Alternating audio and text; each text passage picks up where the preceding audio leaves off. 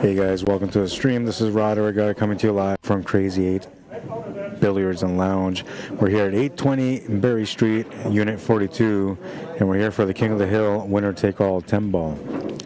We are in an opening round matchup. This is a showdown between Mike Delgado and Joey BILLIARDS, and Mike's at the table right now, just made the 7. He's on the 8, and he's leading currently at 7-2.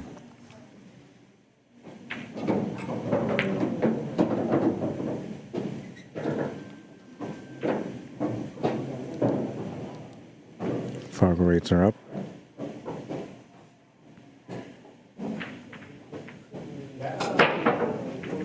Cut from Mike. It's going to get around the 10 ball perfectly to set up for the corner.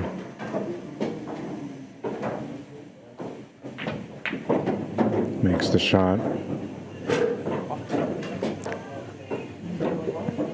Joey's a 6'11 Fargo rate. Mike's a 7'05 Fargo rate. And hang on a second, I gotta accidentally close something that I wasn't trying to close, which is my scoreboard.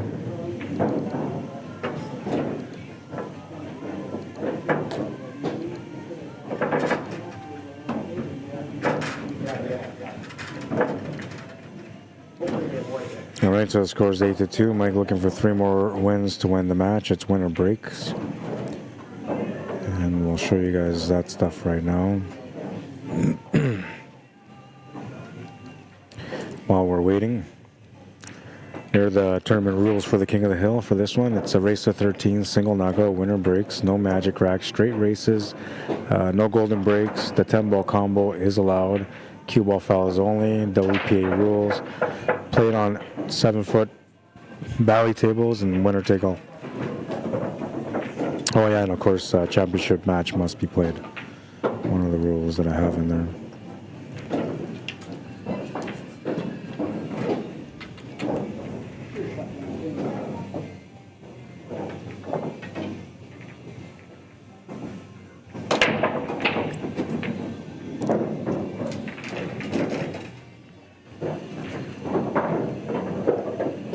It doesn't look like he made a ball. That's going to bring Joey to the table.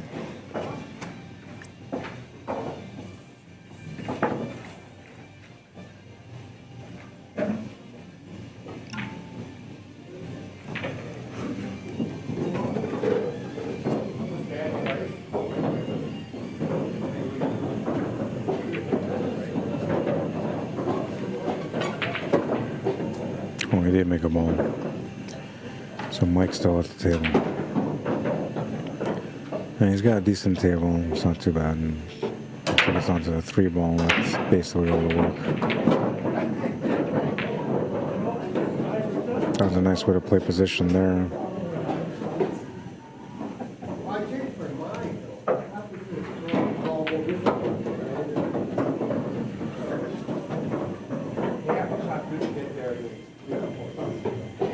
The 5 does go to both side pockets.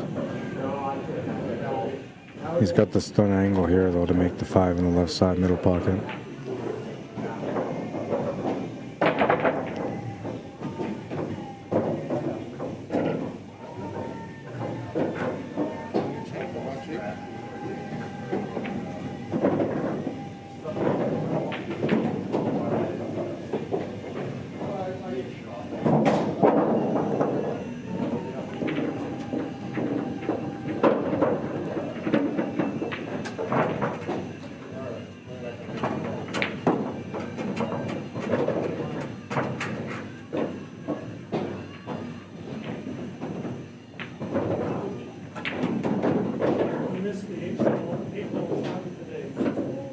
Still okay here with the 6 ball. A tougher shot than what he was planning, but as far as shape for the 8 ball, it's not that big of a deal. It'll work out perfect, actually.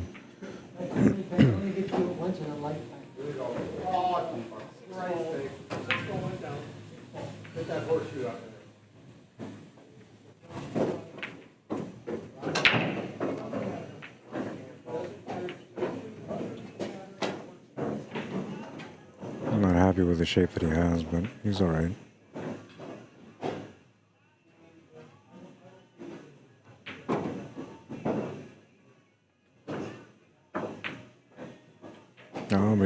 double the 8 ball. Leaves a tough shot here for Joey.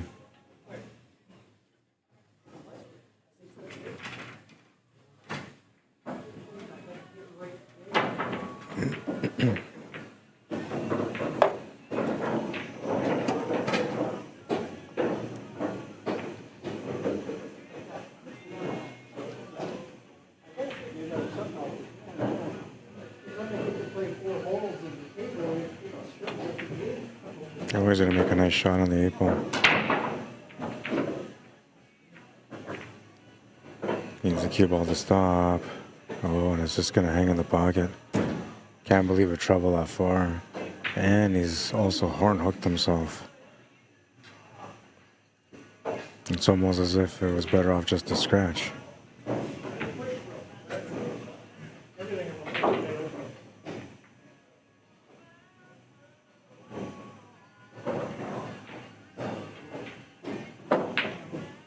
He's going to miss the shot on the 9, and it looks like he might give him the shot on the 9. Yeah, he's going to leave him the 9 to the corner. He'll swipe the table. Puts Mike at 9. It's a race to 13, so there's still lots of race left.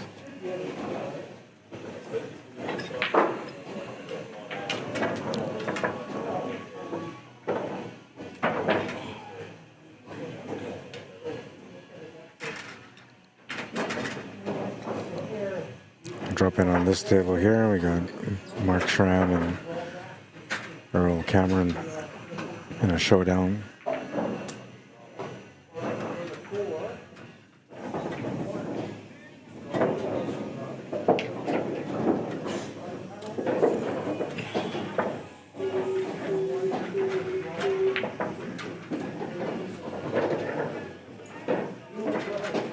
Wanted some angle on that 9 ball. He's got just enough to be able to draw below this 10.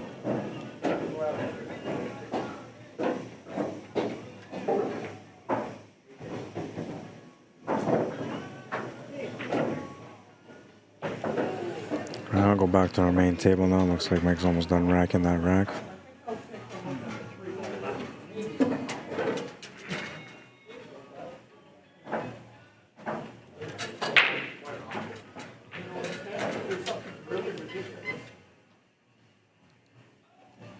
Nice little positional shot from Mike earlier, and then Joey came up with this shot, which left him hanging in the pocket. He missed a 9. And that got Mike another opportunity to be able to get on the board again, which he did. Because it's winter breaks, he just broke. But he's come up dry and left an opportunity here for Joey to kind of work on this table. Makes the 1 ball. I was trying to set that 10 ball up in a way where he could have slid into it to kick it into the pocket. That opportunity might be there still. We'll see if he tries to go for it or not.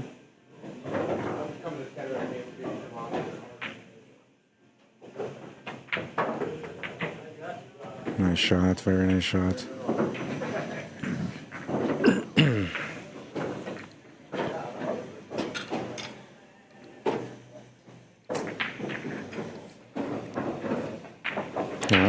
So Joey gets the break now. Gets a game back. Down by 6 now.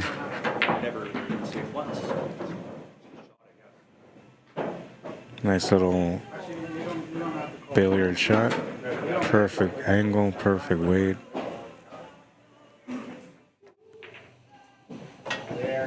It's a confidence boosting shot.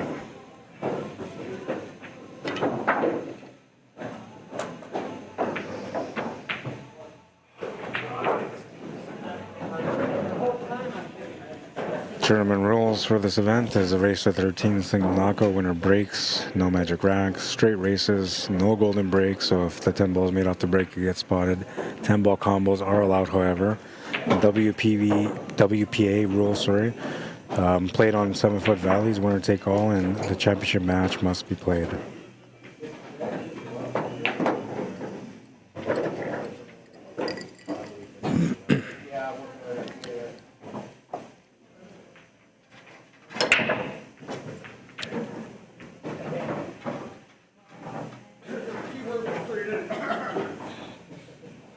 dry break, which is kind of common in some ball. Like, we'll have a look at this table. Only one option for that one ball, really, and of course there's always a safety option as well.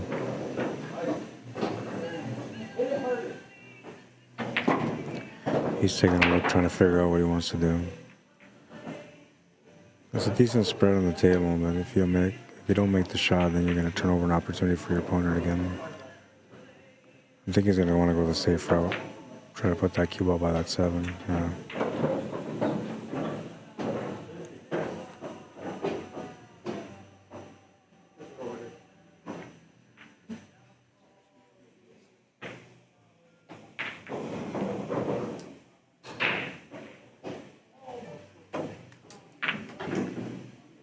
Makes the shot to the corner, gets it up for the 1.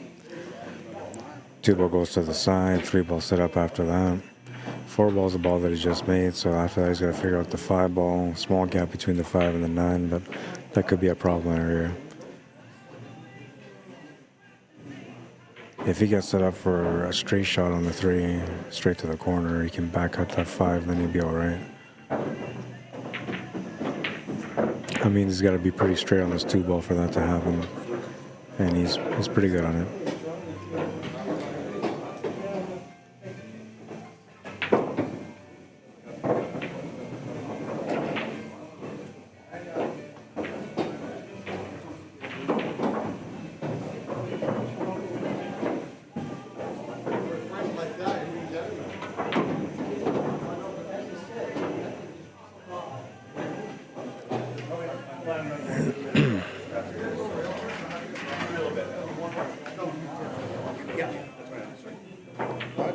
Hi.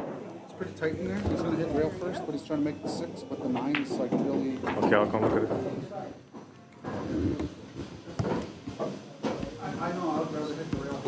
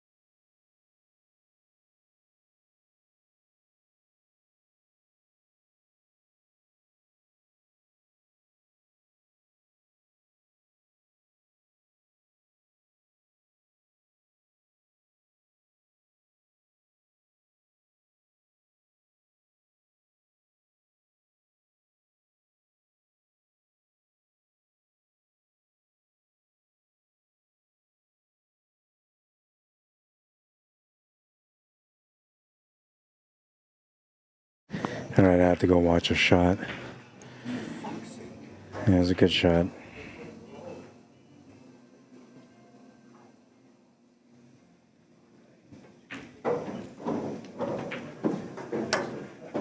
It's going to get up good for the 8 ball.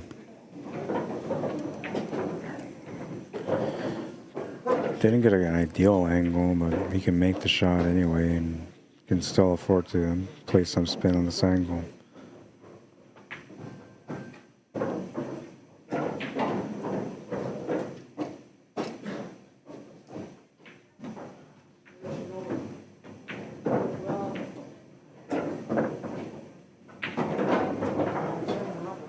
I like that he's checking his angles. It's showing that he's starting to get into a rhythm.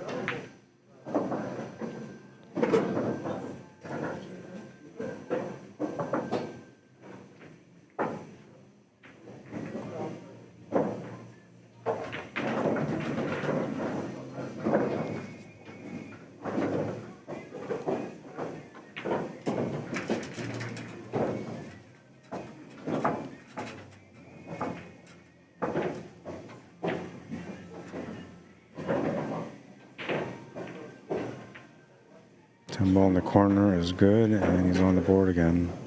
Winner breaks, so he'll get a chance to continue at the table.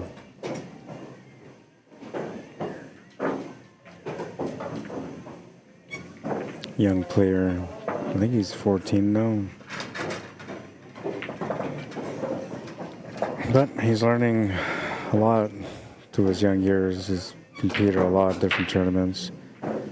He's been on winning teams and teams that come up just short. But as far as experience, he's played with a lot of great players and has gained a lot of knowledge throughout the short time that he's competed here in Manitoba. And he's in a tough battle here with Mike Delgado, and they always kind of bump into each other in these tournaments, and they're going to run into each other one more time on this one.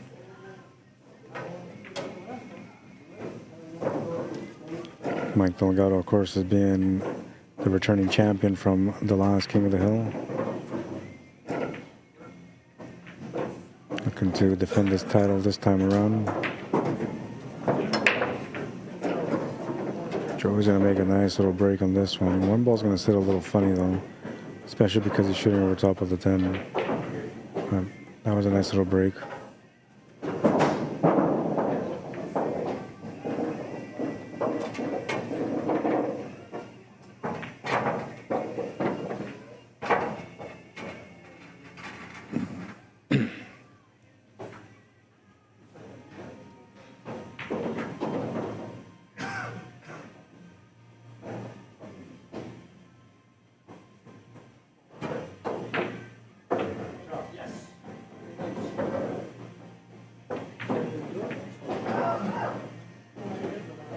Just playing safety.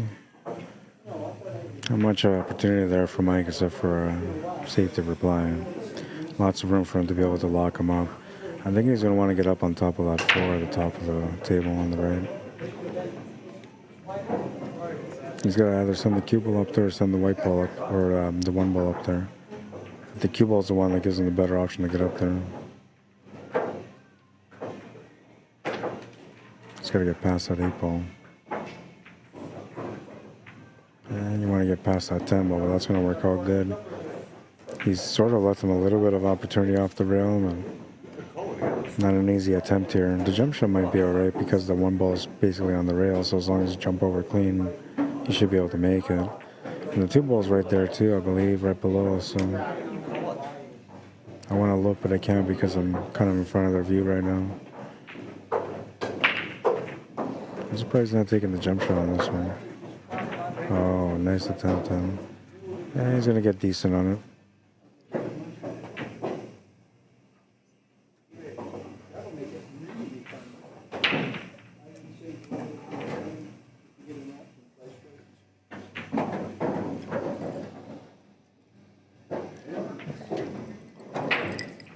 So this time around, he kind of sort of has a better opportunity for this, but problem is getting that cue ball to pick up that pace just to get there. Basically, he just skims off the 1 ball and go up table and pass that 8 ball and then go back up top of that 10. 1 ball will bank towards that 3 ball, which will give him a blocker. He's going to play a blocker from underneath the 3 instead. But that's not bad. It gives Joey a closer opportunity here for the kick shot than it would have been if that 1 ball or cue ball would have been sent up table. I guess it would have been the cue ball, though. The 1 ball didn't go up table from there.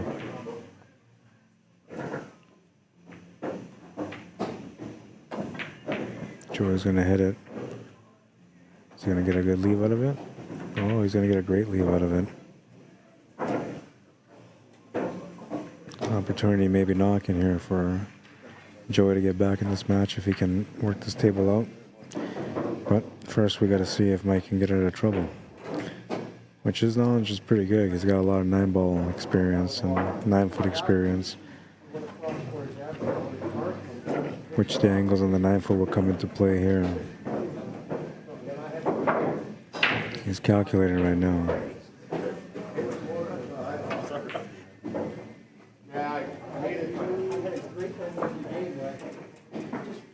Sheer freaking luck. I arrived at an intersection sideways. Just fell in and started going on sideways. How we got out of that one without hitting it? Mike won't take the intentional foul. And Joe's going to try to get him again here. He needs to get that 9-ball all the way down, get a lot of distance and freeze him up.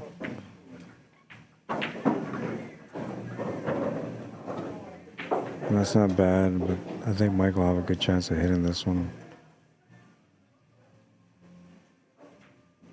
All depends on how close he left them onto that 4 ball. Looks like he left them right on it almost, but still can play off the ground.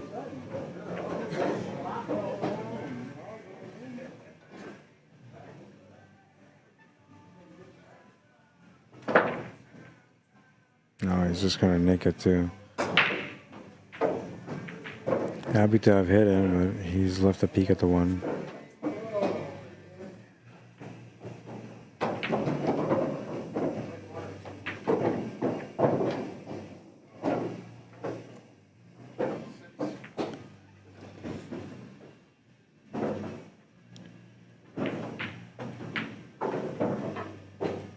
Joey's gonna miss the 1 ball, but he missed it on the pro side. Didn't leave much here for Mike. He'll have to resort to a safety shot.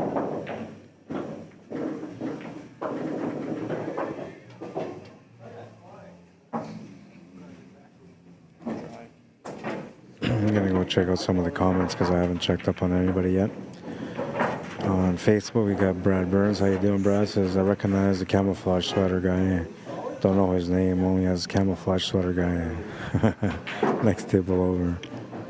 Ron Stewart says, come on, Joey, give him the old lights out. Stephen Valley says, good afternoon, Ron. How you doing, Stephen? Welcome, everybody else. On YouTube, we got HR Biggs 120 says, nasty safe there. Thanks for the stream, Rod. Smash the like button, y'all. Yeah, I appreciate if you guys would like the stream, especially on YouTube. We're gonna have a really good day of some really good action, man. It's single elimination, King of the Hill, winner take all. So pressure's on the line for every player, and it's gonna be interesting to see who's gonna end up coming through this this King of the Hill. Oh, if he would have got past that 7 ball, it would have been the perfect safety. But running into that 7 ball is gonna allow Joey to be able to hit that 1.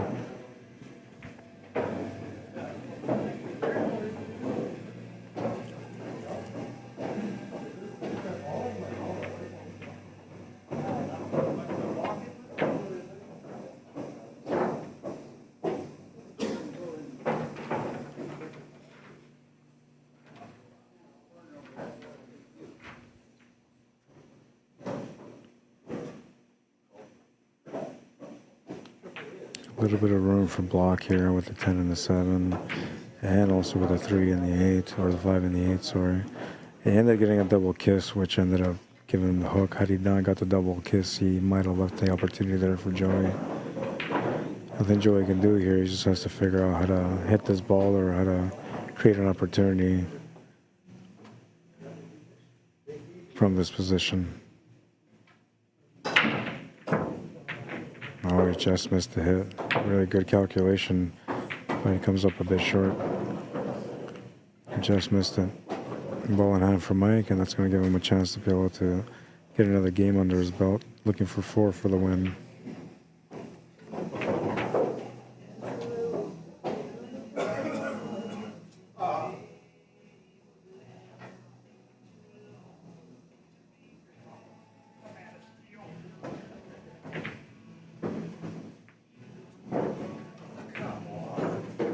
Makes the 1.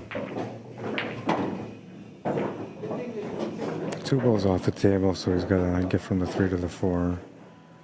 And he would have liked to have opened up that 5 ball, which I don't think he can do from here anymore. And now he's got to find the spot for that 5, and if not, he's going to have to play a safety after making that 4.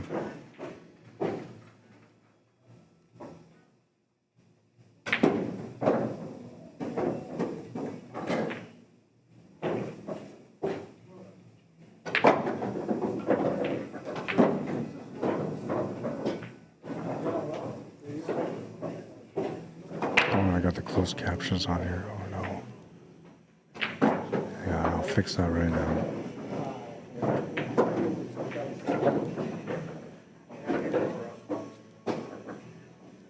There we go, it's been taken off.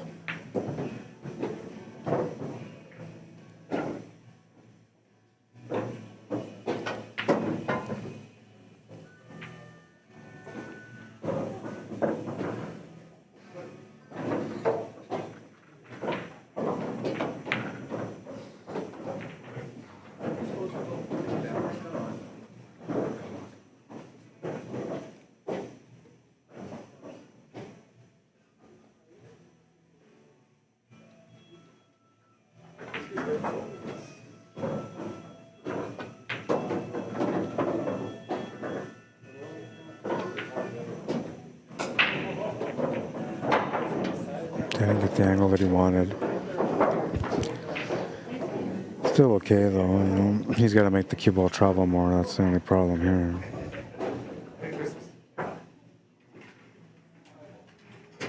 Being against the rail makes it a little bit more challenging also. There's going to be some deflection off that shot. He's going to make the shot. He's going to miss the scratch. Put the extra pace on it. And it looks like he just avoided getting over top of the ball on the 9. I mean, he's still over top of the ball, but as far as where he needs to hit for him making this 8 ball, he's all right now.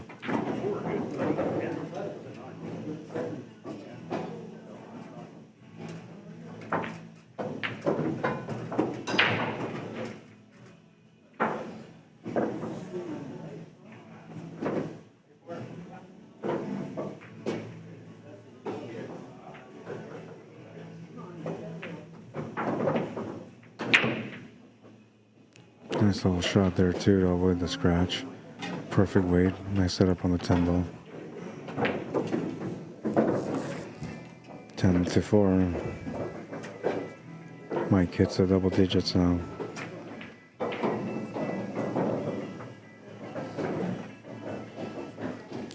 So there are the tournament rules once again for those of you that are just tuning in. It's a race to 13, single knockout, winner breaks, no magic racks, straight races, no golden breaks. The 10 ball combo is allowed. Cue ball fouls only.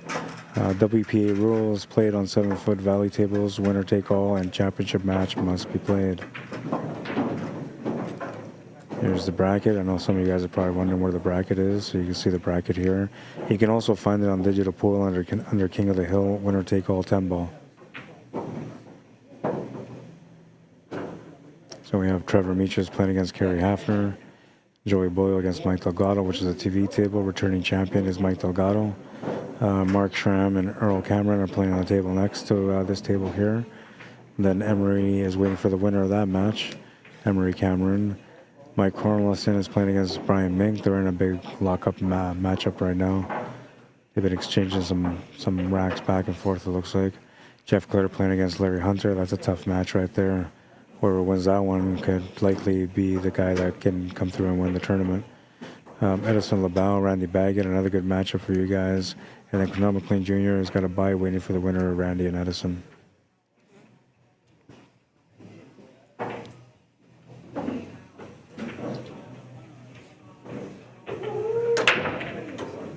Rack 15, and he smashed that one. Not going to get a shot on the 1 ball, though.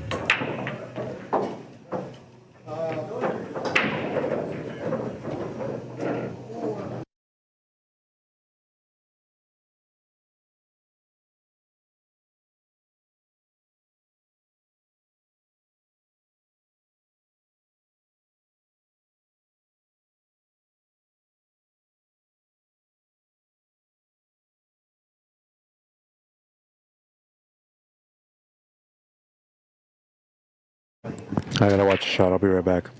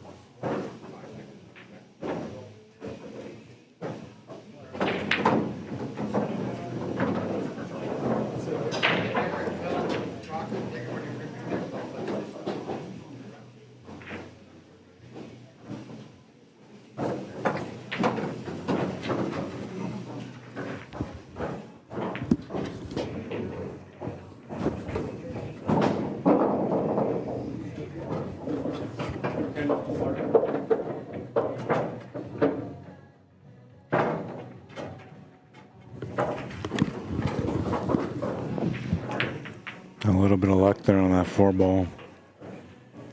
Lucky that the 8 ball didn't block the 5 also.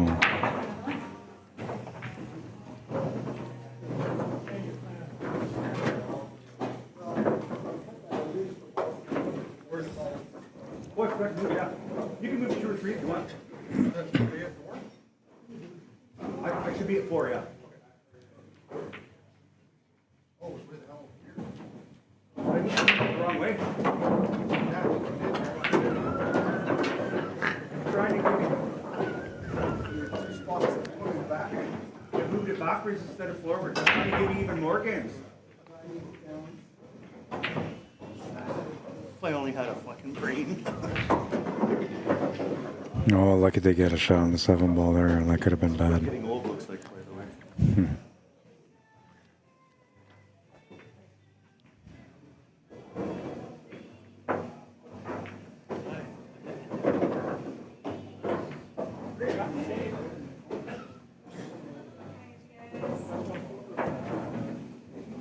Too much weight on that one. He's going to lose the cue ball somewhat.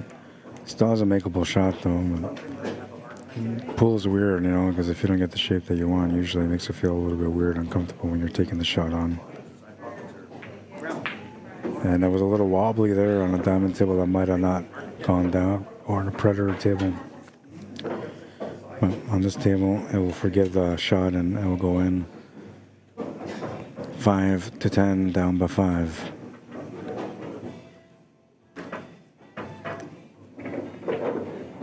It might have still gone in though, because he hit it just before the horn. As long as you hit the face of the pocket, usually the ball is going to go in no matter which table you play on, including the single table. That's why most players, when you watch professional snooker, they aim to the face of the pocket all the time. They never really try to hit the center of the table or the center of the pocket.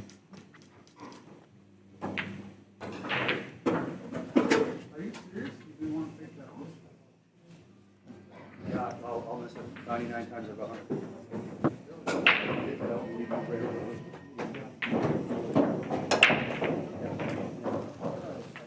Set it up again, like when we're done. Try it, miss it like 99 times. Yeah.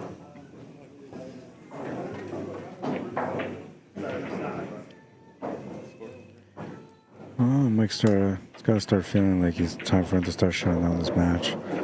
Even though his opponent's only down by 5 still, it's only 5. You know, with winner breaks, that can be 2 or 3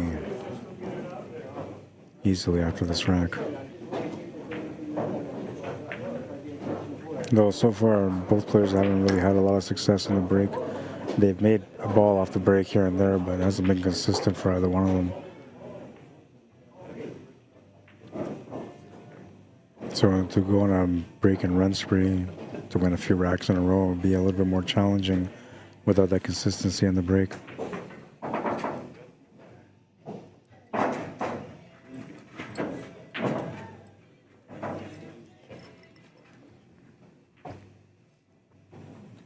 Those of you that are here in the city of Winnipeg, if you guys want to come down to Crazy 8 and watch the matches, I would encourage you to. There's a lot of matches that I'm not able to stream that you guys are missing out on right now.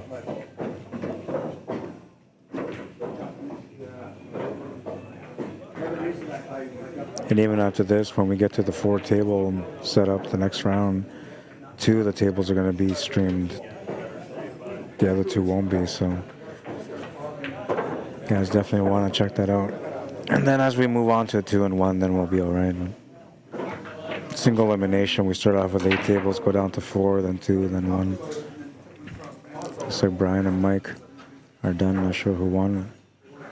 Pac-Man is back in action, and these are the tables that he likes to play on, so he's comfortable on them.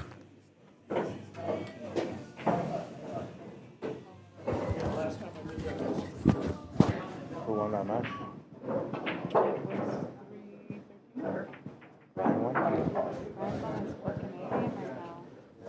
Yeah, I can see it. He's being crazy. I've never seen him shoot like that in a long time. Pretty fast soon, first match done. Holy crap, that's crazy. Yeah, But intimidated, I think that yeah. Well, the way he shoots always is intimidating. he's like, not always. The last Yeah. match, night. I think that helped. Yeah, oh yeah, for sure.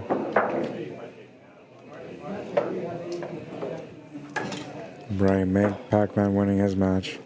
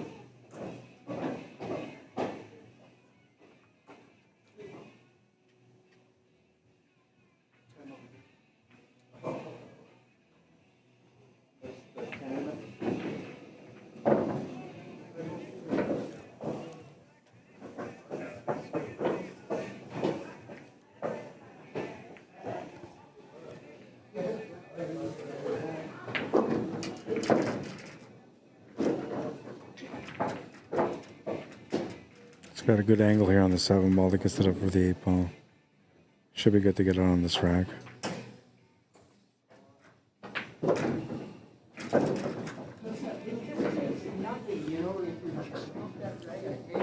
What was the score? 13-3, is that what it was? Play the winner of Jeff and Larry. Okay.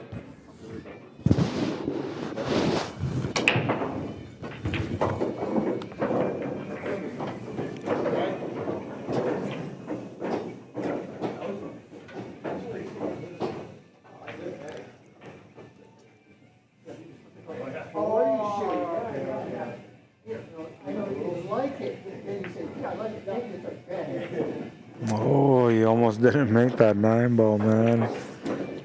I can't believe that. It looked like it was going to stay out, but he had just enough pace on it for it to go in.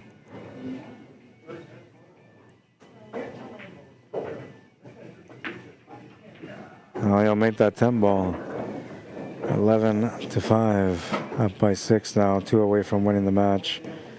The returning champion is hungry for another title.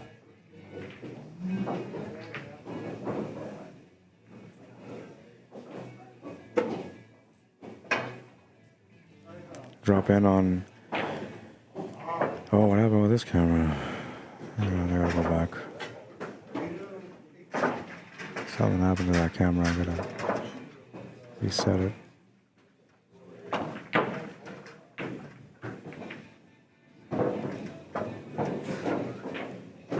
There we go. Oh, that's better. This one's at 10-4 for Earl Cameron against Mark Schramm.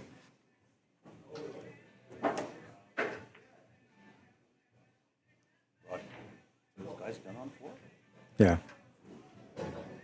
13-3, yeah.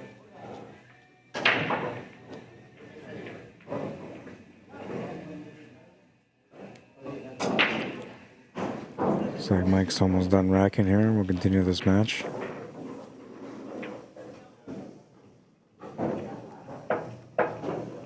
$16-player limit, 14 players came out to play. It's winner take all, so $1,400 for first place. Not bad for a couple days before Christmas. Somebody's gonna have a pretty good Christmas after today.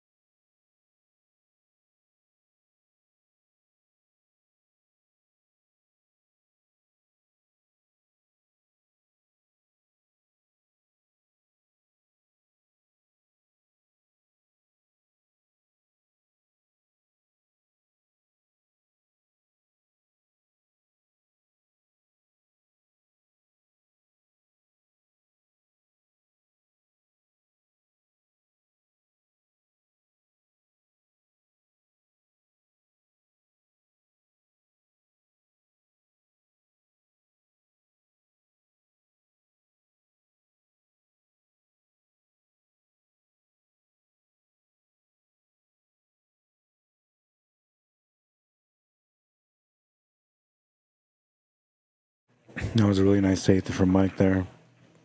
Watching him up behind the 3-ball against the rail also. And he got all the distance on the 2-ball.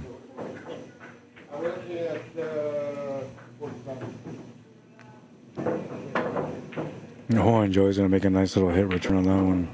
Does he get rewarded? Oh, he's going to get rewarded.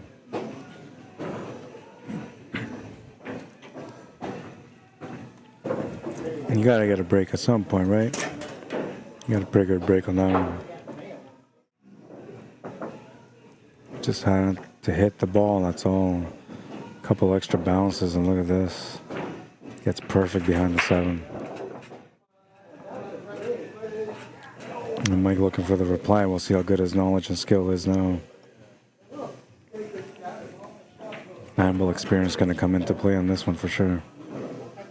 Or 9-ball, but 9 foot. Well, I guess 9-ball too, because that's where you get all the angles from.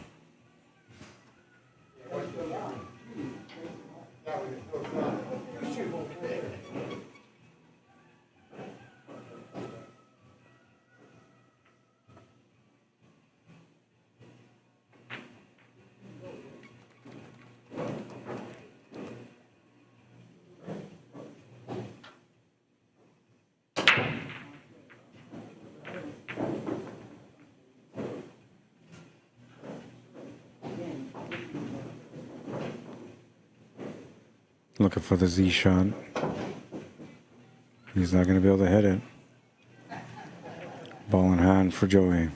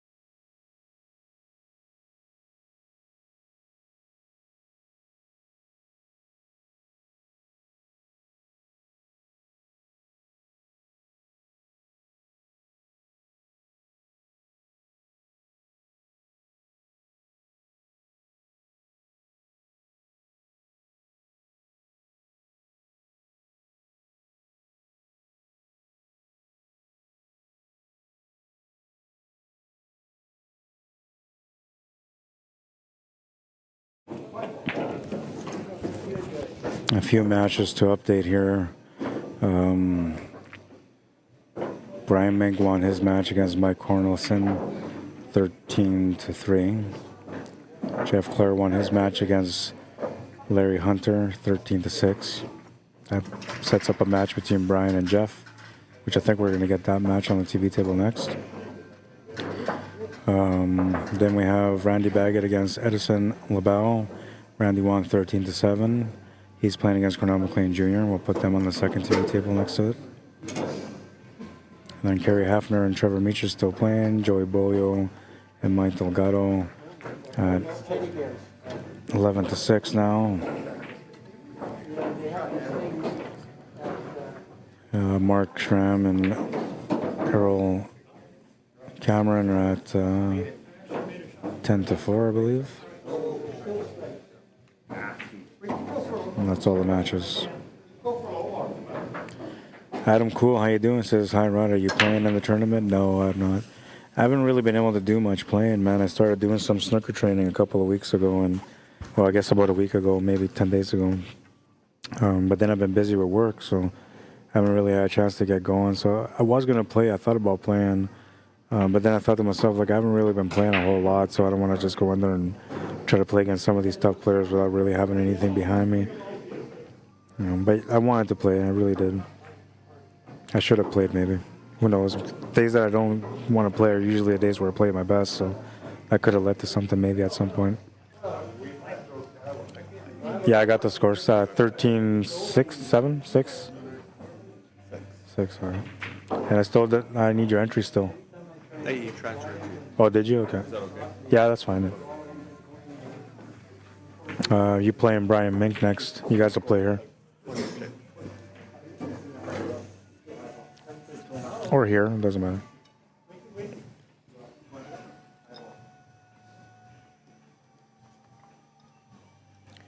Oh, I was reading Robert Griffith says, have a wonderful Christmas, Rod. Thanks for...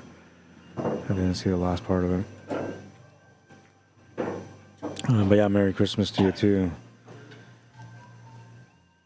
Hope you guys, well, to everyone, hope you guys have a great Christmas holidays. If you're not celebrating Christmas, that's okay. I still hope you guys have a good time with your loved ones and enjoy that time off and that food, whatever food you guys decide to have.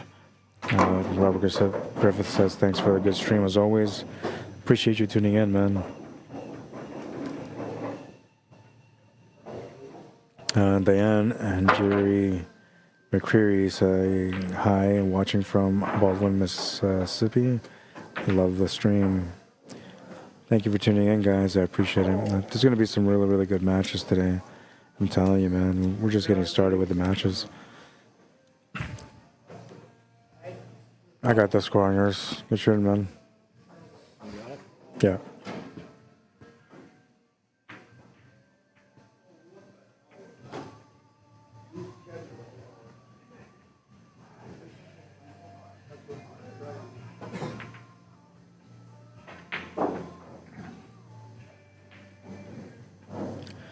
I kind of sort of want to get all the matches starting at the same time for the next round so that way there's less waiting. But two of the, I think the bottom bracket is actually done now. Let me see.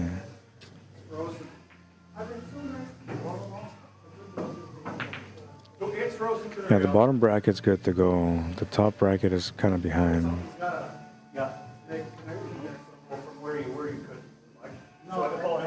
It's now 3 o'clock. Matches were estimated for me about 2 hours, 2 hours and a half.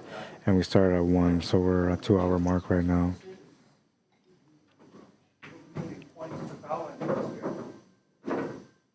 Winner breaks is going to make this format interesting today because you're going to see some big swings and momentums, you know, and they're going to be runouts. It's not going to be just simple wins. You're going to see a lot of intense shooting from a lot of good players here today. You'll be able to see the 10. So I'm going to skate off at 7 at this angle. Mike Delgado trying to get on the hill. It's got a decent table for it.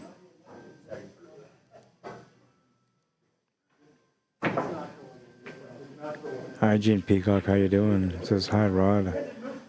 Watching this tournament. I'll wait for this computer to clear up the screen for me. And wishing you and yours a very Merry Christmas. Thank you, Gene. Same to you and yours. I'm looking forward to this holiday season. I usually don't look forward to this holiday season because, you know, it's a lot. It's a lot of work. It's exhausting for parents, you know, stressful too. And I'm the chef of the house, so usually I got to cook too. But today, or not today, this year, my mom's going to cook. So I'm going over to my mom's for some supper. It's going to be a good time.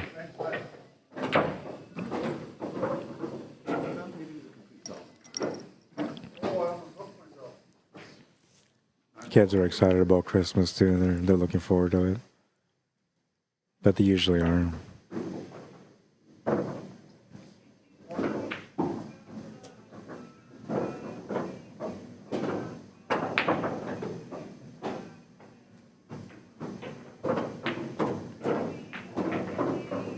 Yeah, Mike's got a good feel for the speed of the table now.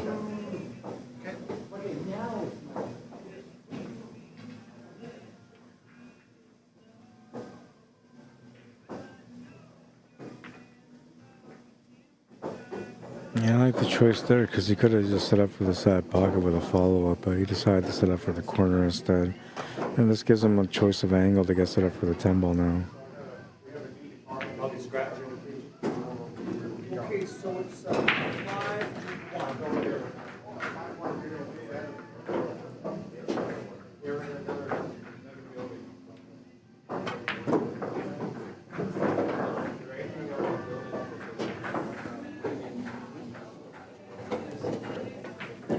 Mike's gonna get on the hill. Breaking for the match. Trying to get consecutive titles here today. He's the last or former champion from the last King of the Hill.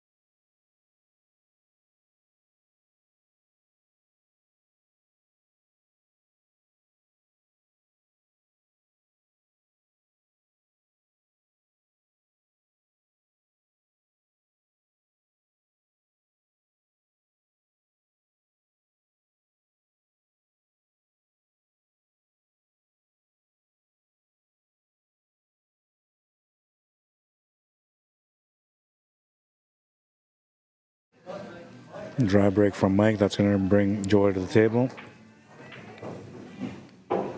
Chance for him to be able to get some momentum going.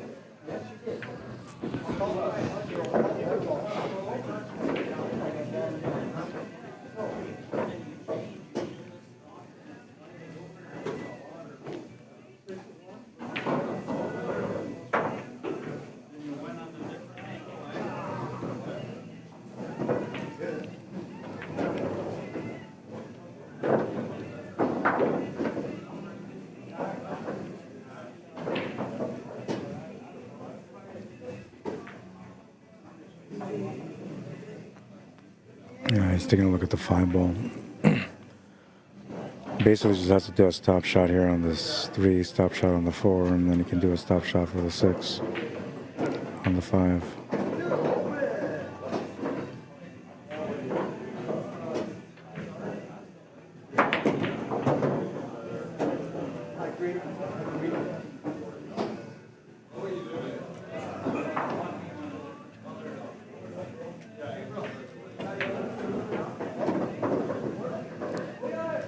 I won't change the plans there, but he ended up pretty good on the 5. Angle for the 6 should be no problem. Can just draw back here off the 6 for the 7 ball.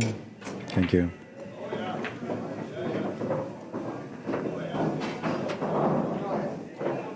Left himself shooting over top of the 8 slightly, but should still be okay to make the shot and get down for the 8.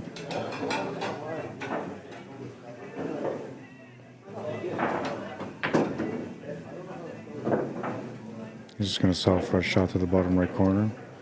Slightly off angle here again, but can still get good on the 9.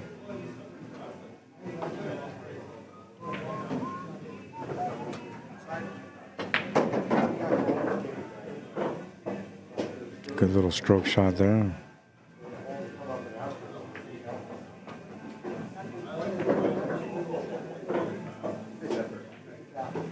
Mike says that's good. K gets on the board, 7-12. Down by 5 and breaking. It's winner breaks.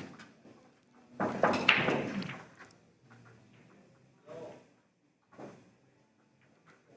check out this other table.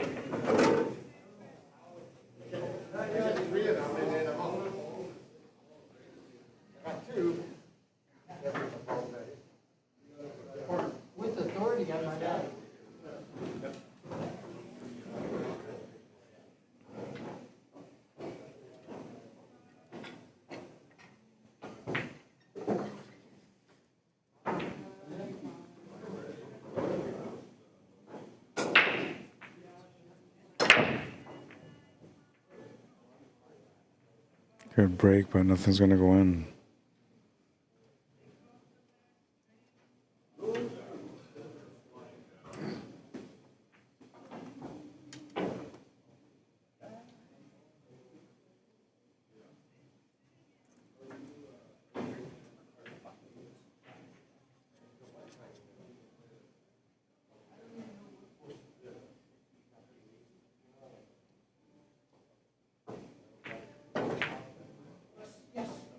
That ball's going to go in.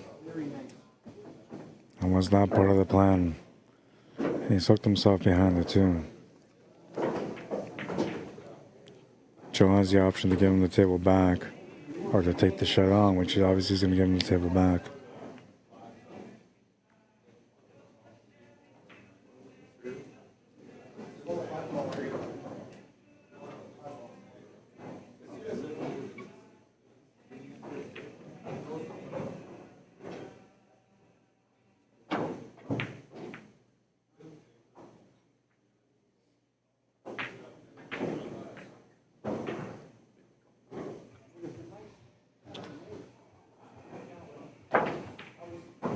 He was able to hit the 2 ball anyway, but he's turned the table over and has left Joey a shot at the 2. Now there's a little bit of a mix-up in that top right corner with the 9, 6, and 10 ball, but he can figure that out afterwards. Right now the 2 balls what matters, and getting onto the 3 balls the next thing that he's concerned with.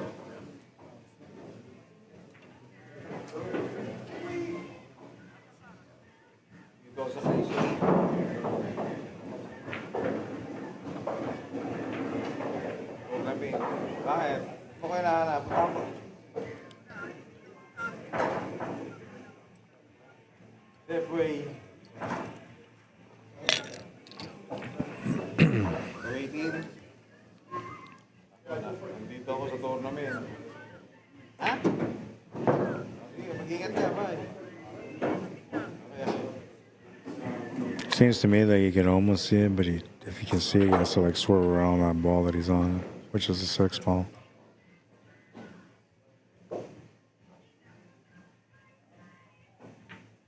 And he's able to hit it. He's going to leave maybe a clip shot on that 3 ball.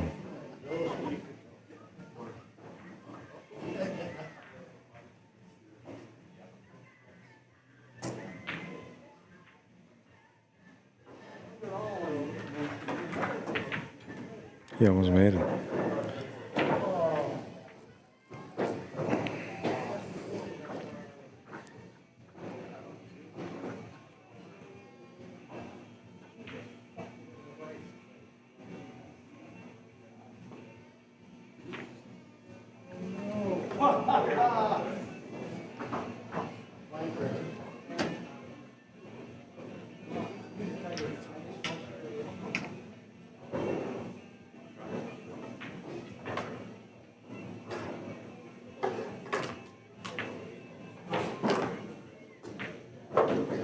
Not bad.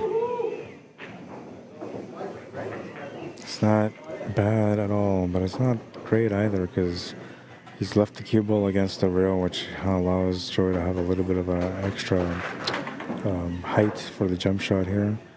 And it makes it a little bit easier for him to be able to make the jump shot now because of that. Increasing the possibilities of him to be able to not just hit the 3 ball, but also make it in the pocket.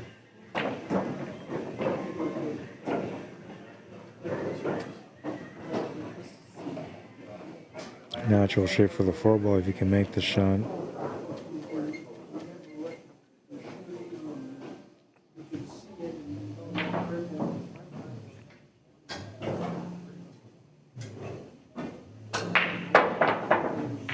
Well, he's going to get a good hit on it.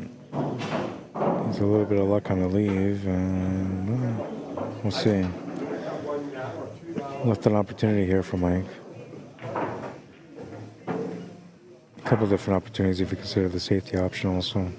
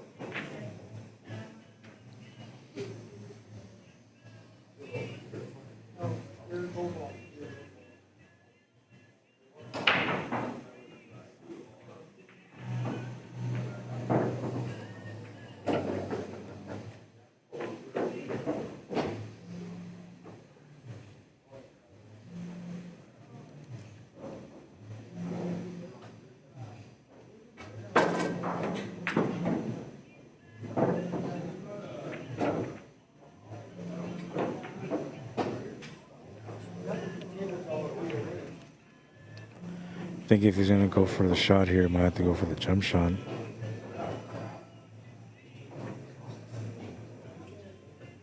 It's going to make more of a mess out of this, and I'm not sure that's a good idea.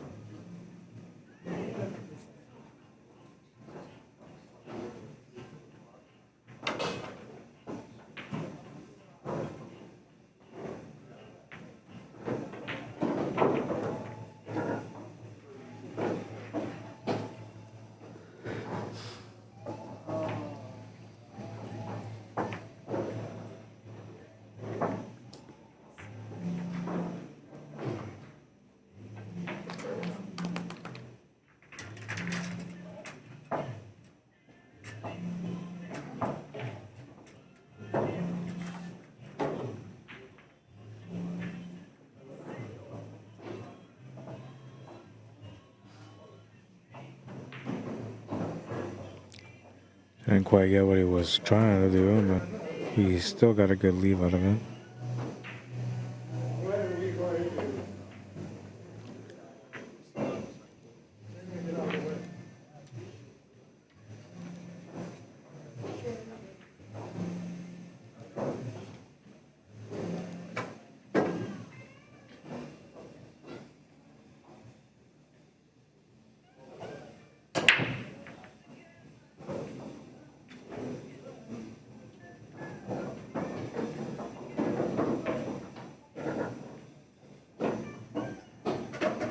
Well, it looks like he tucked him into that 4 ball, which takes away the direct contact for the 3, I believe. But if he's not tucked into it, then the shot is not as good. He's able to hit it straight, so yeah, it wasn't as good. And Joey had a chance to lock him up there, but it looks like he's giving him the shot at the 3 ball. I know, we'll grab a drink from the bar. I'll be right back.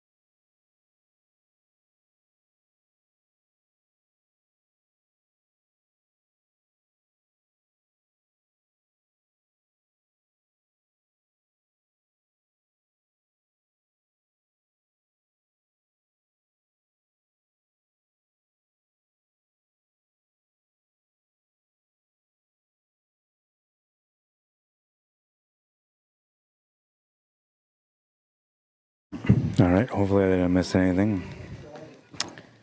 So open up my phone so I can watch on the phone too.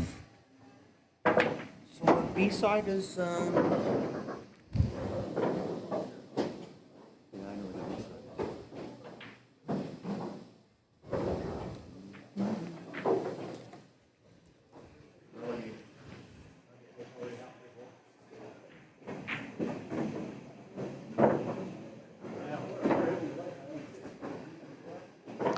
So he's gonna have to go bottom right corner and take the run at the 5.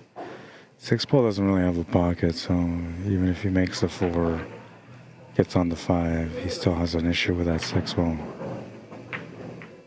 He'll make the 4, and it looks like he's gonna make the 5 too. That wasn't expected. Now he's gonna come up with something different.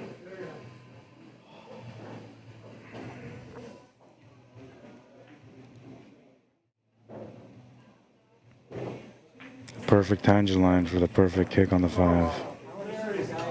You must know I want it. That was on straight. Are you guys done? 13 what? 5.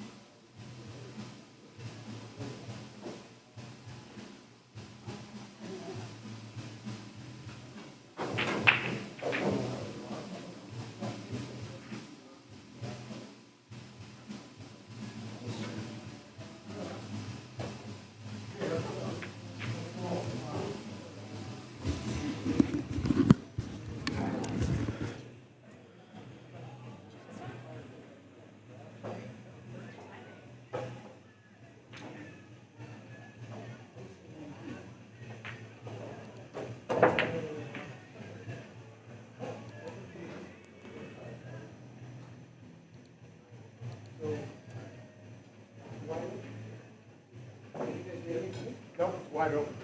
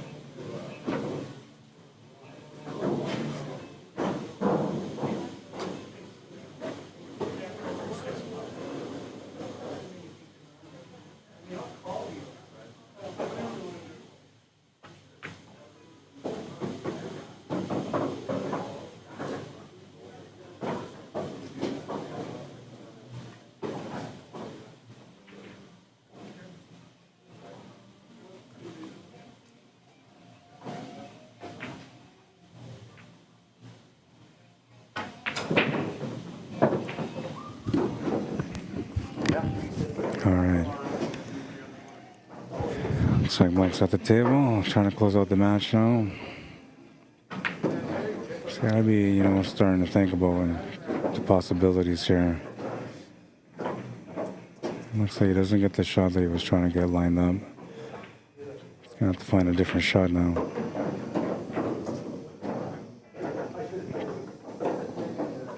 What's up, Marty? Sean Quincy, Rolly Cardoso. Welcome to the stream, guys.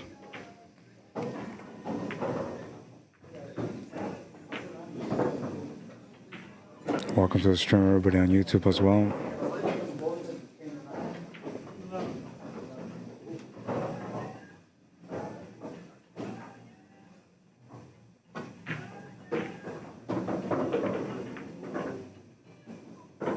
Thanks to combo, but that kiss off the 10 ball is going to change the angle on the cue ball. We'll have to come up with a different shot now. Either a kick shot or a bank shot or a safety shot. Looks like the bank to the top left corner is not really there. Well, maybe if you hit it, well, I don't know. The kick shot, I think, is probably the better opportunity. And the safety, of course, isn't, always a good choice.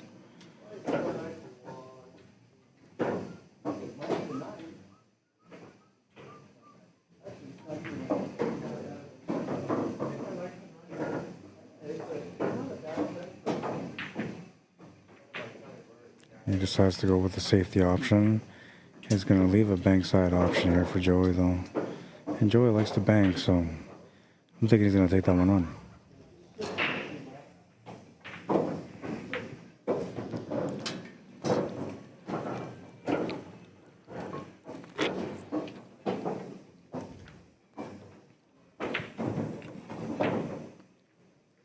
He's going to miss the bank, and he's going to leave the shot on the 6 ball. No, he's not. It's going to stick right to the rail almost, leaving a difficult cut on the 6.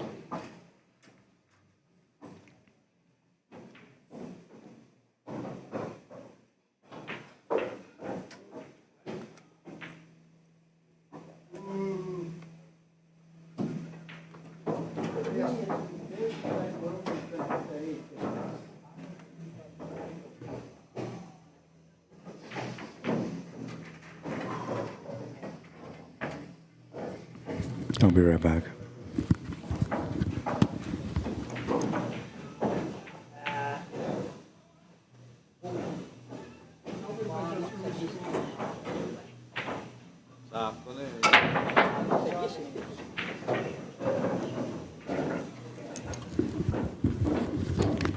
Oh yeah, baby. All right, we got the next match going. We got the quarterfinals now in play.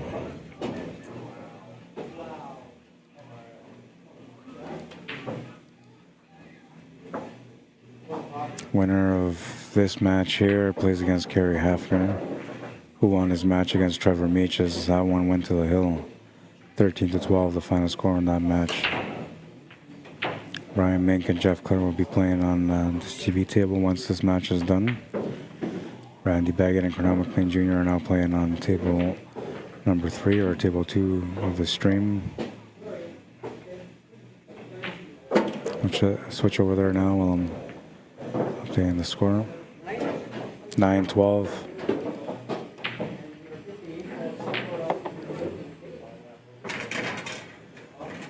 It's Randy Baggett at the table. He's playing against Cornell McLean Jr., who won the first rack in their match. It's winner breaks and Junior broke, and now he's turned the table over to Randy, who's trying to work this table out.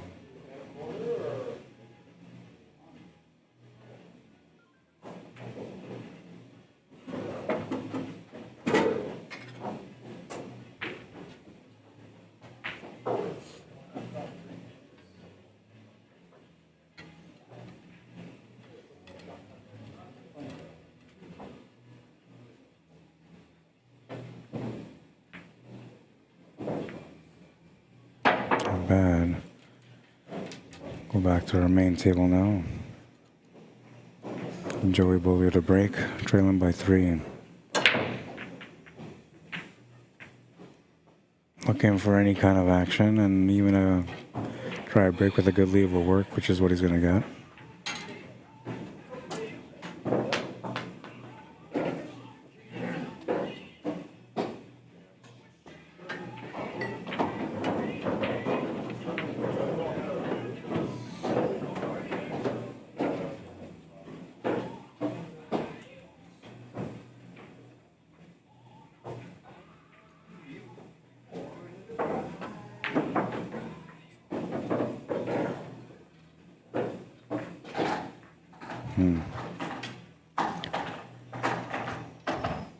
Can definitely go for the kick shot on the one ball. It's available, but there's really no good leave out of that. And only way you could maybe get a good leave off of it if you were to hit like half the ball and then send the cue ball down table from there. He's got a push option here, so he might be taking that into play. Yeah, that's what he's doing.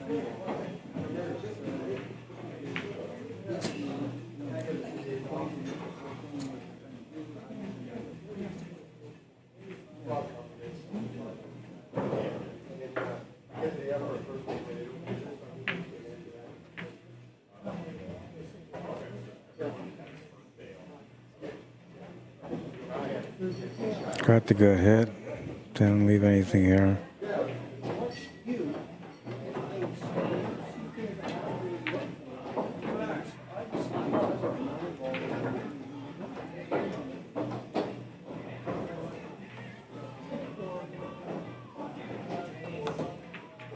Well, he's going to hit the one ball. He'll turn the table over, though, with a shot on the one available for Joey.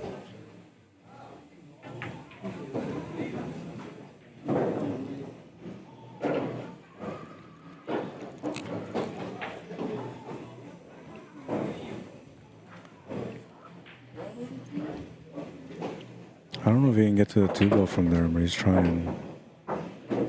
Oh, yeah, he was able to get on it. He's got a shot to the corner with a setup for the 3 as well.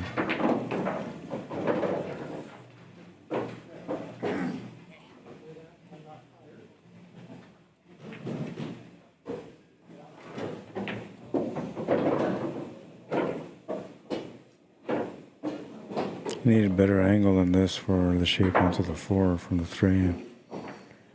He's going to have to improvise here maybe by going forward a couple of rails.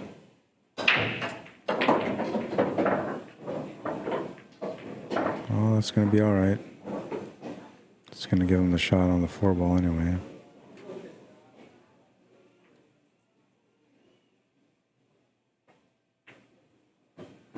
Good pace to get down for the 5.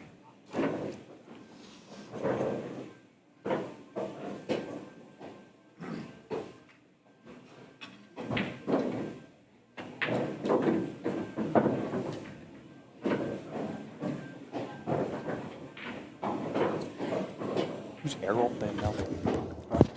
Errol. He's playing against his son, Emery. They always meet up in practice. He's playing pretty good now. He's at 600 level. It's like Claire and I used to play all tournaments all the time. Everybody used to go back in the camp against each other. We did a couple of times. It's not a good scene. No. Especially in 5-1. Yeah.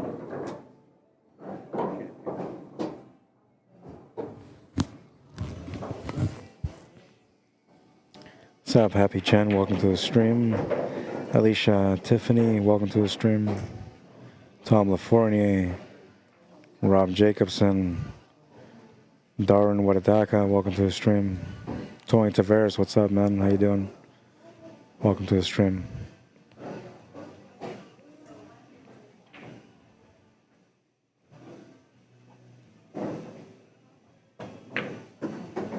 It's gonna make the shot on the 8 ball. Needs some angle on the 9. If it was straight, it would be okay too. I think this will work.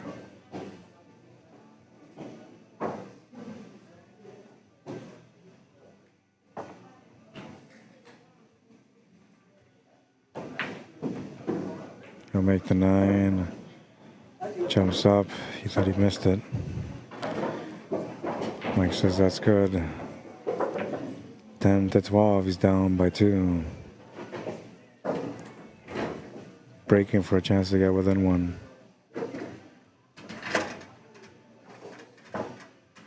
I remember this kid's only 14 years old and he's playing against a guy that's a 705 with a lot of experience as a tournament player and a money player.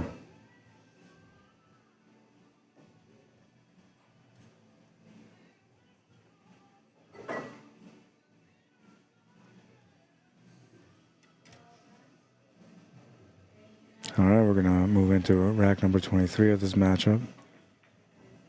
Joey BEAULIEU looking for a chance to tie things up. Down by 2 right now. Smashes it. Looks like he's gonna come up dry.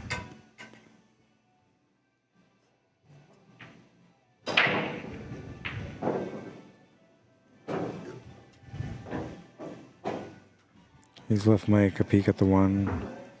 I don't think he can make it to the side, so there's no real shot available for him unless he can make it to the corner. Which I wouldn't mind taking the shot onto the top left corner if I was him. Especially because the angles work for the 3-year-olds to get back up on top for the 2.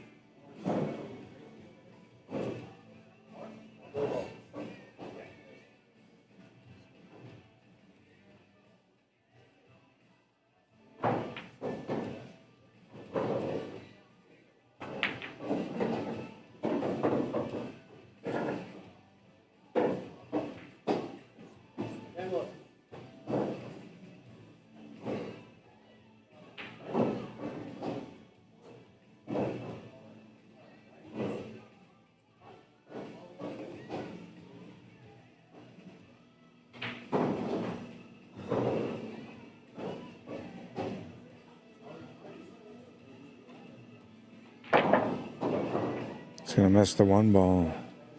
Kibo's gonna keep going. That's gonna give Julia a shot at the 1. 2 balls sitting on the right side, pushing. He's either gonna hit this soft or he's gonna hit it hard, one of the 2. I think soft would be alright. Pocket wave would do it.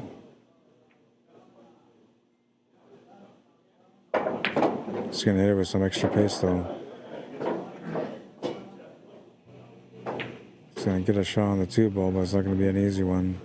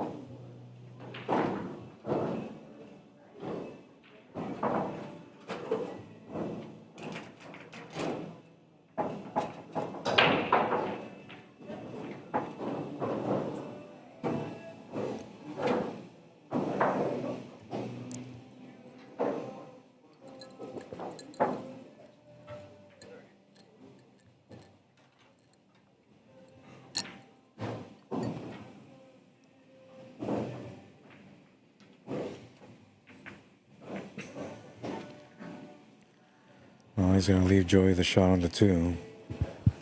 And he's going to give him the chance to be able to get down for the 3.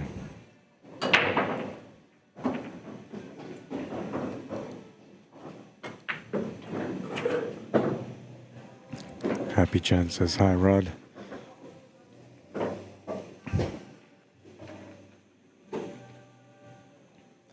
Darwin says, Merry Christmas, Rod, and to everyone. Same to you, Darwin. I hope you guys have a great holiday season. You get lots of good grub. Stay away from the turkey, though, man. That stuff makes you fall asleep. I tell ya. I went to a couple of Christmas dinners over the last couple of weeks, and every one of them had turkey. And I'm telling you, man, by the time I got home, I just went straight to sleep. I don't know what they do to that, but I got to start feeding my kids turkey every night before they go to bed. That way they go to sleep earlier.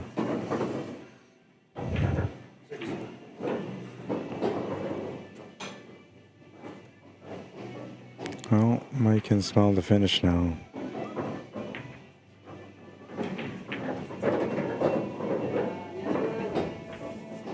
I'm happy with the shape that he got here on the 5 ball, though. He's going to have to power stroke this to get back to the 6.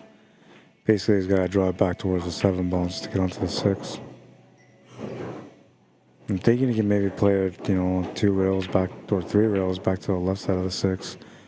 But that's making the cue ball travel quite a bit with a lot of pace, and makes it a little bit hard to predict that pace and to get the shot at the same time. It's going 1 and up, and that's going to work out nice. He's going to get a shot on the 6. The only problem for him here, though, is he didn't get much of a angle to work with for him to be able to get back for the 7 ball.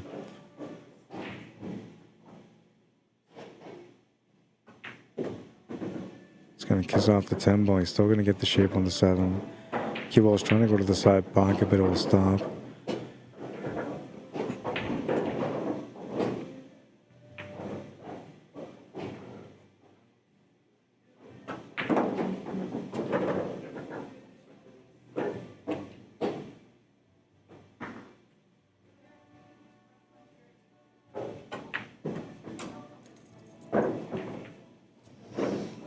What's this guy's name?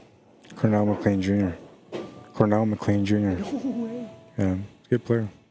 Well, I fucking Cornell and I were great friends. I haven't seen him for like 25 fucking years. Oh, yeah. That's why I said I was really looking forward to seeing Barry this evening. Oh, yeah. He's a bit bigger than his dad. Who's this fella? Yeah, he's playing against Randy Baggett.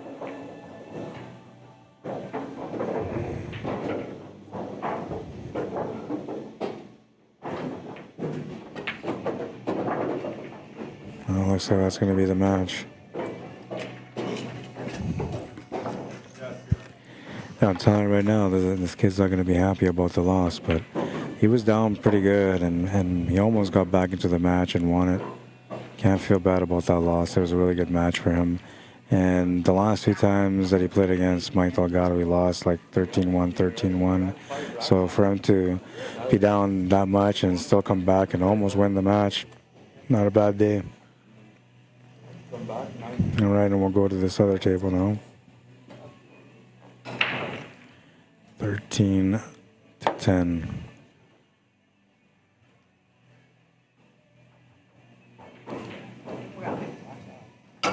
He almost got you, man. He almost got you. From 92, right? Yeah. 92, 12, 7, I think. Yeah. All right, so yeah, you play against Brian on this table. I'm not sure where Brian is. Mike, you're playing against Kerry. You can play him on table 4. Okay. Kerry, yeah.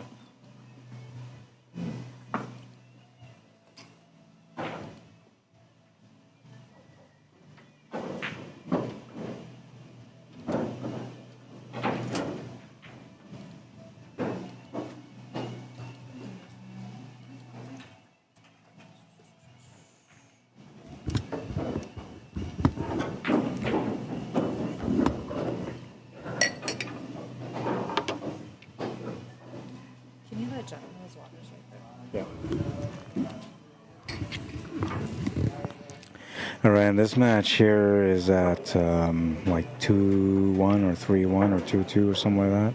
And that's Konami McLean Jr. at the table playing against Randy Baggett. And then we have another matchup going on for you guys on the main table. It's going to be Jeff Clare and Brian Mink, Pac-Man. You guys are going to enjoy that one.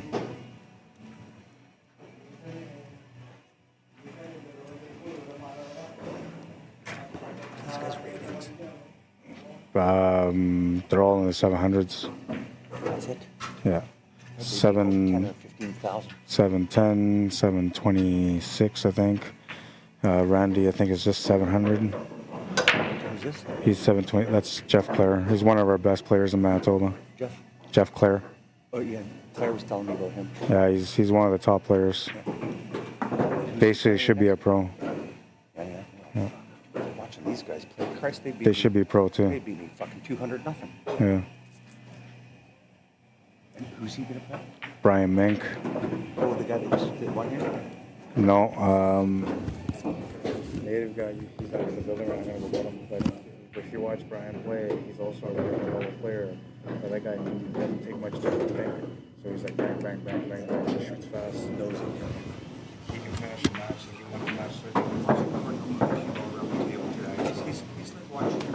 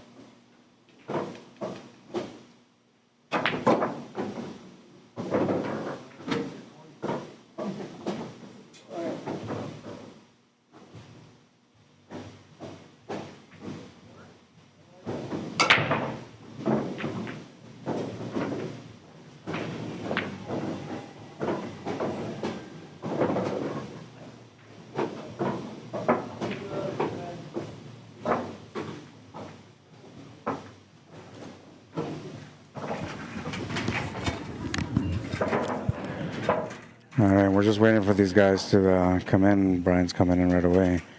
That's Randy Baggett and Konami McLean Jr. playing on the table right now, on this table.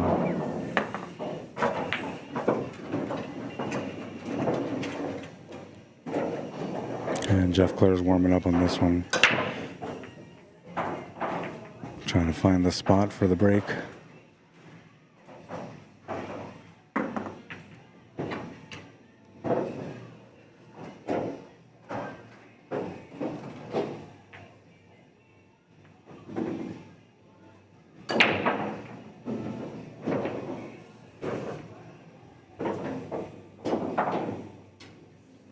Well, I gotta change the Fargo rates here too for these guys.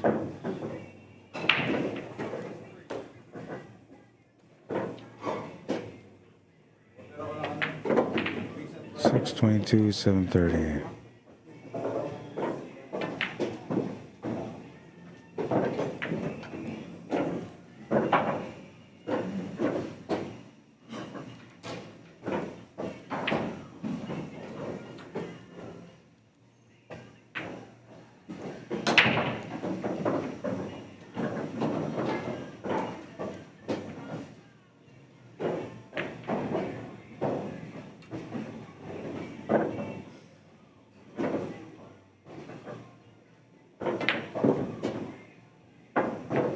Oh, I just realized I have something extra on my score board. There you go. That's why it looked a little funny. Oh, that's better. Because it was a red scoreboard, you couldn't tell. I didn't even tell till now that I had that on there. But I had a scoreboard underneath the scoreboard that was kind of making it look funny.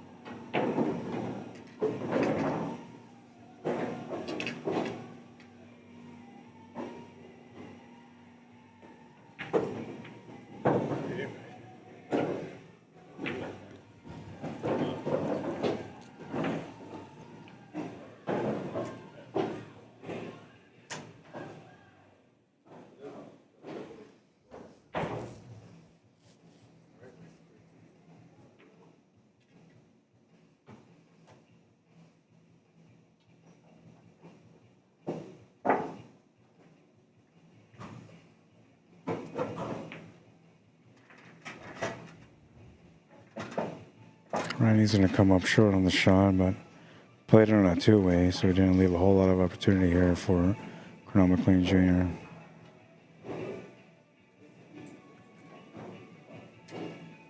Looks like this other match is about to start now.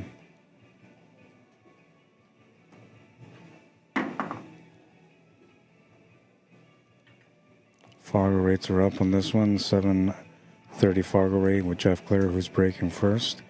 And 622 Fargo rate for Brian Mink.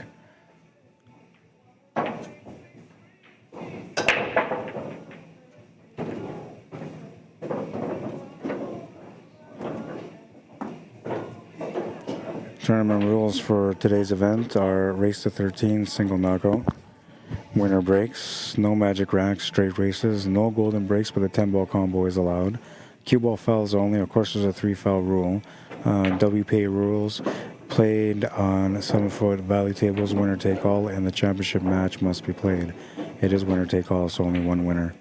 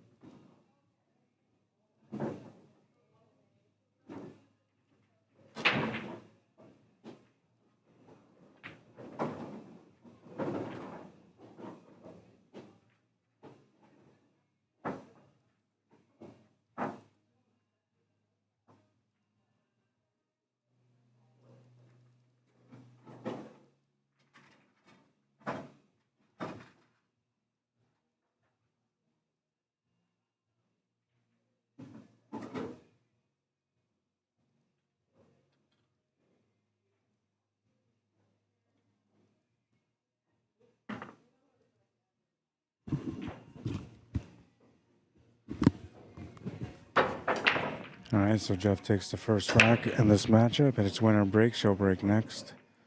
Looks like he's going to come up dry on the break and turn the table over to Brian. Oh, I forgot to start the clock on this one.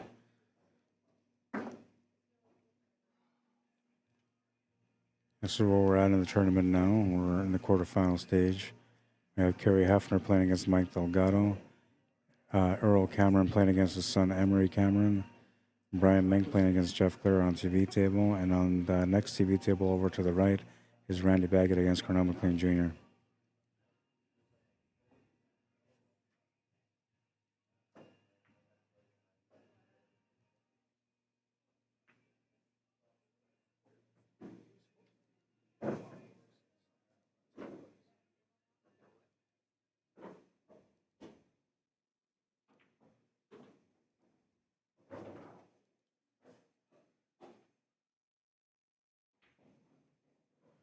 I just posted the brackets for you guys. If you guys want to follow the bracket on Digital Pool, you'll find the bracket now in the comments.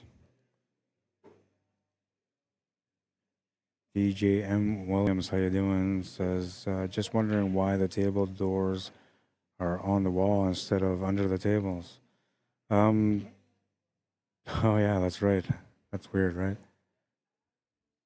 I never noticed that.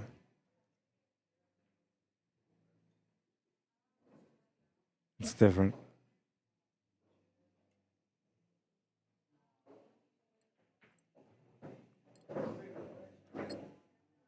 Robert Griffith says, nice work, Joey. You did great. Yeah, I thought he did pretty good.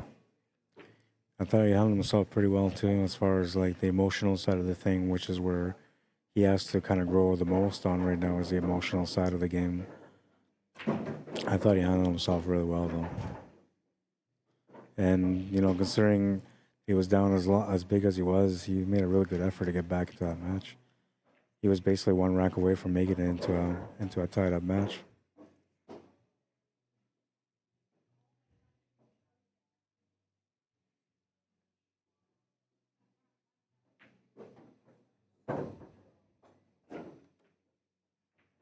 Shot from Brian. Makes a beauty shot, gets it up perfect for the 6-ball.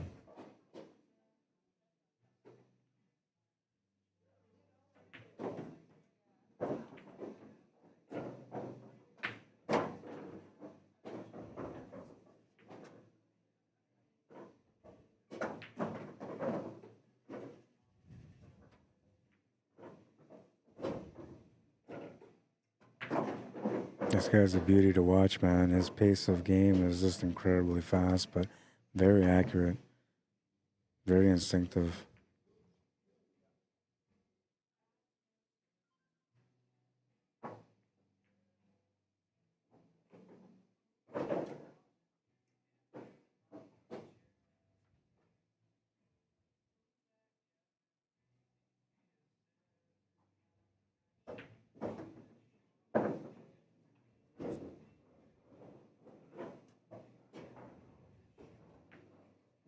Ties up the match at 1.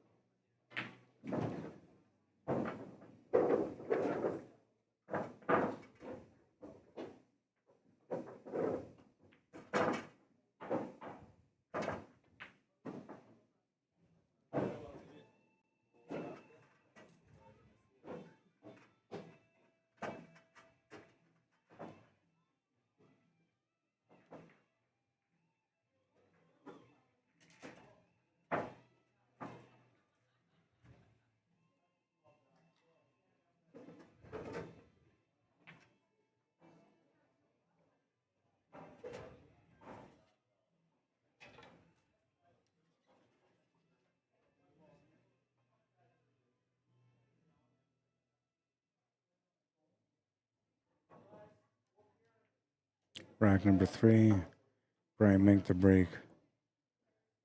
Just to have the match, would like to get the lead.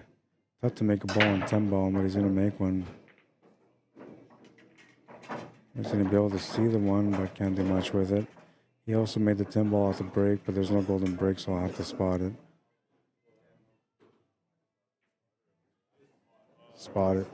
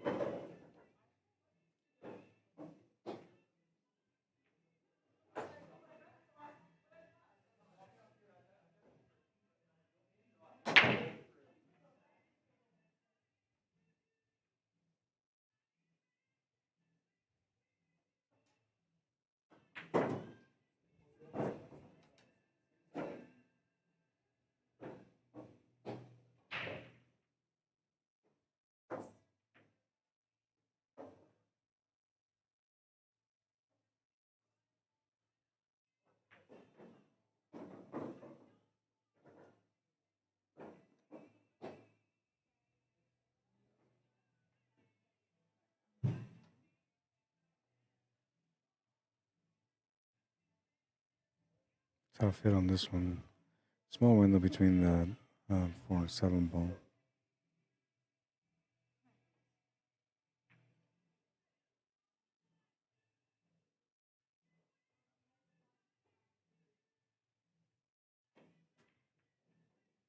Good hit.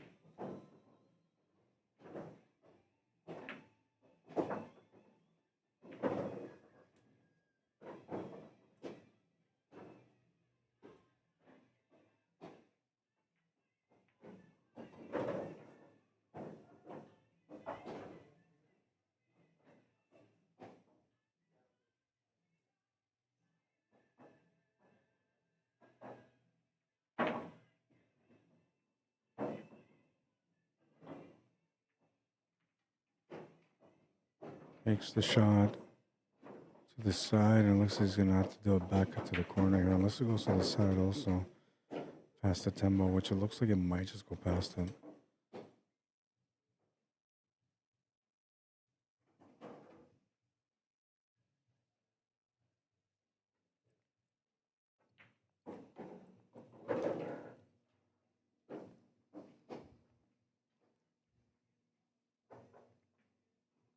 No, he didn't have the shot, so he's playing a safety.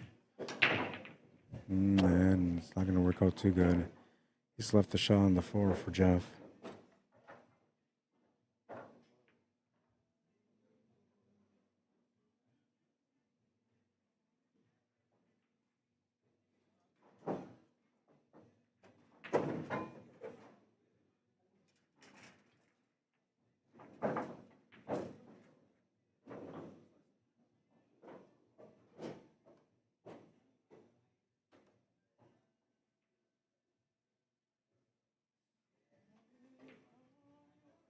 Oh, he almost bobbled that 5 ball, but it's going to go in.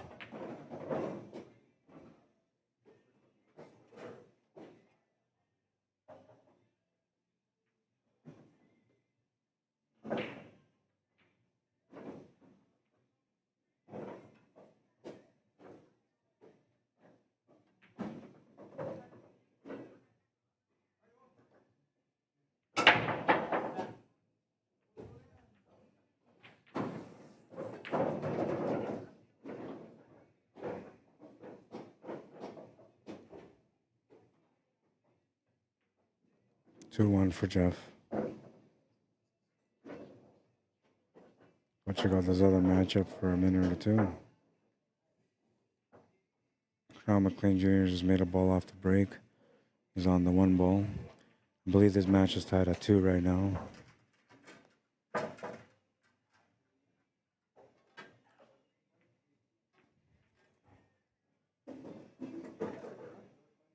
Jeff Paglia, Evangelista, welcome to the stream. Jared Thompson, Brando, Villardon, Sean Sharrock, welcome to the stream. Junior DeJarlis, Kevin Babesh, James Miller, how you guys doing? We'll go back to other main table now. Jeff just made a ball off the break. He's at the table still. Isaiah Sutherland, welcome to the stream. William Riesbeck.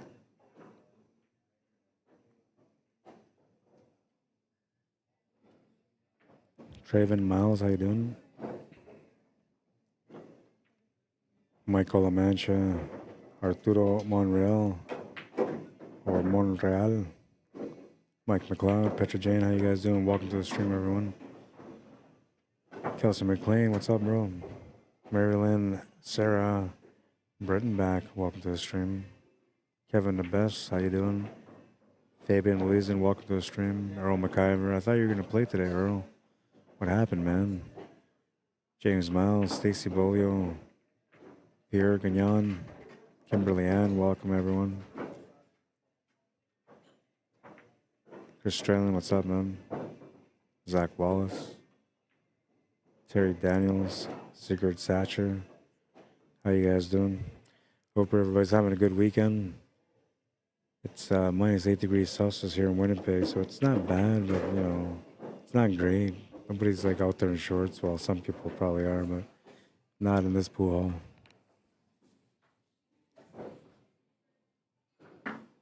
Brian Mink for the golden chance on this rack.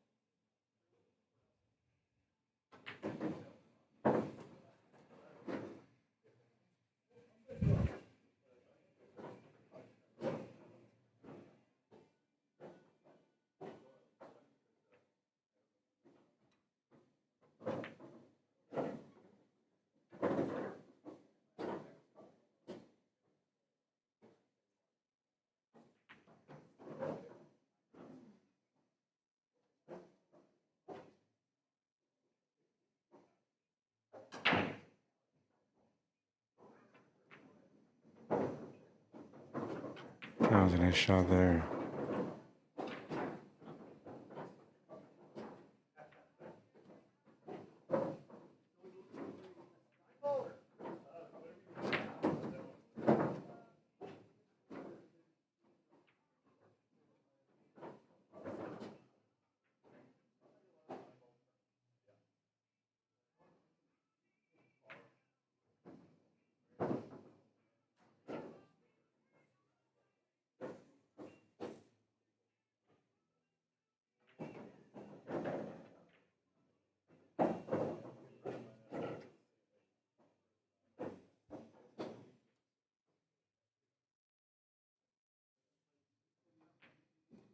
Makes the 10 ball, ties up the match at 10.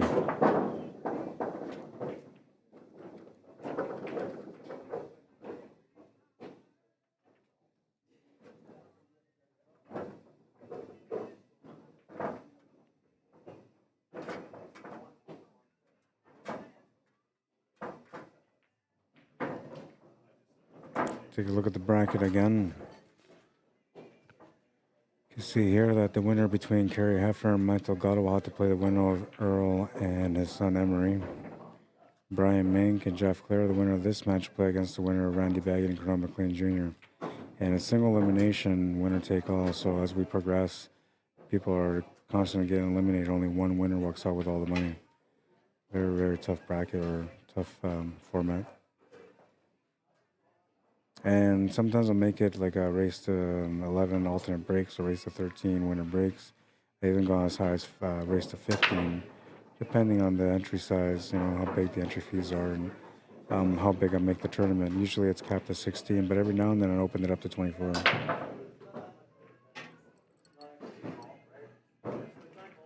Whenever I do open it up to 24, those usually winner take most. So then I'll pay second, third, and fourth as well.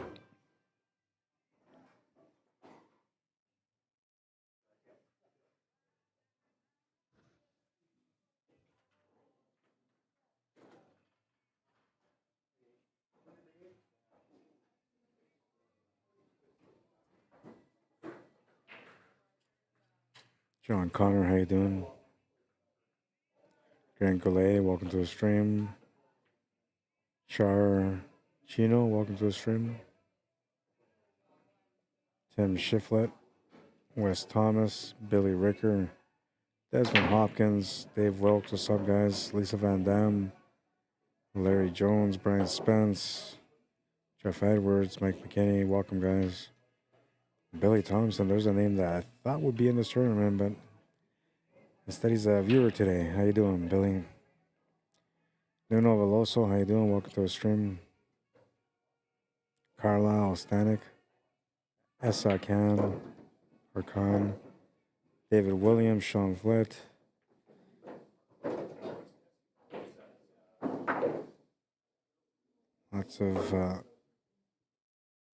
Lots of the regulars tuning in, lots of the locals tuning in. How you doing, Kimberly Clare? Welcome to the stream. Claudio Caballero, bienvenido, welcome.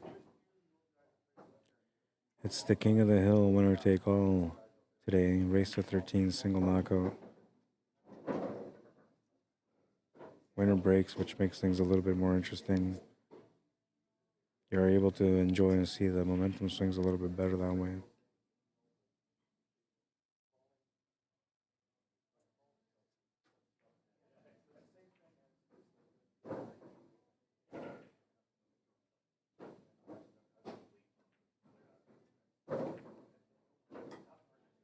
Another good shot there, getting that ball out in the open. Perfect setup for the side pocket.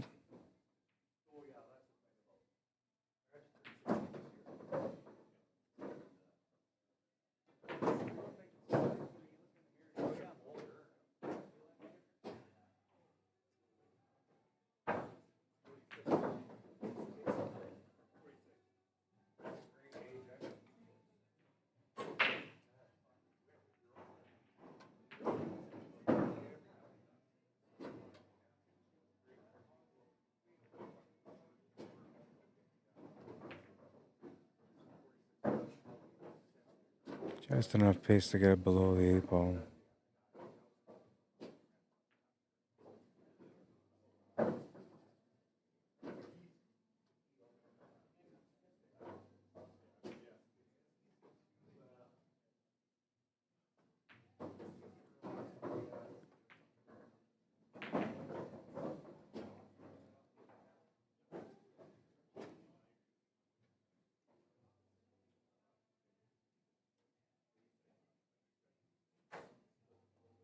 Temple in the corner is good. 3-2. Winner breaks, so he's breaking next. Irvin Pagan Serrano, welcome to the stream. Lance Allen, how you doing? Christian Roca. Edison Orfanel Ofiaza, welcome to the stream. Ryan Ma, what's up, bro? Check out the YouTube comments, see if there's any there.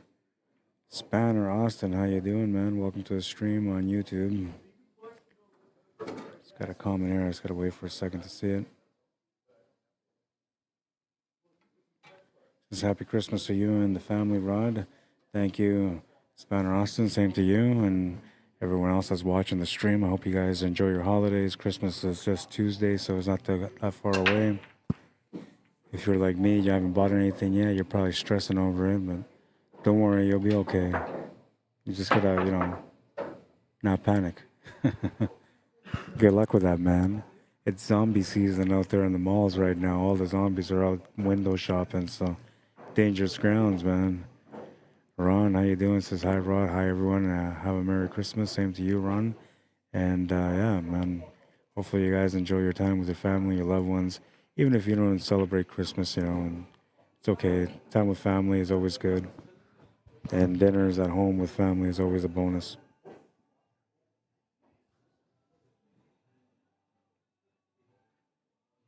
I said I don't want any turkey this year. I've been eating turkey like every week, man, from these Christmas dinners, and I'm telling you, like, I'm passing out just talking about it. It's tough, man. But it's all good, you know what I mean? It's juicy, tender, every bite is delicious. Usually if you make it with a can of beer inside, it's even better, right? It's usually a little bit more moist, but I'm telling you, after an hour of eating that stuff, man, you're knocked out cold. And there's nothing you can do about it. It's automatic, you know.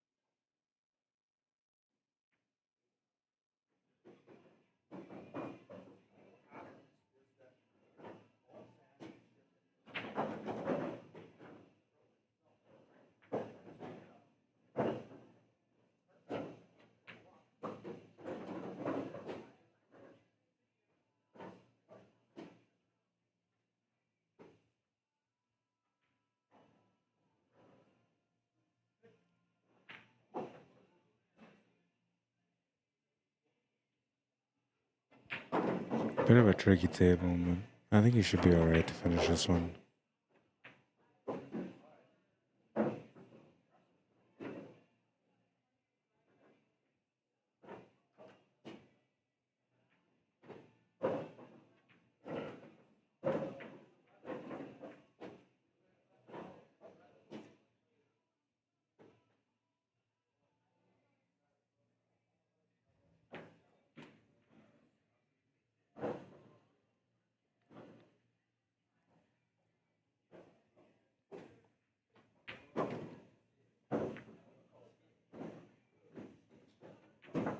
Holds the base with a 7 ball perfectly. You can even run to this 10 ball a little bit to hold the shape of the 8 ball if you want to. I don't really recommend changing things though. The other option around that would be to like try drawing between the window, the 9 and the 10, which is a little dangerous for position. I actually like just bumping into the 10 ball a little bit here. He went for the window between the 9 and the 10. Looks like he found it. We might have to swerve a little bit on it or jump it.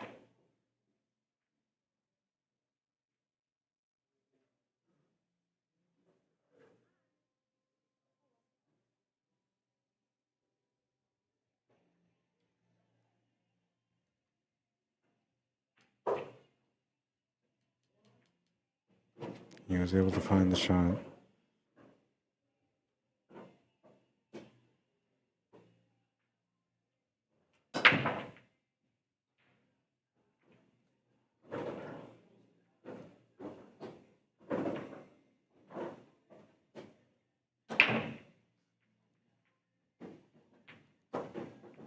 Let's go tie the match at 3.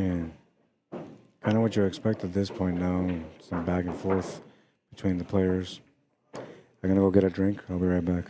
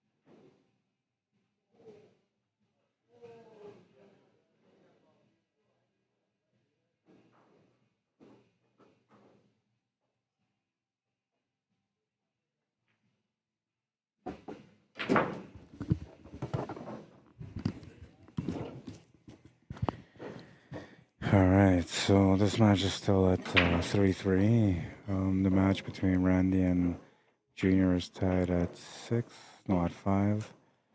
The match between Earl Cameron and his son Emery Cameron is at 4-2. Not sure who's in the lead on that one. And Mike Delgado and Kerry Hafner, it's 4-1, I believe. And I'm not sure who's in the lead on that one, but Mike's at the table.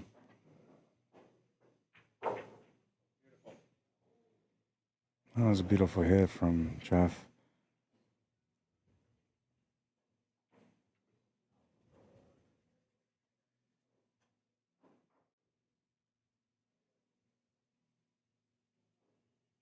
Perfect angle, perfect pace.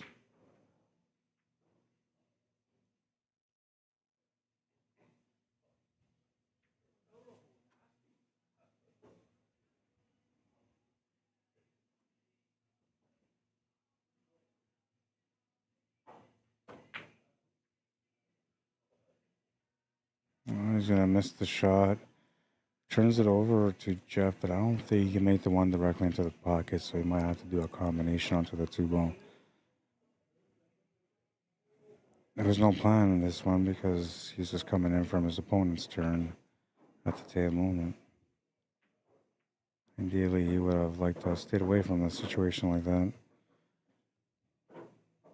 Not that it wasn't makeable. You can see there he clearly made it, but it was what happens after he makes the shot that mattered. And you can see he hooked himself, or didn't really hook himself, but didn't give himself much of an opportunity on the 1-ball. So he plays the safety on Brian. Brian's going to get to his jump cue quickly and looking for the shot, looking for position as well. Natural line. Once he makes contact, I guess it up with a 3-ball.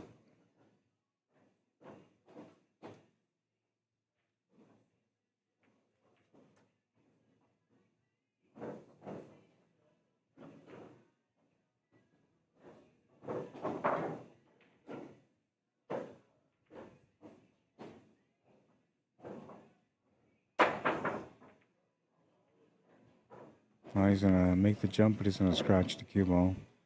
Jeff will get a ball in hand anywhere on the table.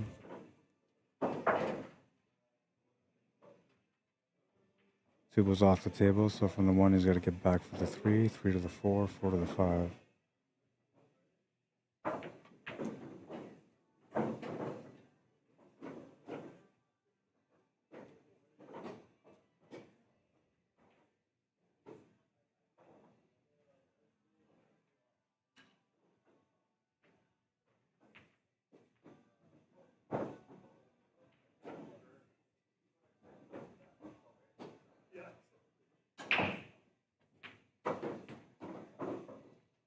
Oh, he didn't really want to run into that 4-ball. Still has a makeable shot though.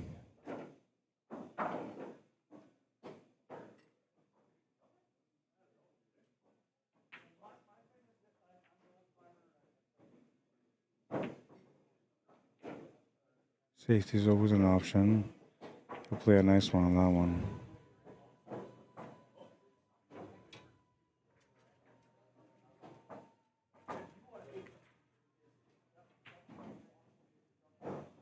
It's going to be a tough hit.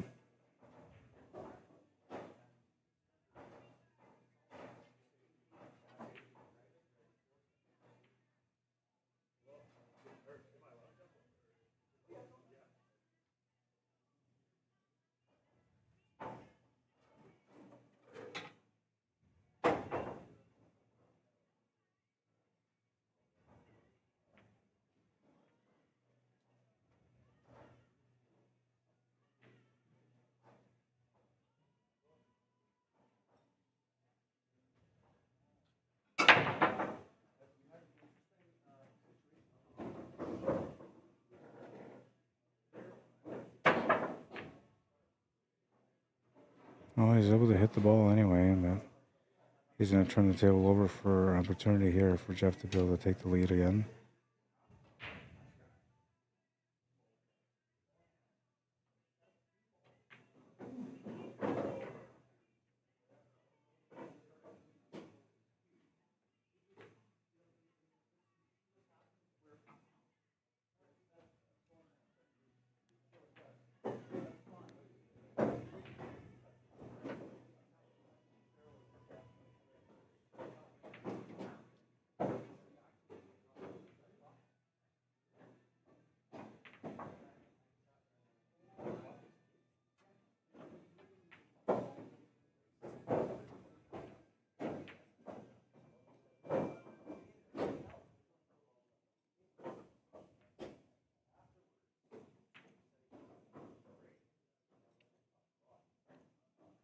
off angle here on the 7 ball.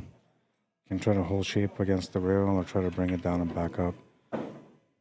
Just gonna go down and back up, which risks the scratch, but oh no, he is gonna hit that scratch. That was the only gamble that he had to watch out for, was scratching the cue ball.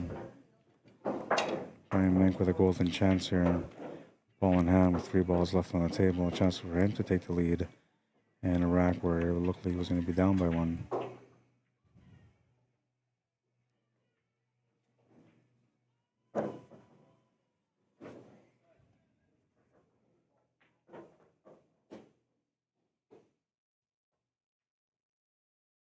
Oh, and he misses the 9.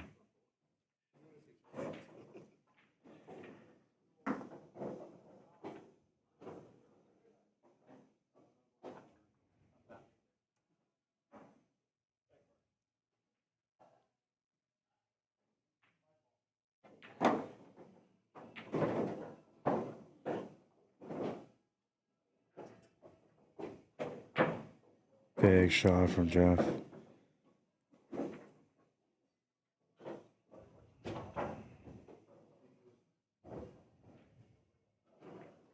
That could be a momentum changer right there, him making that bank.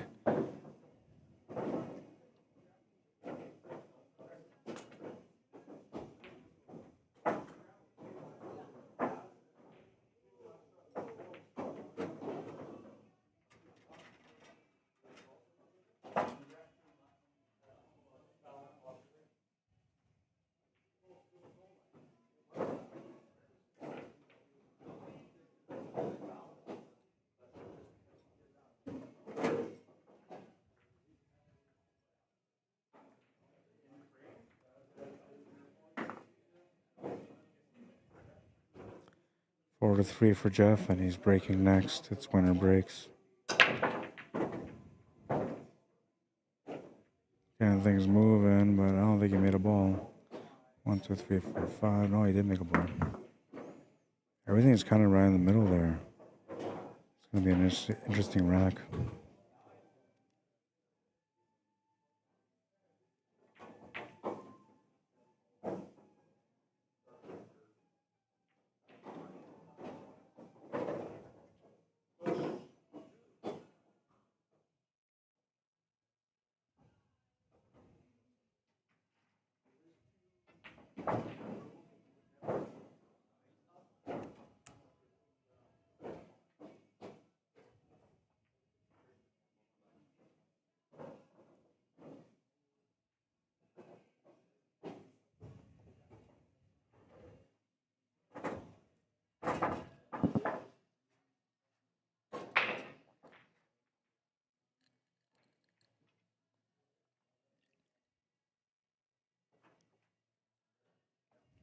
Safety attempt comes up just a bit short.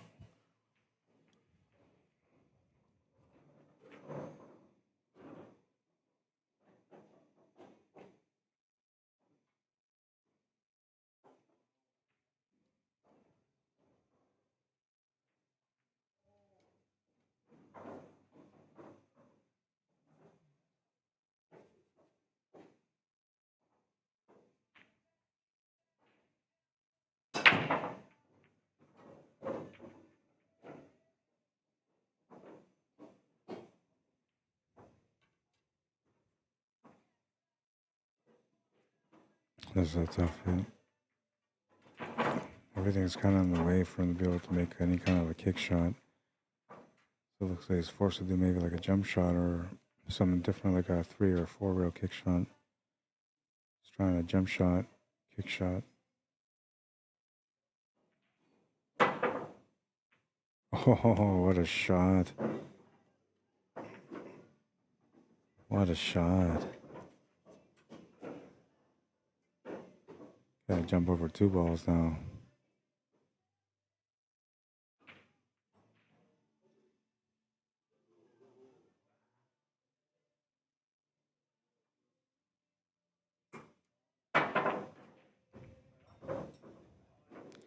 It's gonna be a foul, ball in hand for Jeff Clare. This was a beauty though. Jump kick. Called it, made it. What a shot. How many people do you know would have done that? Not too many.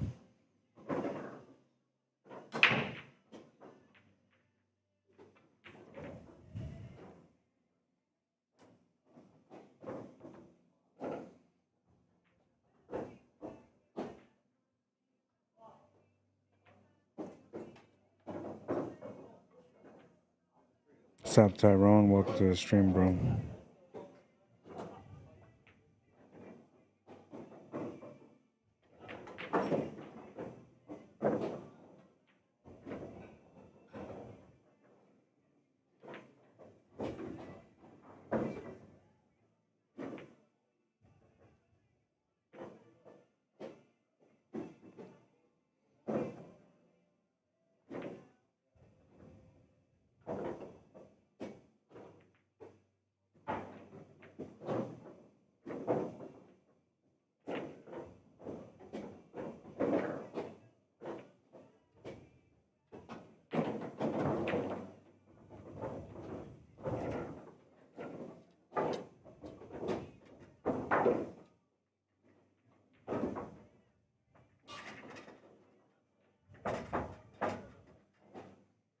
Oh yeah, and I was supposed to share this is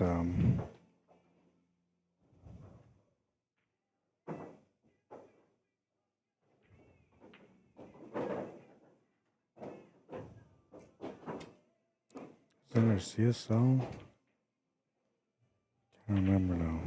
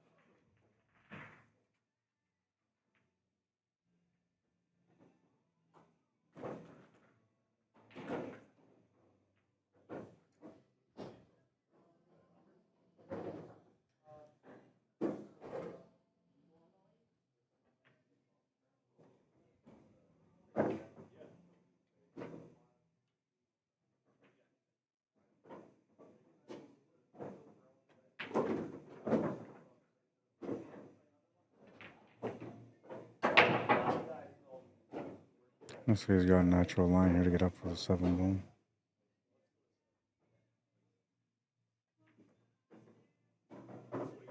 It's the drawback line here from the 7 to the 8.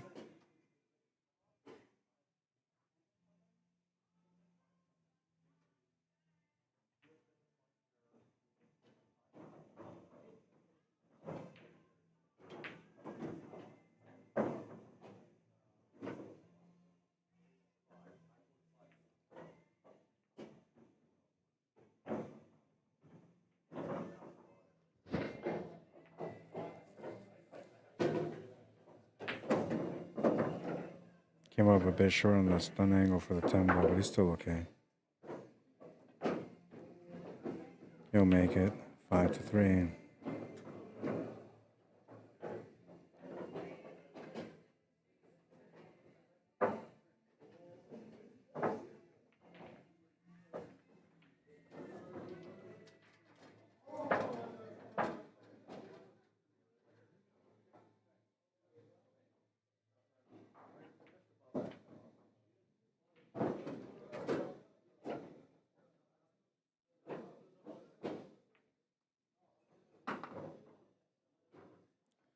One, two, three, four, five. He's a 6-3.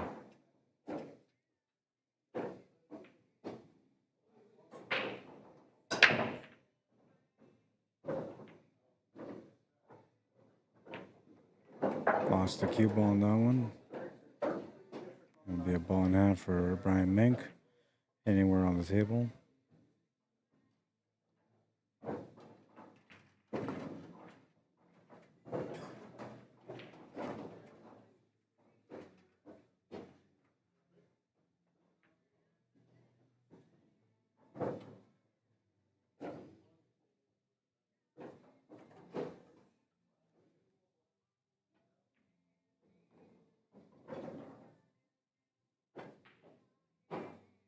What's up, Chester Sombrero? Welcome to the stream.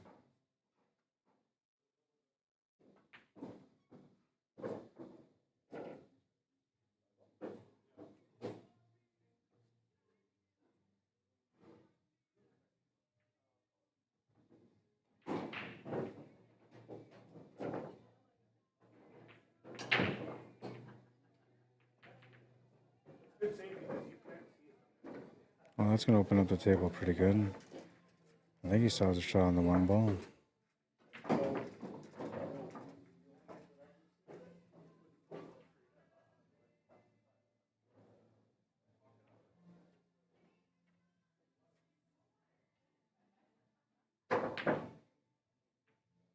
How did that not go in?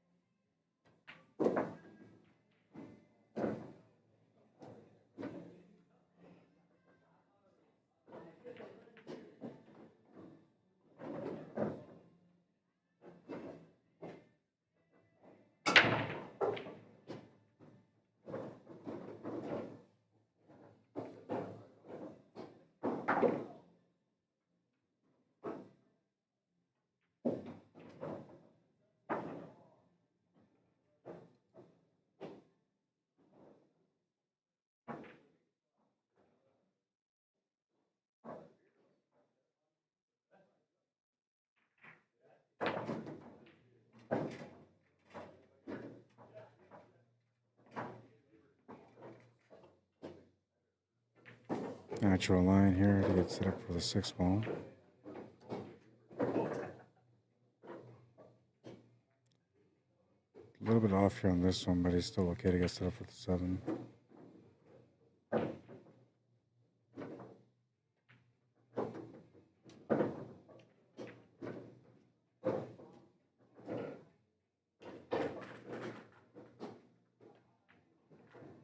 Oh, that was a bobbly one. That's gonna go in.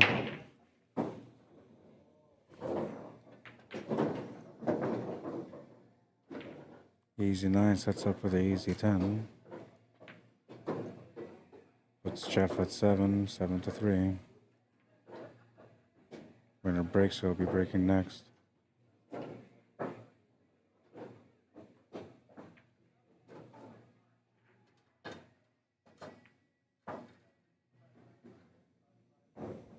Kenneth Phillips, how you doing? Cheryl Morin, welcome to the stream. Teresa Miller, welcome to the stream. Catherine Duenas, welcome to the stream. Daniel Agustin Diaz, Evo Pagiao, welcome guys. Art Lamran, how you doing? Moving into rack number 11 of this matchup now.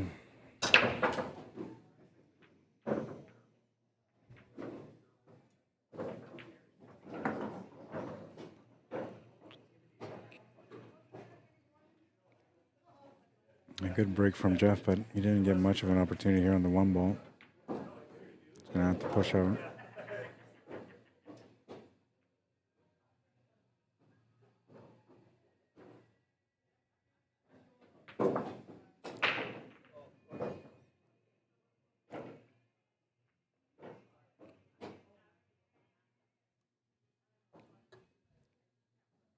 Push options available, he's gonna take it.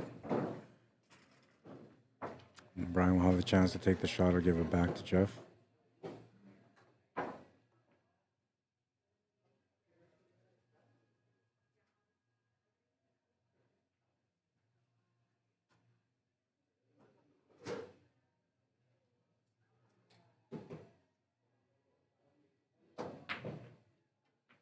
He's gonna miss that one ball. Needs a little bit of luck on the leave, and he's gonna get some luck.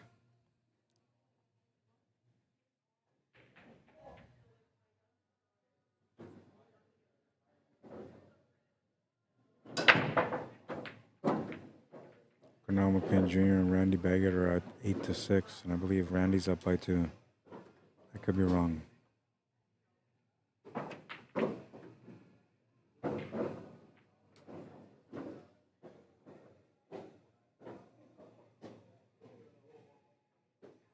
Edwin Costales, how you doing? Timothy Lumpkins, welcome to the stream. Jared Ross, welcome.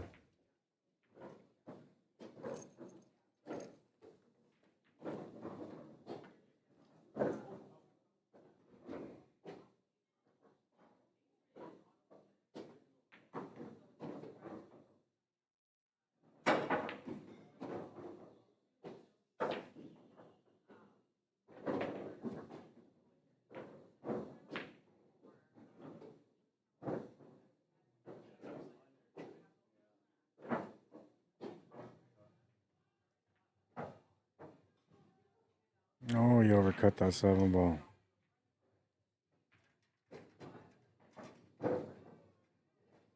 Rare chance here for Brian Mink. You don't usually get a second chance at the table when you play against Jeff.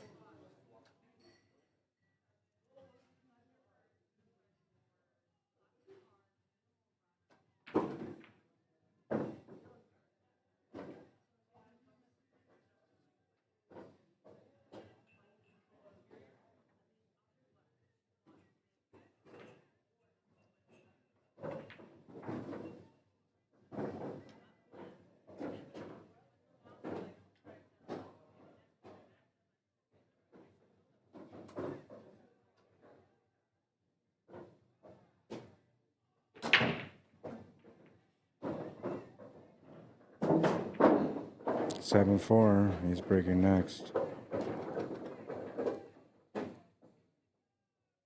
Chance to get within 2. We'll check out the other table on the right in the meantime.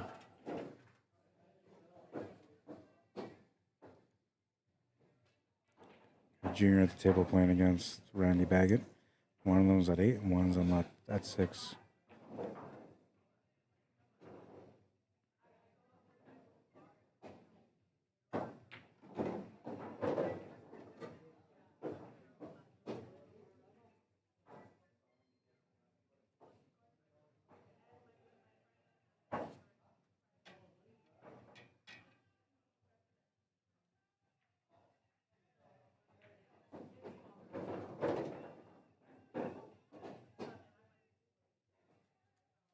Perfect shape on that 8 ball there.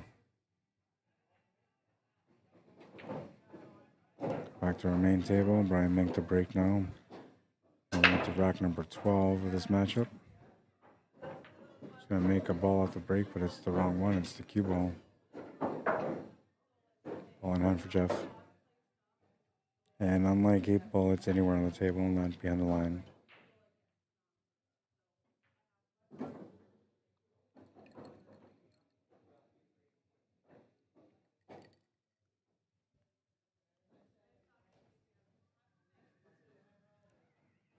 And we'll check up on YouTube. I haven't been on there for a little bit. See if there's any comments. Looks like we're good. Hope you guys are enjoying the coverage of this King of the Hill. It's the last King of the Hill of 2024, and it's a pretty good lineup today. Hard to tell who's going to win this one. The returning champion from last time is Mike Delgado. He barely escaped that first match. He's in the quarterfinal round now, and he's having a pretty good lead against his opponent, Kerry Hafner, but a lot of battle left in that matchup.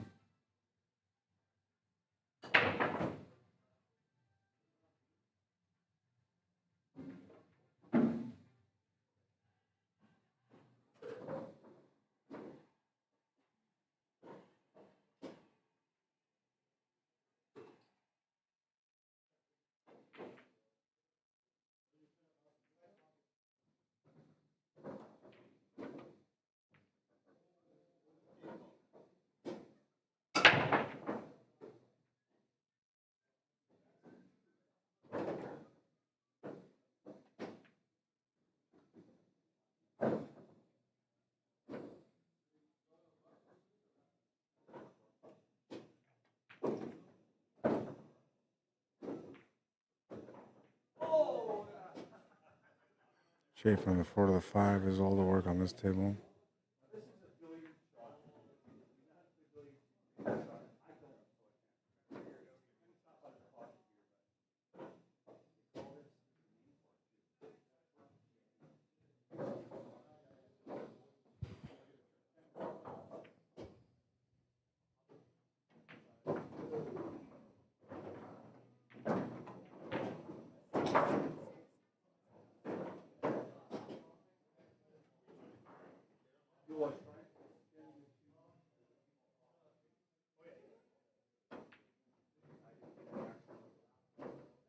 Nice little fall through angle set up here for the 9 to get to the 10. You can also drop back from it.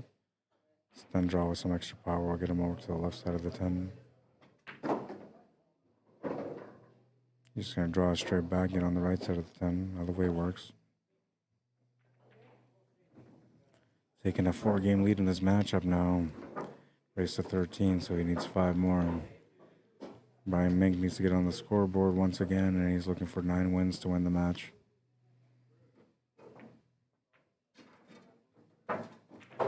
Ronald McLean Jr. at this table against Randy Baggett. They're in a tight battle as well. It's 8-7 on that one, so. No, it's 8-9, 9-8, whichever way you want to look at it.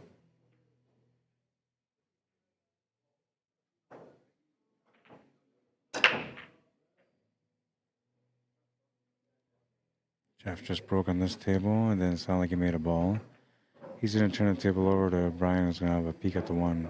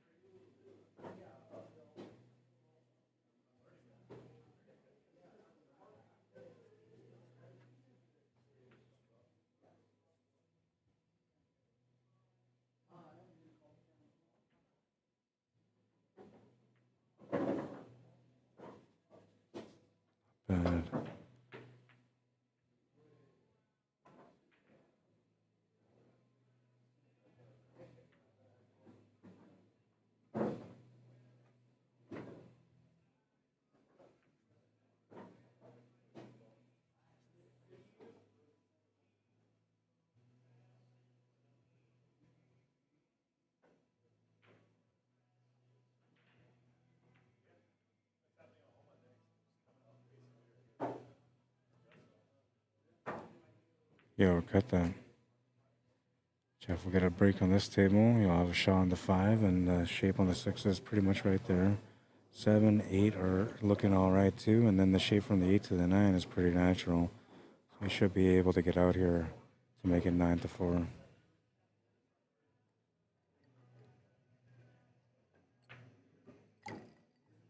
It's all about the right angle though, and kind of got off to a rough start on the angle on this one. Might have to draw back off the top rail and back to the right.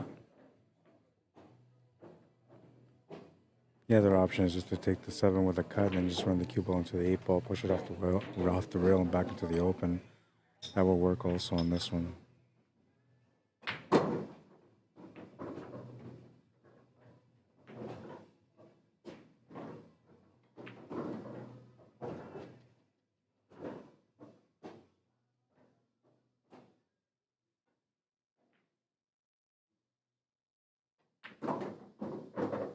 Oh no, lost the cue ball.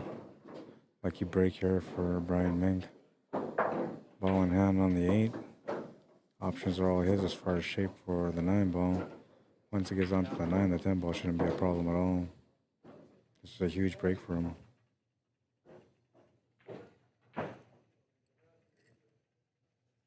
Jonathan Cascaman, how you doing?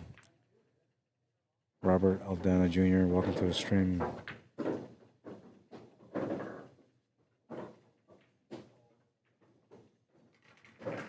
JJ Carolino, welcome to the stream. Jerry Alton, Ricky Roulette, what's up, man? He's gonna make that one, no problem. 8 to 5. Down by 3, lots of race left. Brian needs 8 to win the match, and Jeff needs 5. The juniors won his game against Randy, and I'm gonna find out who's where on that one. We're tied at 9 on that one.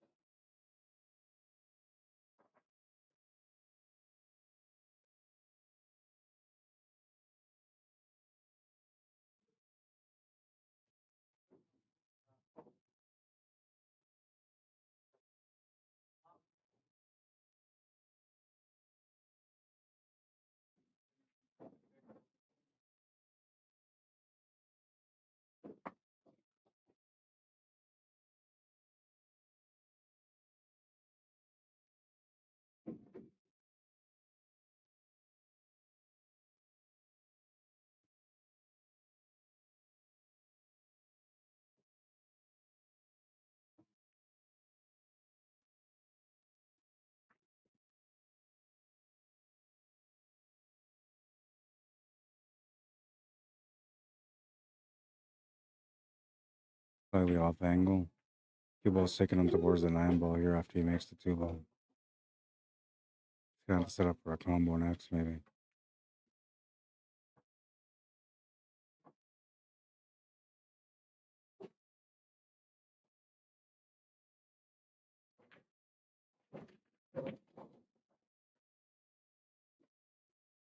And he can't hit this too hard. He wants to hit this pocket weight to hold the 3 ball right where the 6 ball is.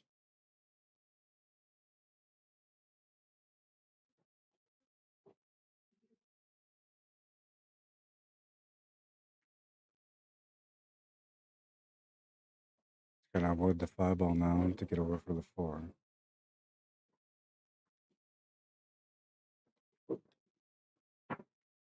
Gonna just draw back and stay away from the 5 ball altogether.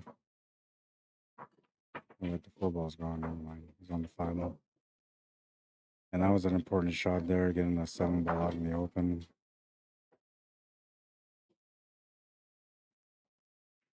Makes the finish a little bit easier, that's for sure.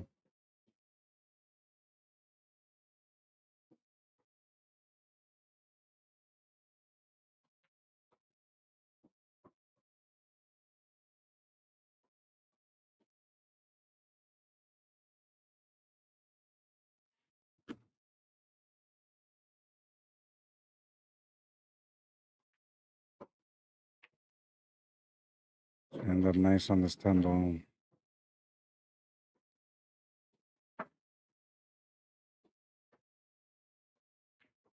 He's gonna make it.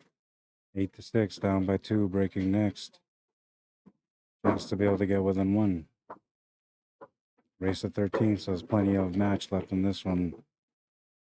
Go to the other table right now. In the meantime, Randy's at the table on this one against Cornell McLean Jr. They're tied at 9 and a race at 13.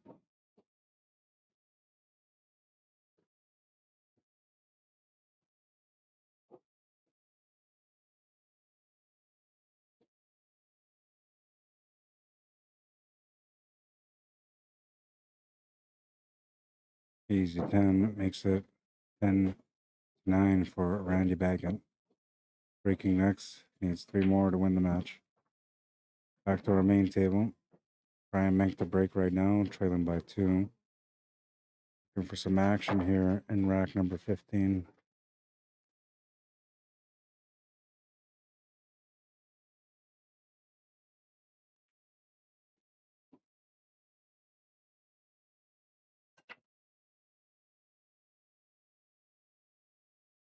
No, he didn't make a ball, but he also didn't scratch, so it's okay. It's not bad.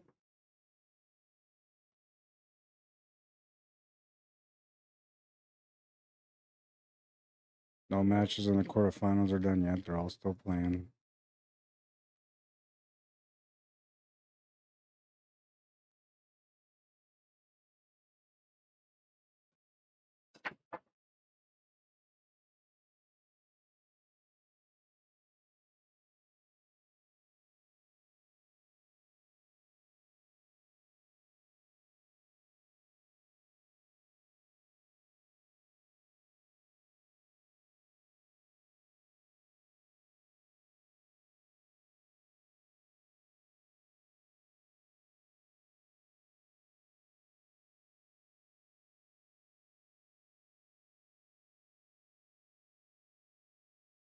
Good safety from Jeff.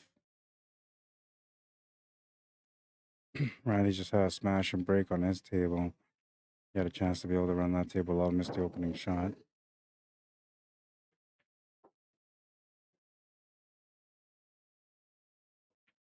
See here on this table, and Junior's got the shot on the 1, the 2 balls available. 3 to the 7 combo will have to be after that. Unless he decides to try to break out the 3 ball, which I think he will. And he lost his speed on that cue ball quite a bit. Still has a shot on the 2 ball, but limited on the options though. Back to this table here, Brian found his jumper out for the jump shot to the corner. Call it.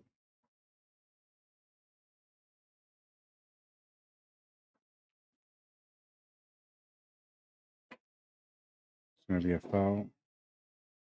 And he's going to open up the table quite a bit. Giving Jeff a nicer chance here with this ball in hand.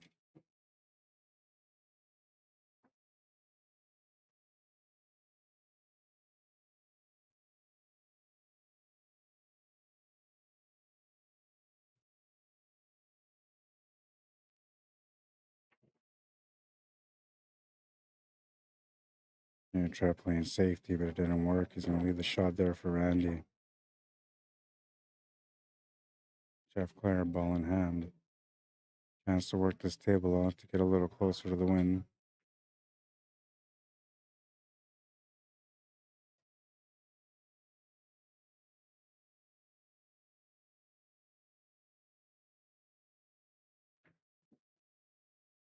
I know Jeff's won at least 2 of the King of the Hills so far, but that might be 3. He's one of the guys that's won it many times.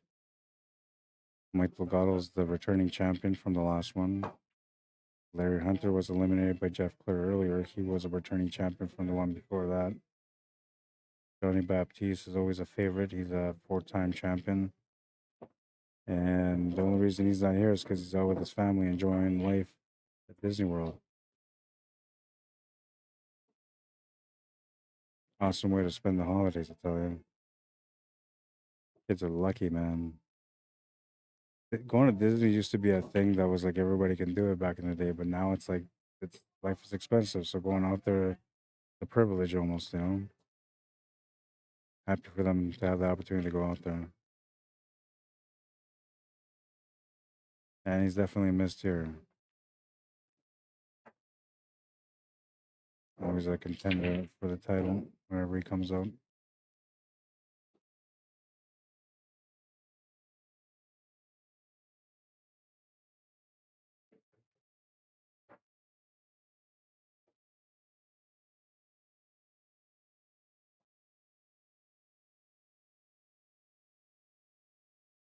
Not bad. A lot of distance between the cue ball and the 3, and the 3 ball is nowhere near our pocket, so the hit is about the only option that Brian can come up with here. And it's either going to be a kick shot, a swerve shot, or a jump shot with a lot of distance.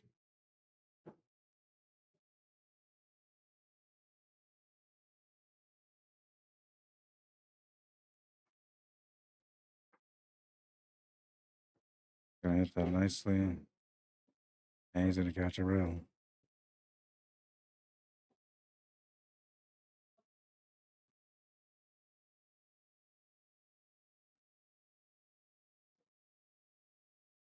These guys are locked up in a battle here on this table on the right.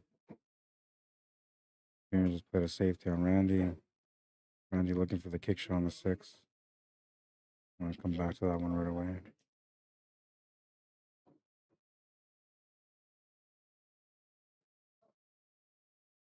Jeff would play the bank. I'm not sure if he was trying to make it. He wasn't trying to make it, so Brian will have the option to give him back the table if he wants to. This is the other matchup that we have on the TV table. Randy's going to get a good hit on the 6 ball, but he's going to leave the shot on the 6 ball, and it looks like the cue ball's trying to scratch. Ooh, it's going to stop just short of the pocket. Gino will come back to the table. He has a chance to tap the match at 10 now.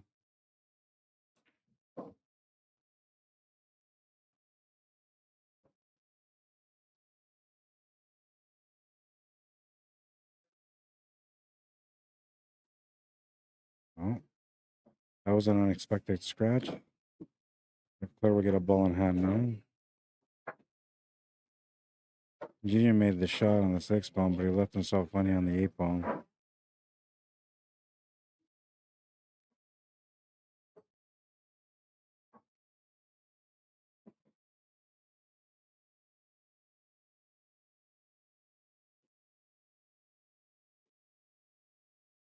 Played for the bank, and he's going to leave the shot there for Randy.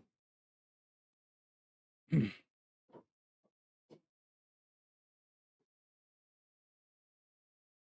Clare's working this one out. Everything's opened up here, so it's all tic-tac-toe, and he'll be out. 10 ball sitting by the pocket already.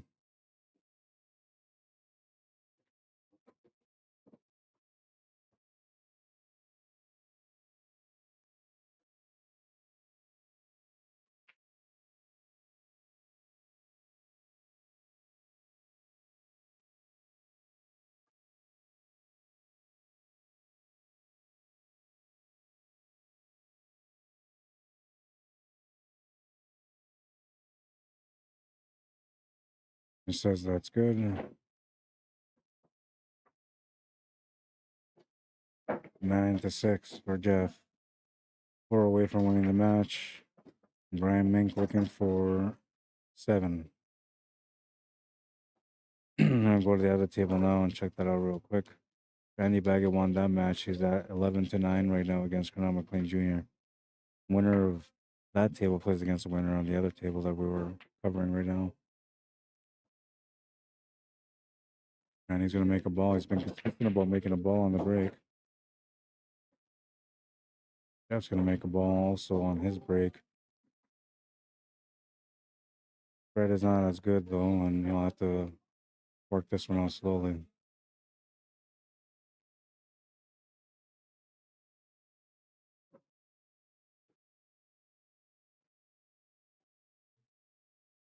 David Anderson, how you doing? Welcome. Myrna Flett, welcome to the stream.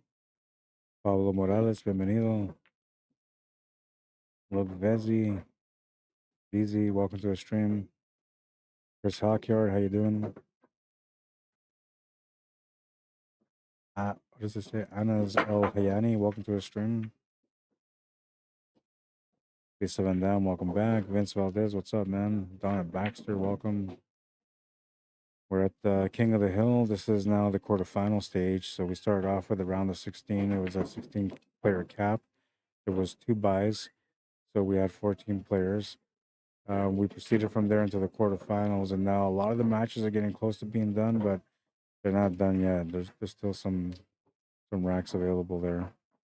That was a nice little attempt from Jeff to open up this table and change it quite a bit. It's almost like you got a completely different table now. And basically, like, making the shot on the 4 would help him to be able to get the shot on the 10 ball after that. He might actually have to take the intentional foul here and pot the 10 ball to get it spotted. He's going all in. He's going to try to make this 4 ball. Small window for the 3-rail kick shot.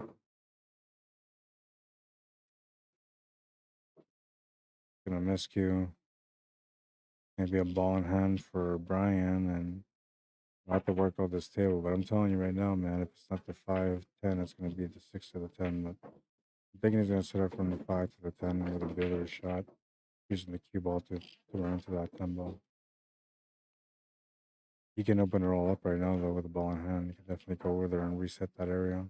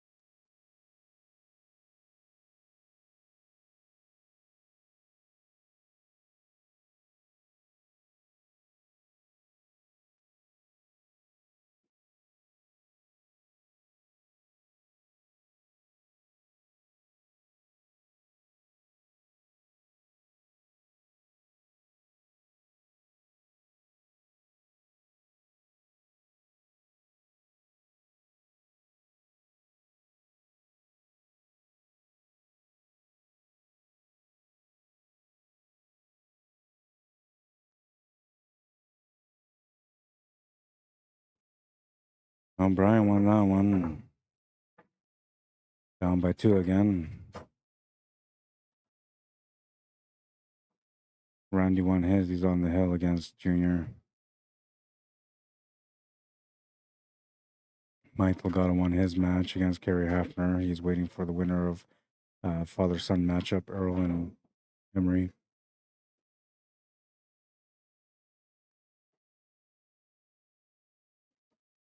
Get to the semifinals right away, it looks like.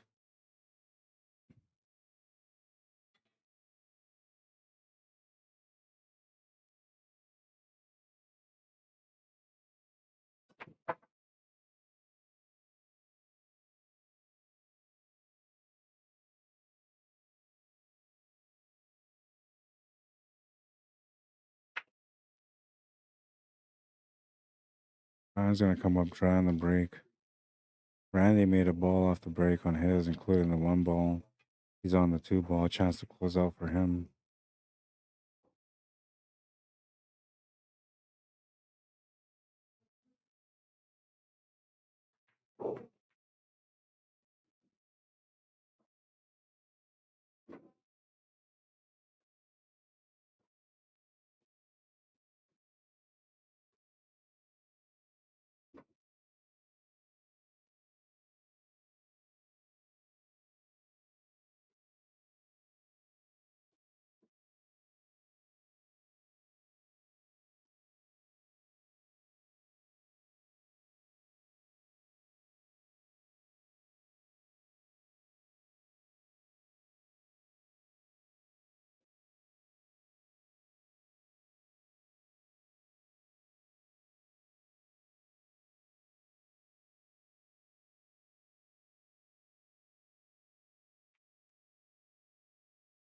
Go back to this other table here. It looks like he was just waiting for Randy to shoot, that's all. This table here is kind of messy for Jeff. All you can do here is just play a safety.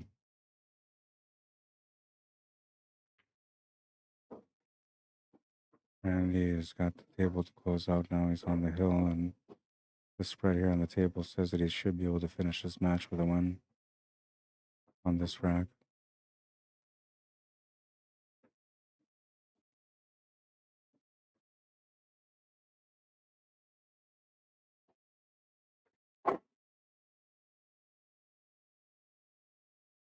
Hitting the ball really good right now. You can see it. He's going to be a threat today in this tournament. And him beating Cornell McLean Jr. is huge because Jr. is always a favorite to win every match whenever he plays. It's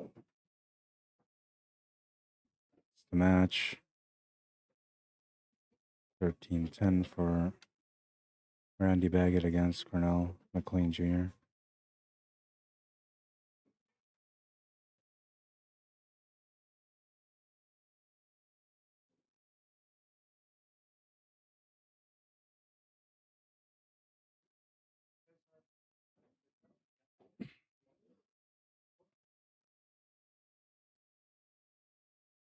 So the player is going through 13-10, right? 13-9, okay.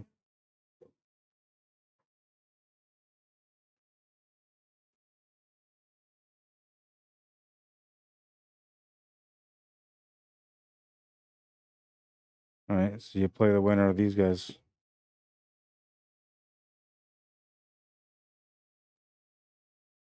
That's going to be a challenge for sure.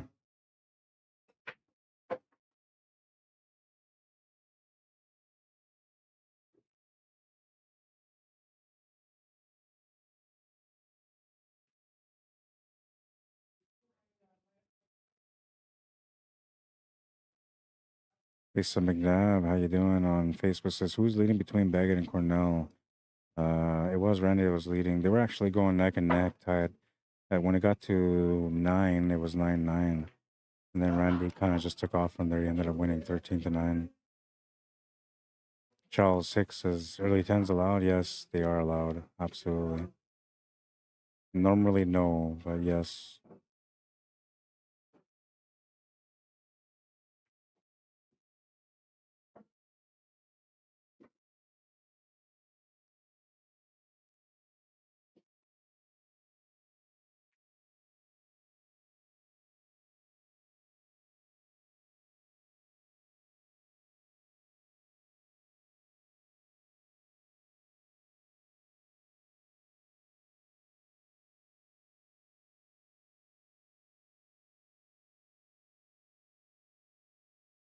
I think he's just gonna play a free soak here. Play a safety on him. Doesn't make sense to go for the shot unless for sure you know you can make it. And then you go for it because then you play forward a little bit and you got the 8 ball after that. Yeah, it makes sense just to play the free soak there. I would have done the same.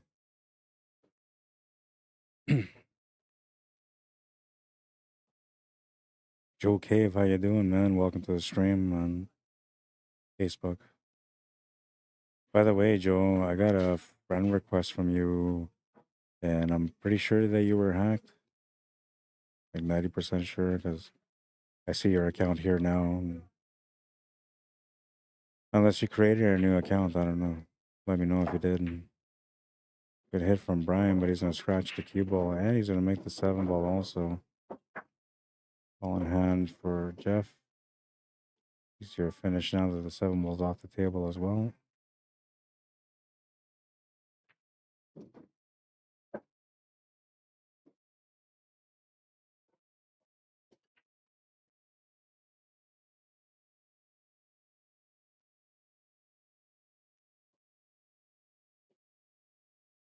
It's gonna make it 10-7 in this matchup. Jeff Clare 3 away from winning. Brian Mink looking for 6. And looks like they're taking a quick breather. Hi, hang on.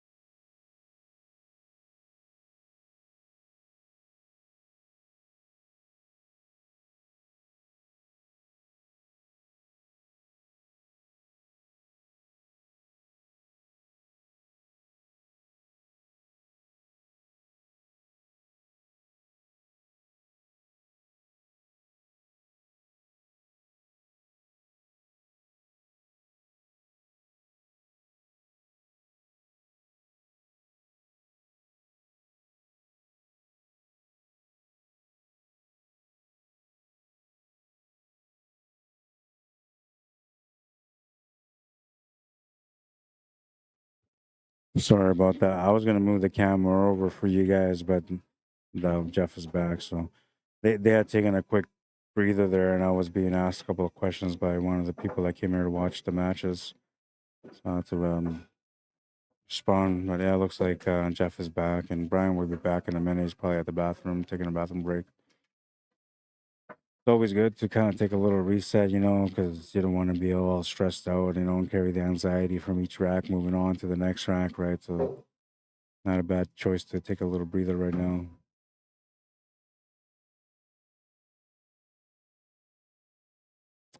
I gotta correct this because, like, I know it looks good on the stream for me, but on the stream for the people that watch on YouTube, it may not look as good. I gotta fix that.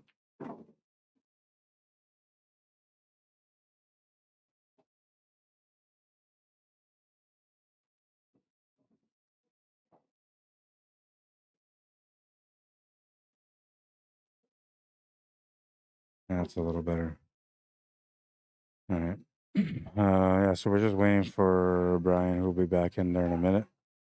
I wanted to swing the camera over for you guys to the other table, which is the matchup between father and son, Earl and Emery, but they're racking a rack right now, so it's kind of pointless. But I'll swing the camera over. Why not? If promo will work for me, that is.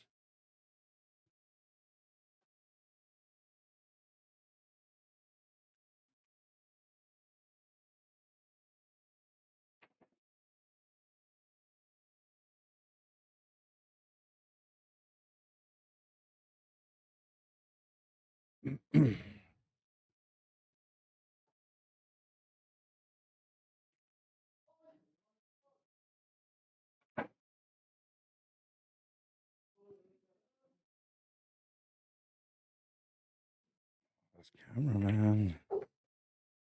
Okay, anyways, we'll leave it like that. Because we're still waiting for the match, so. Here's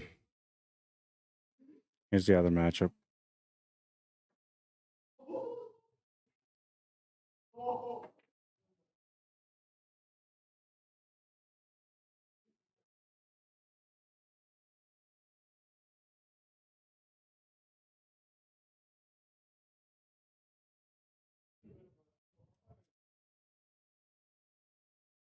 Oh, this remote's being funny with me now. Okay, so there's the Sun Emery.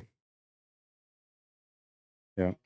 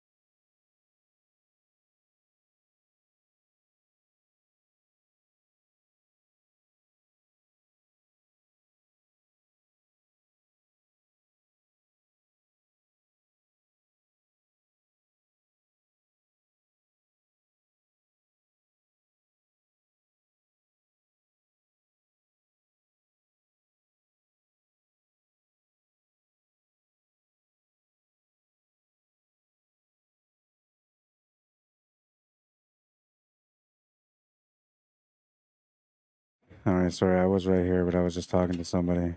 So we're resuming this match. The score is still 10-7, and looks like Jeff is at the table now.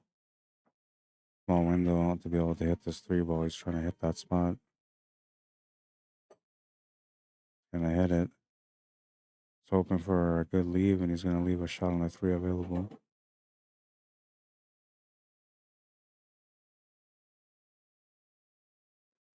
Four ball is by the 6 ball, so he's got a natural tangent lane to get over for the 4. Just has to focus more or less on the shot, and then maybe put a little bit extra draw, which might run him into that 7 ball, but that's fine.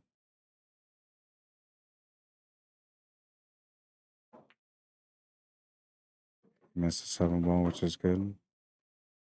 Hitting the 7 ball wouldn't have done anything anyway. It would have just held up an angle for the 4 ball. Right now, he doesn't need a lot of angle because he's got to get it set up for the 5 ball and then come back down for the 6.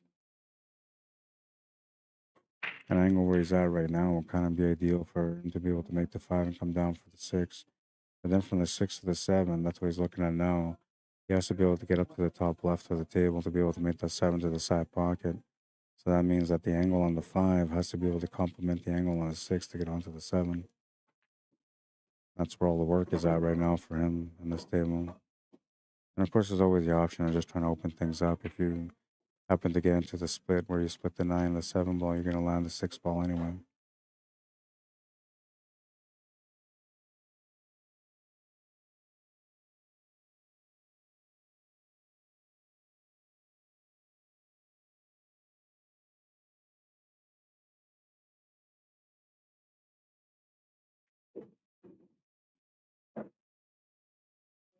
This is going to give him a nice line angle to be able to get up for the 7 ball.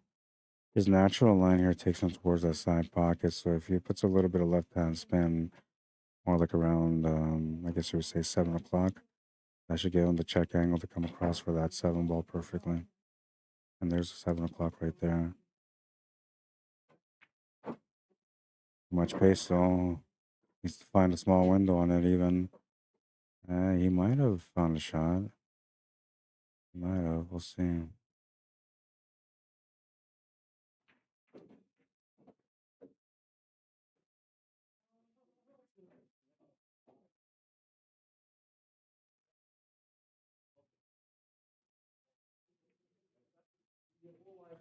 Hitting the ball is move. Yeah, they don't know it's a foul. So they don't really need me to watch it.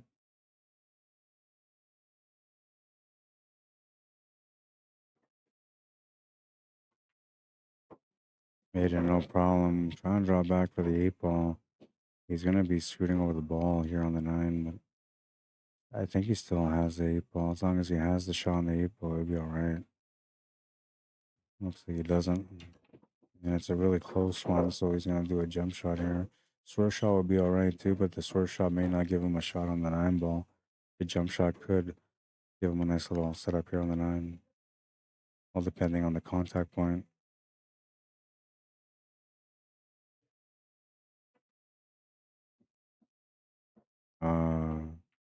Well, he made the jump, and I'm not sure if he can make this 9 ball. He's grabbing his playing cue, but I don't see it. Jump shot is too close for him to make it from there, so he's got to do a kick shot.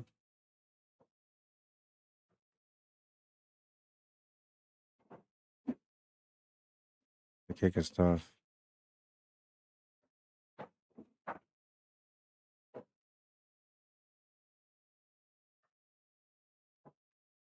He's going to hit the 10 ball first. That's a ball in hand.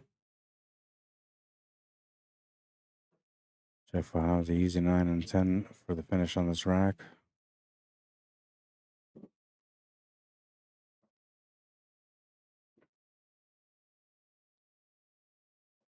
$11 to 7. Breaking next for a chance to get on the hill.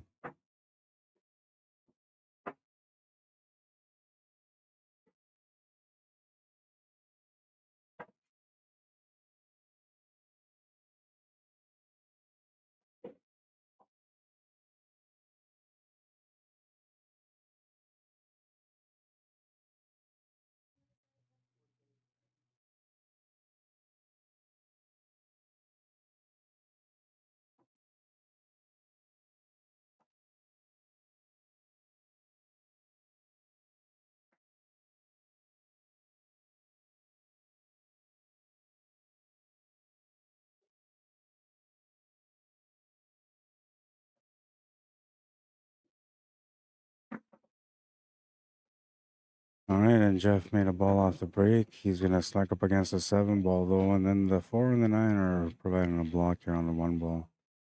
Because he snugged against the 7 ball, he can't go off the inside rail to hit this 1 ball. And it might be better just to play a safety here, or not a safety, but a push shot. Like, you can try to hit this, but if you don't hit it, you might regret it because it's winter breaks and ball in hand, these guys can all play. Don't want to take too much of a chance to give your opponent a chance to get on the table and maybe get even with you. He's going to play the push shot.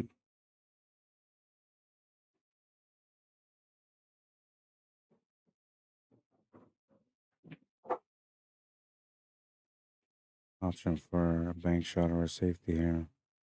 Not much else. Rolling Abyss, how you doing? Welcome to the stream. Jerry Elton, welcome to the stream.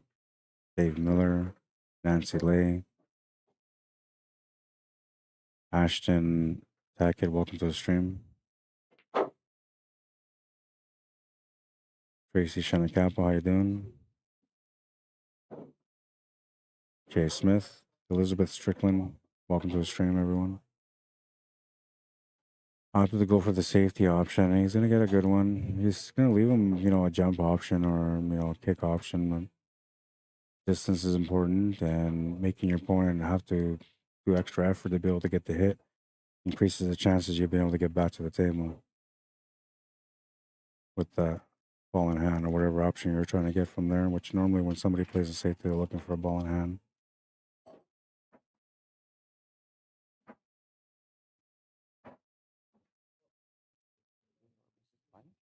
No, this is a quarterfinal still. We're just waiting for this match and that match, so because both of them have opponents waiting for them.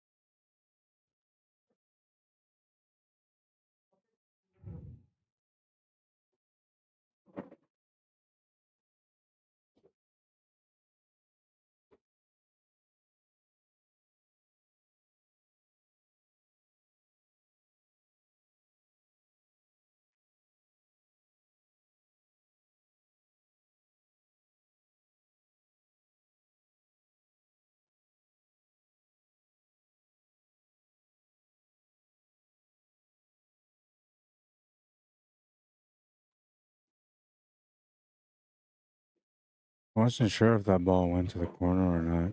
What I was thinking there that I thought he might have tried to do was maybe like bank that 2 ball off the top rail and then in between that 3 and the cushion, wedged up against that 7 ball, limiting what his opponent could do from there. But he went for it, made the shot, and now he's kind of stuck in a decision point where he's got to decide what he's going to do with his 3 ball. That option is difficult. The bank option is best.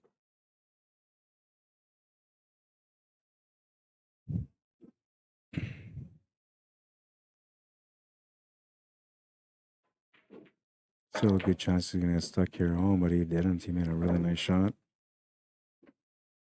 Didn't get the reward that he was looking for, though. Even if he would have just run into that 4 or 9 any kind of way, he would have been fine. Or if the cue ball would have slowed down just a little bit, he would have been fine.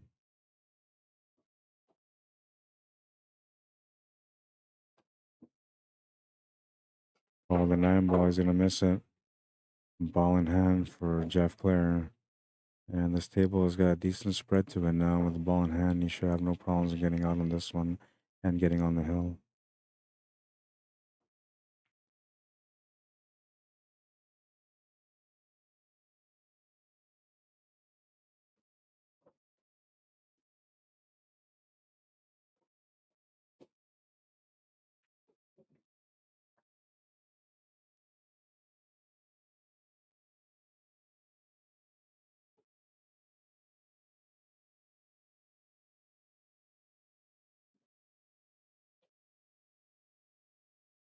Perfect little angle here on the 8 to get set up for the 9.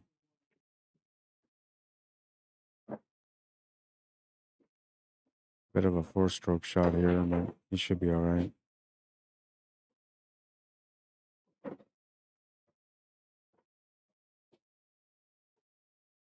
That ball to get on the hill. He'll make it. He's on the hill. 12-7 is the score, and he's breaking for the match.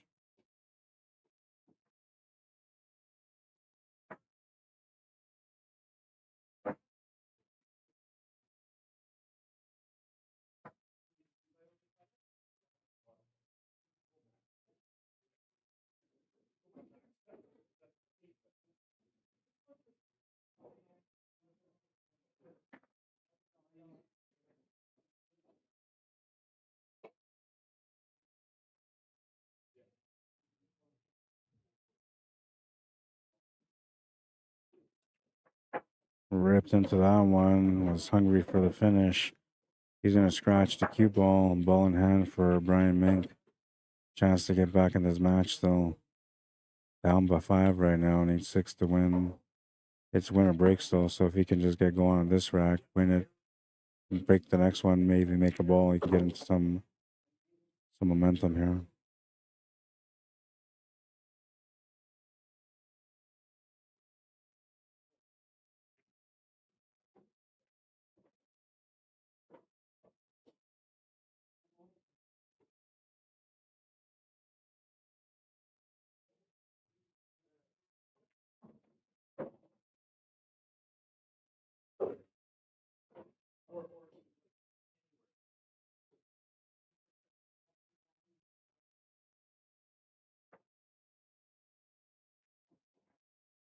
I like that he chose to play through there to create a better angle. But he got hooked. And this one, I don't know. This one I might take a jump shot on. He's looking at a kick shot.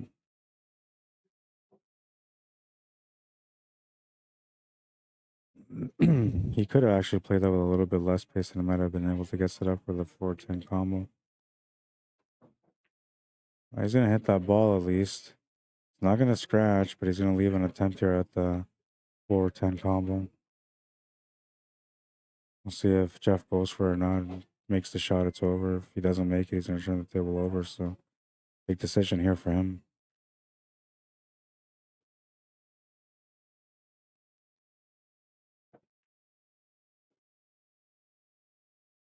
Decides to just play the rack. Smart decision.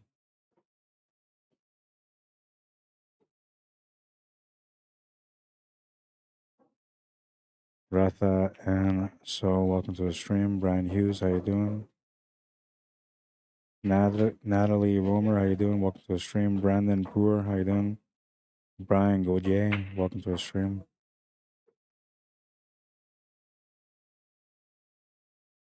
Going for the back cut. Edge to edge, lots of speed. He's gonna make the shot, and the cue ball is gonna follow. Ball in hand for Brian Mink. He gets a chance to keep going on this one.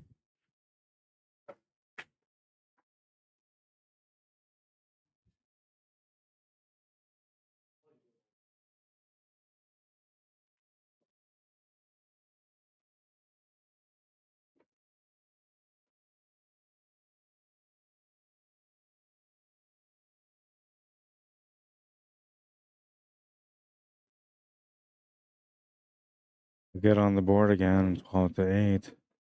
Needs 4 more to catch up. 5 more to win. But it is winner breaks, like I said.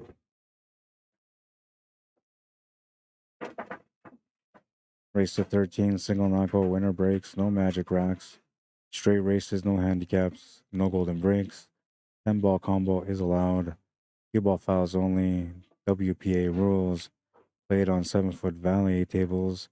Winner take all, so there's no second place or third or fourth. It's straight first place only. And championship match must be played.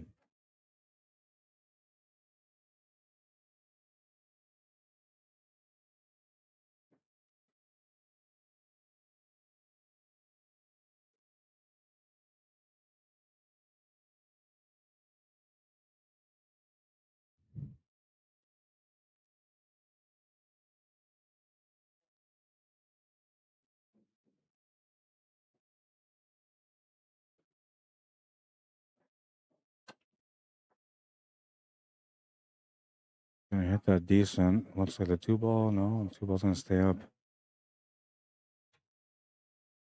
High break from Brian will bring Jeff to the table.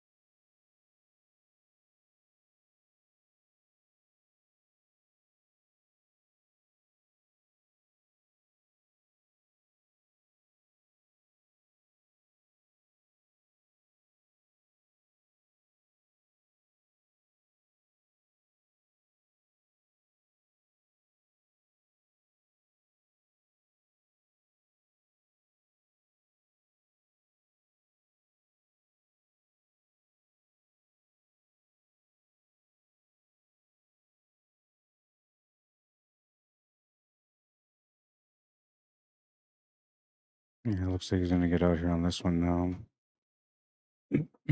Every shot complements the next one. So no real difficulties here. This 7's gonna give him the angle on the 8 ball to be able to get set up for the 9. I think he wanted to set up for the right side middle pocket, but he might have to settle for a corner shot now.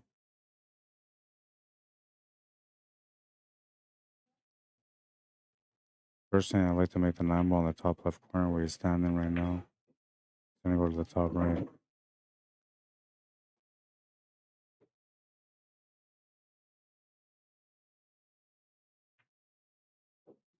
9 to the corner is good.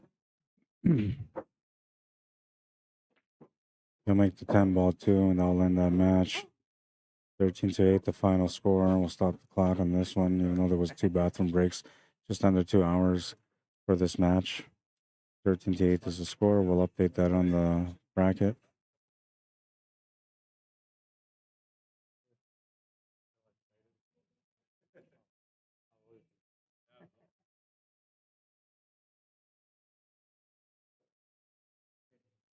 And so Jeff moves on to the next round. He'll be playing against Randy Baggett, and Mike Delgado will play against the winner of Earl Cameron and Emery Cameron.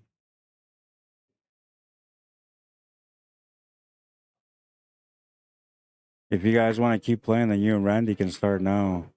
If you guys want to keep playing, you and Randy can start now. Sure. I'll find out where they're at on their score though first, because that one's kind of a little bit behind. Okay. But technically.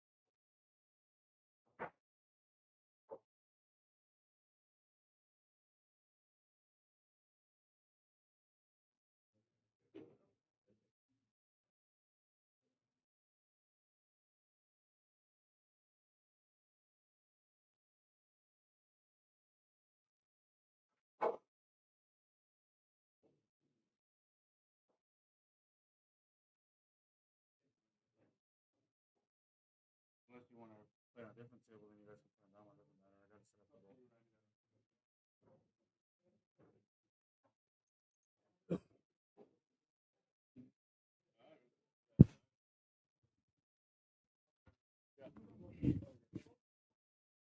All right, so we're gonna have a semifinal matchup now.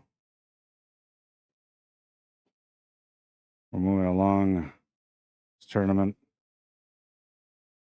Reset the clock.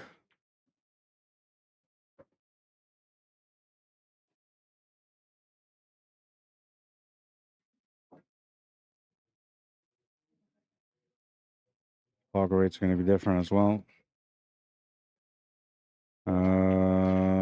I'll see what table they decide to play on. This is going to be a Jeff Clare versus Randy Baggett matchup.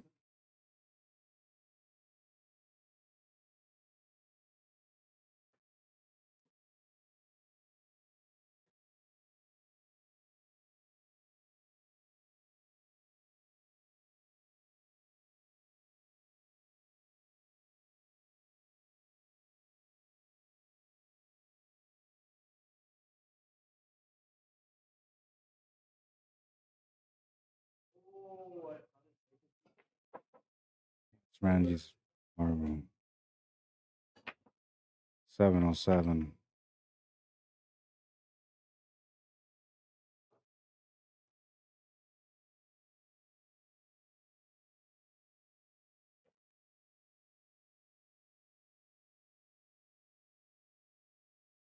All right, so there's our Fargo rates.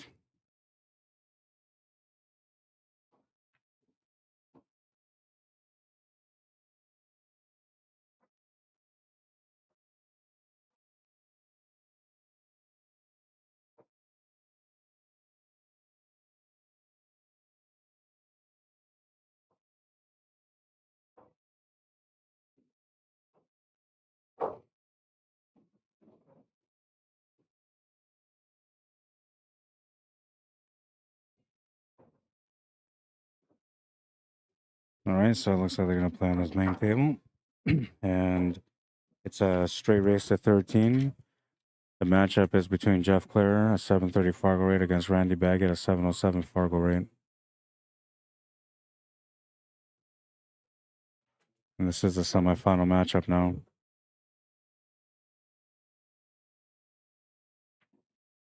Chance to get into the top two spots to play for all the money.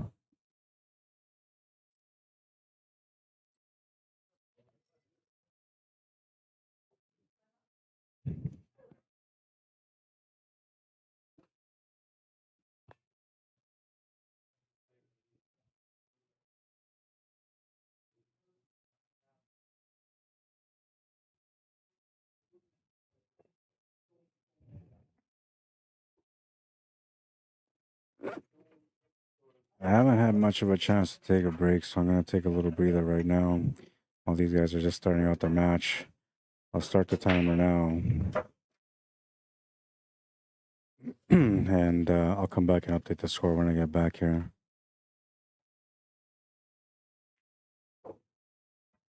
Randy's breaking first.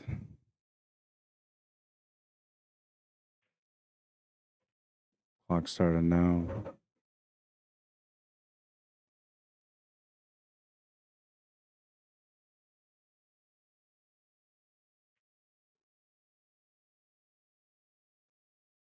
And then Mike Delgado's waiting for an opponent still. They're waiting for the winner of Earl Cameron and his son Emery Cameron, which they're at 12-11, almost about to be Hill.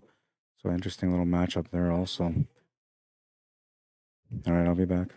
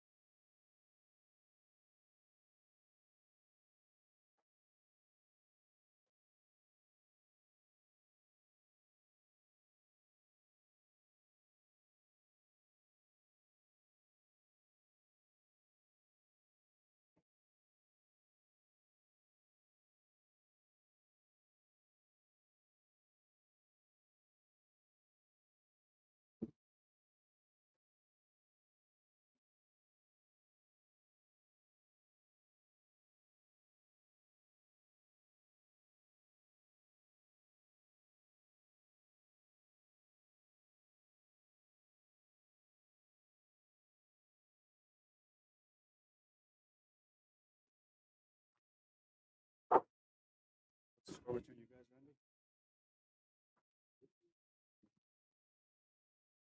Randy? 1-0 for Randy. Okay, so now I'm on point.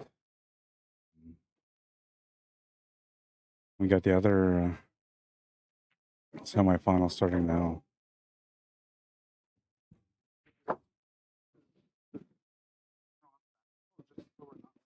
Could I just be at an angle? That's fine. Running into each other? Yeah, no, I get He it. doesn't like So that. how about you guys play there, but then when the match is done here, then you guys just switch to this one or this one. You guys Oh, okay with okay, that? so you want us to start there? Yeah, and then But whenever when they're something done. happens, you want us to win the team? Or No. When you guys are done, like when these guys are done, because they're playing ahead of you slightly, right? Actually, no, just play there. Like, yeah, I'll be fine. Yeah, I'll be fine. I'll just turn the camera over there. that's what I meant. Yeah, I know because there's too much. Like, and then yeah, I get it. I get it. Right there. Yeah.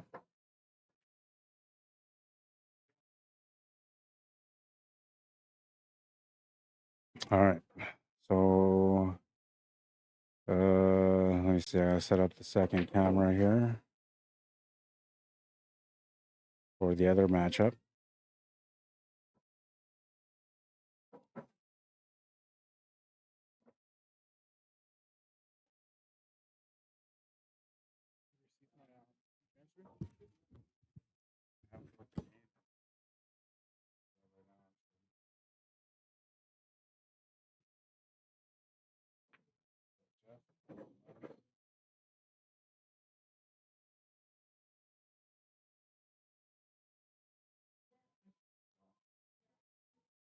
Let me check the. Might be in the spam. Sometimes go to the spam. No.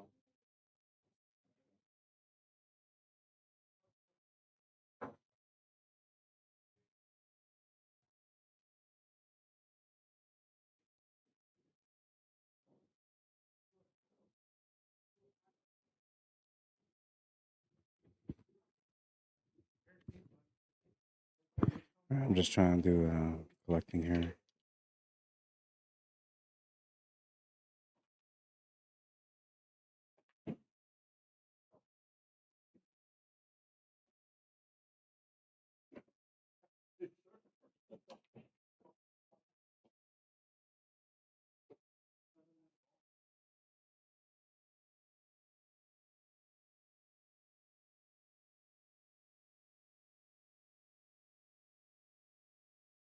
Oh, by the way, if I swore when I was talking there, and I don't know, I should have muted my mic. I didn't think of it.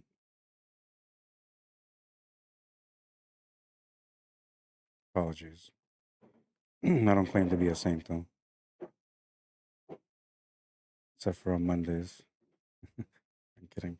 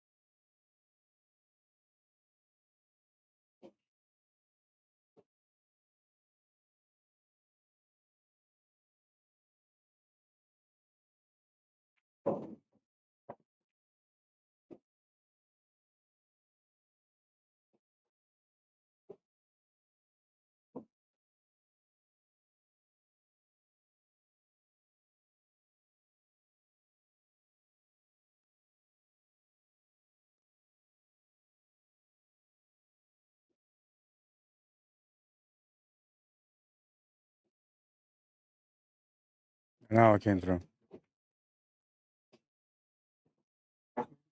Yeah. Okay. Thank you.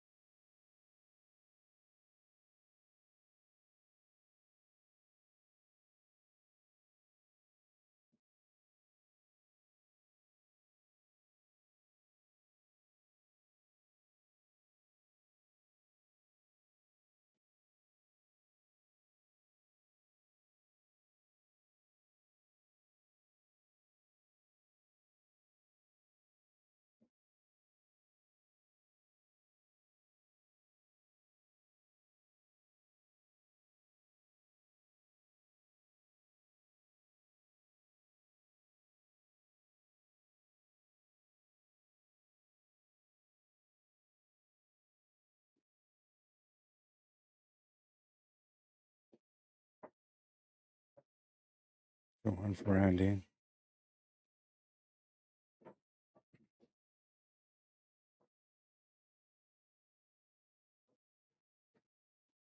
This is the shot to help him get to the finish. Simple jump. Yeah.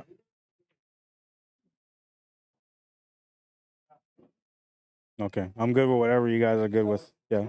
It was supposed to be 2-3 in the back, but it wasn't a rule, right? So, yeah.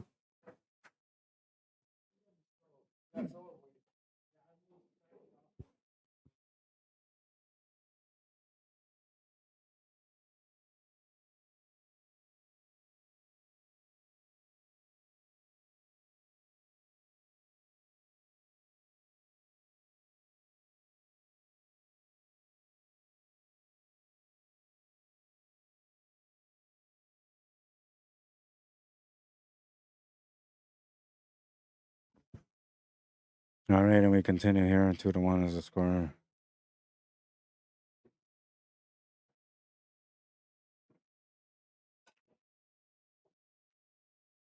Oh, that didn't sound very good, and the balls kind of stayed tied up a bit, so maybe an interesting rack on this one.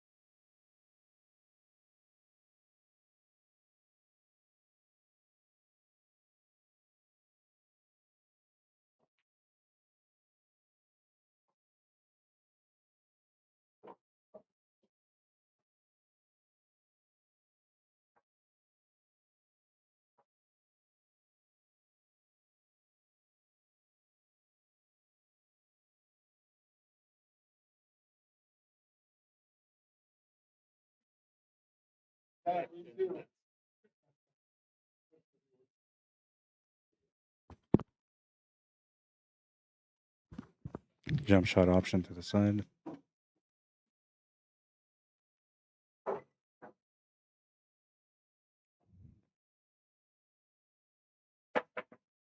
And he makes a good jump shot out of that one.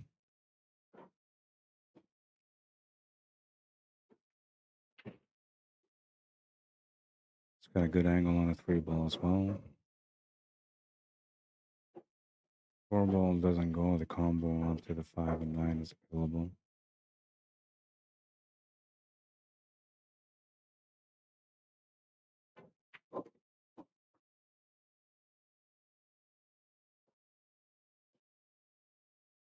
He's going to have to explore that option now.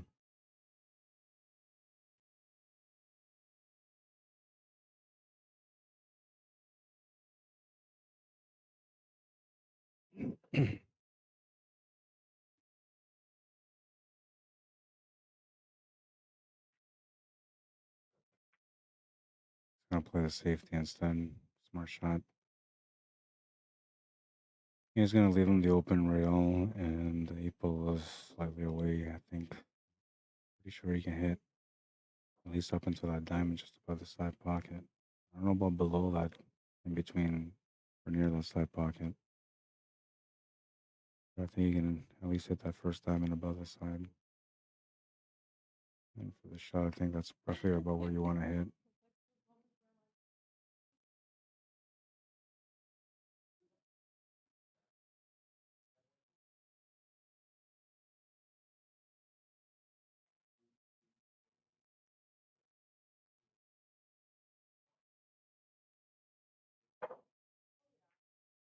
Oh, he's gonna make a beautiful shot. That was a beauty. And then the 5-9 is available now.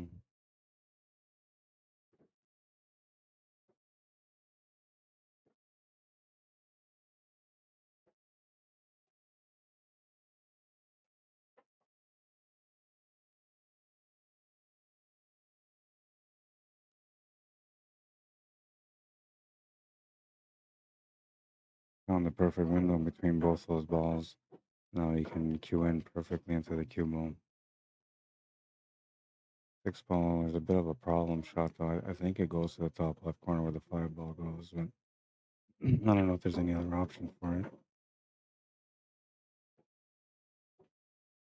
it. He might have to try to like make the shot here and break him open.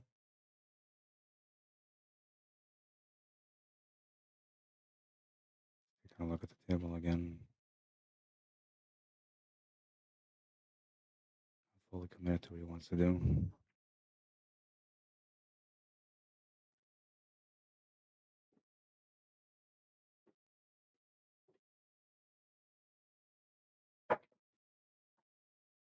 Yeah, he's gonna make another nice shot here, getting over for the 6-ball.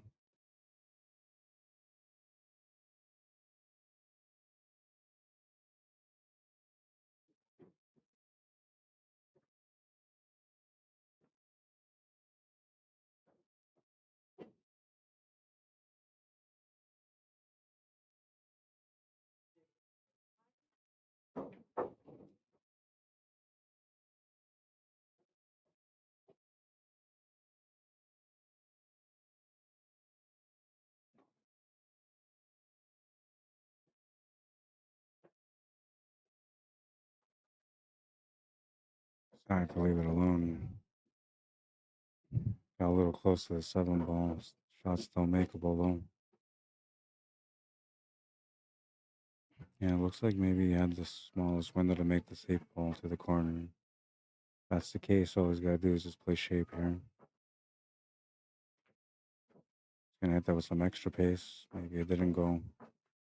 That's going to turn the table over to Randy, who's going to have a shot on the 7 ball with an angle to be able to run into this 8 and 10, or to be able to set up for the 8 to the side, or come around 3 rails to get below the 8 ball to make it in the top right corner where the 7 ball is going.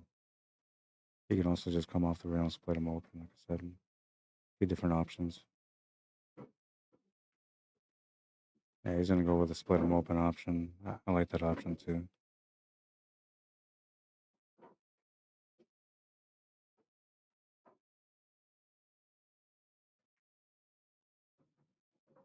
Easy 8, easy 10.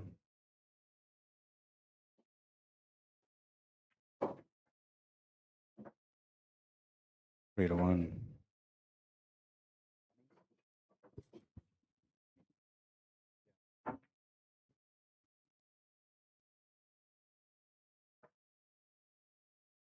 Yep. Let's take a look at that shot. This was a beauty, man. Absolute beauty. Dead hard in the center of the ball and right into the pocket. What a shot.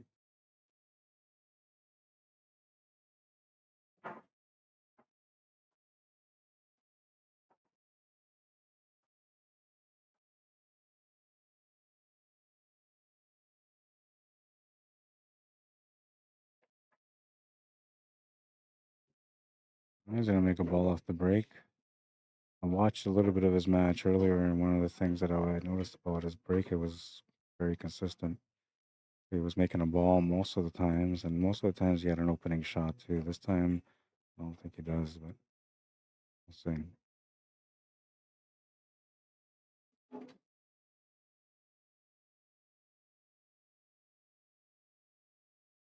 Yeah, maybe he does. Looks like he does from this angle.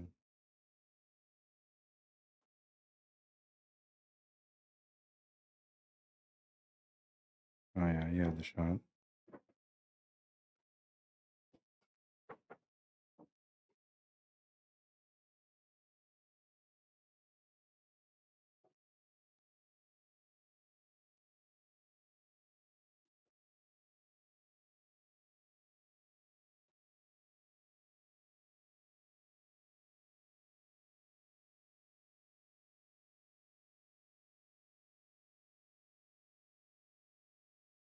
I was wondering if he was gonna do that again, because the last shot for the last rack that he won, he decided to go into the 8 and the 10, which I would have done too. And at that angle that he had there, he had the opportunity to kind of go into things also to open up that 6 and 7. And I think that's what the intention was, but instead he ended up running into the 5 ball. But still not bad. He's got a little bit of an angle to work with here on the 5 ball now. And I'm thinking he's probably gonna want to break into them again, but he could maybe try to set up for the shot on the 6 to the corner. It does go to the corner past the 10 ball. I mean, we're talking precision then, and you got to be pretty accurate on your angle too for the setup. Looking at that option now.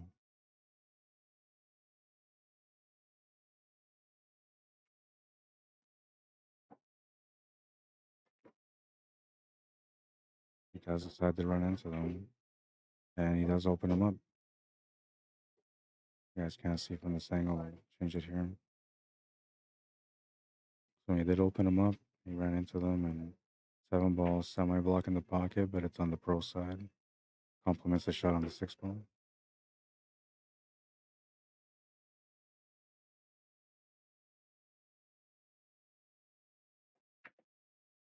Oh, but he's gonna miss the shot instead. And I think you got lucky on the leave, maybe.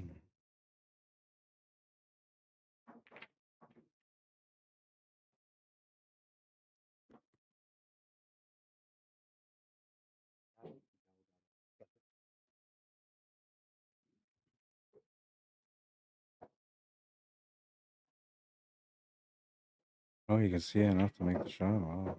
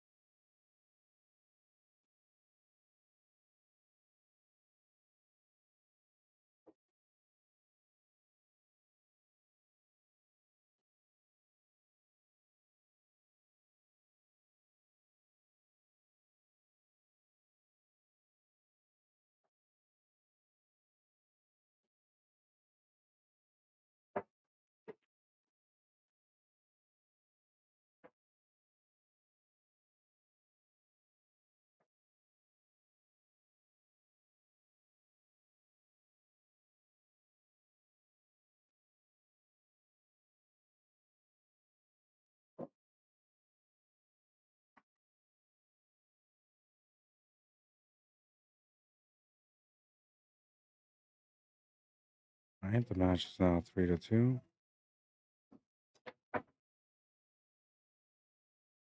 Jeff's gonna break this one, and that ball tried to go in as best as it could, but it wobbled off the two horns and just stayed up. Unfortunately for Jeff, he's left the cue ball above the 2 and the 3 ball, limiting what Randy can do at the opening shot here. There's a push option, and he's gonna use it right now.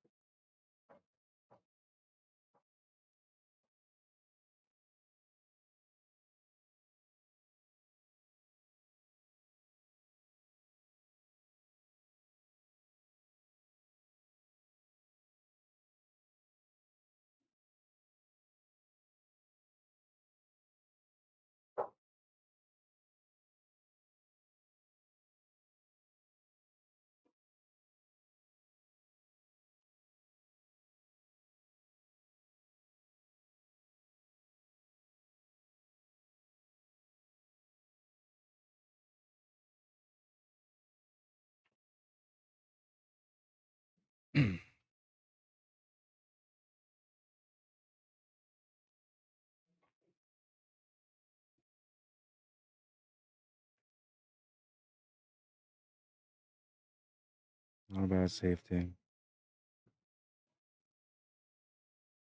Some distance, so.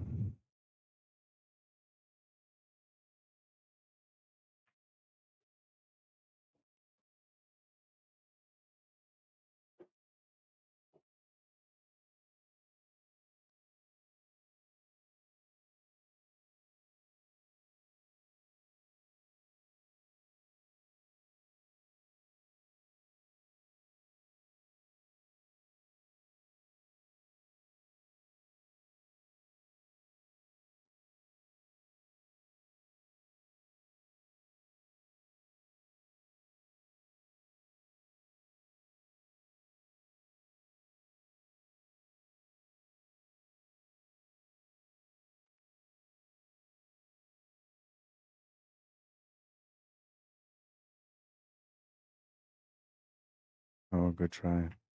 Just missed it. Ball in hand for Randy.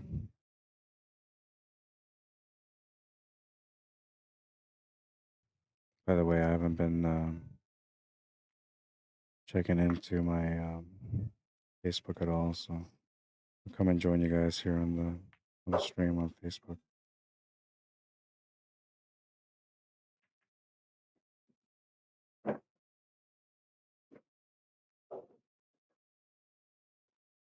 Who's the other semi? It's gonna be, well, it is Mike Delgado and Earl Cameron. All right, so Randy's got a 2-game lead again, 4-2.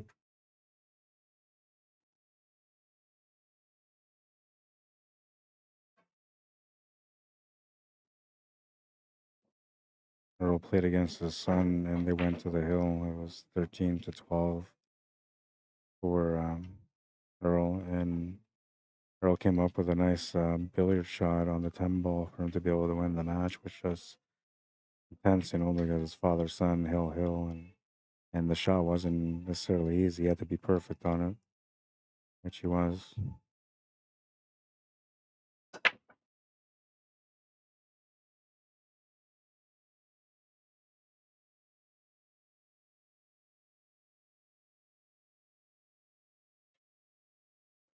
And dry break from Randy's, and I'm bringing Jeff to the table. Check out some of the comments because I haven't been checking up on them. Okay, I caught up on that one. I already had that one all good, so we're good there. And oh, Matty Boy, what's up, bro? On YouTube says, "Evening, Rod. Thanks for the stream during holidays. Some of us bums enjoy it over family time." Funny, but I would be like that too, man. I'm telling you. Can we get back on the stream next? Maybe. Looks like he's in stroke, which is good to see. Well, we got him on the table, so you get a chance to watch him play. And so far, he's doing all right. He's got a 2-game lead. And Blaine says, "Whoa, what a mess."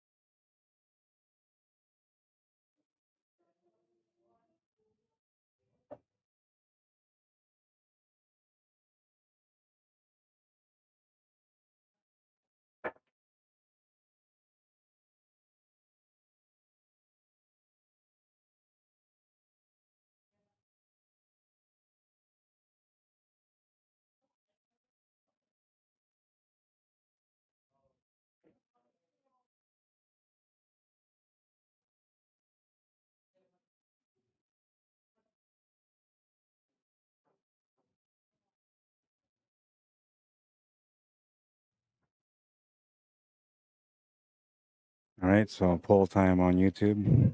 The question is, who do you think will win the semifinal matchup between Jeff and Randy? Jeff Clare or Randy Baggett? Get your vote in.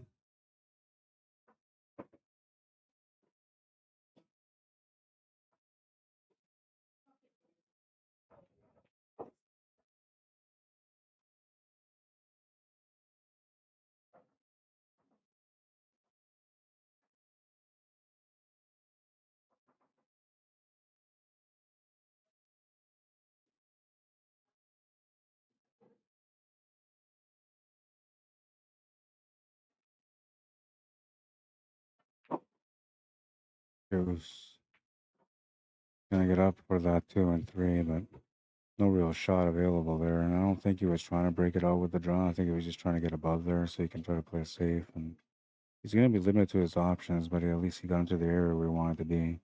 And the 10 ball provides a nice little block for him. But he's gonna run to that 10 ball. He's supposed to miss that 10 ball. Jeff will come to the table and he'll have a chance to play this 2 ball and try to play a safety from there.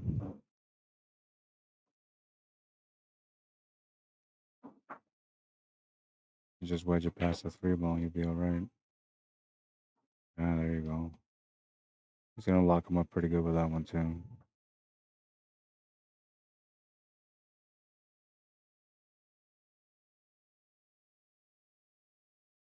It might be best just to go for the intentional foul here and just open up the area, because he's gonna try to get you on another foul after that. And if you don't hit that 2 ball, he's gonna try to go hit off the 2 ball and then use that 9 ball as a blocker. And that'll be a tough hit also, because if he hits it properly, you'll be right underneath the 9 ball. But he's looking at this like you can see some of that 2 ball. And I don't think the other angle is gonna tell me much, but I'll take a look just in case. That's a little bit of a gap between the 3 and the 9. There's not much of a gap.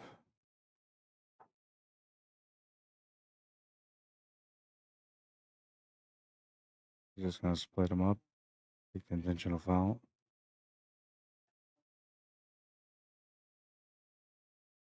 This was a beautiful kick shot from Jeff earlier. Might be the highlight of the day today.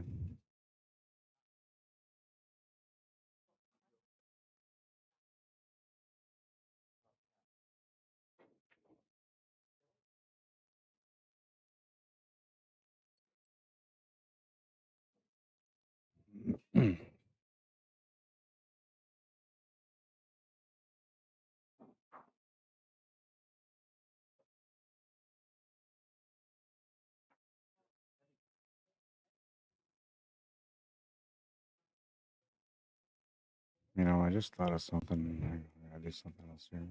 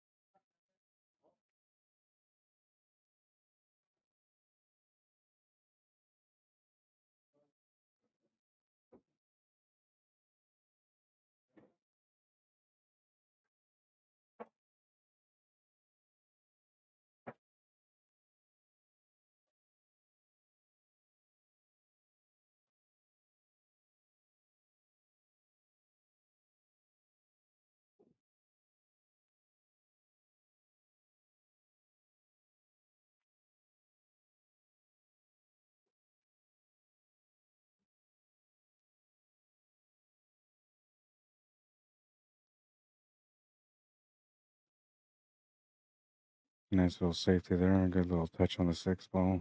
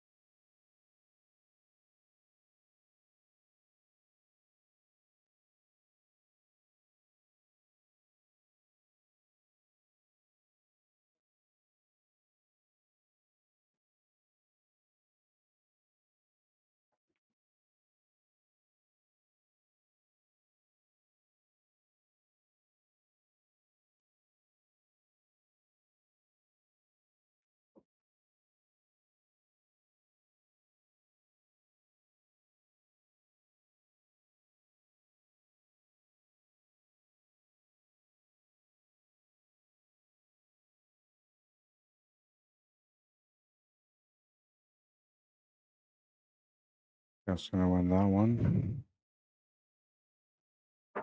4-3.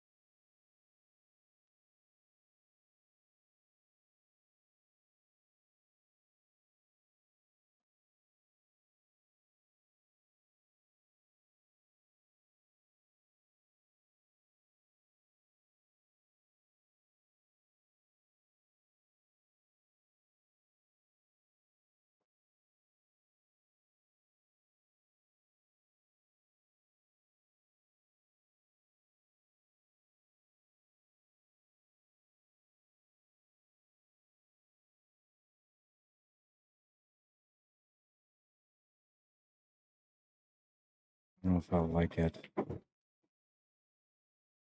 I'm gonna go with it though.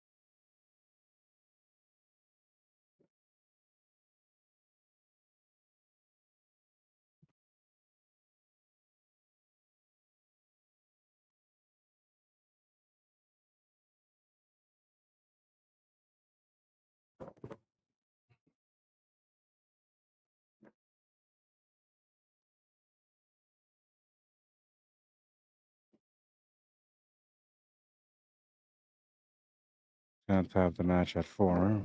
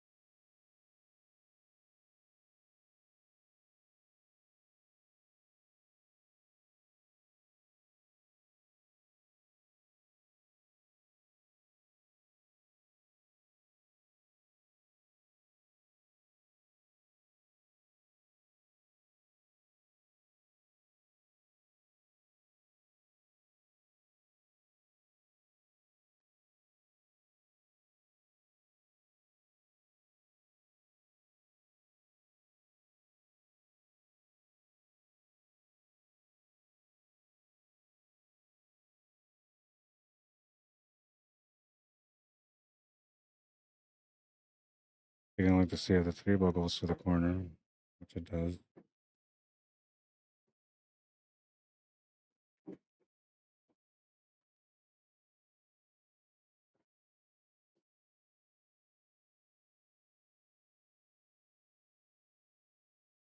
I know what I'll do.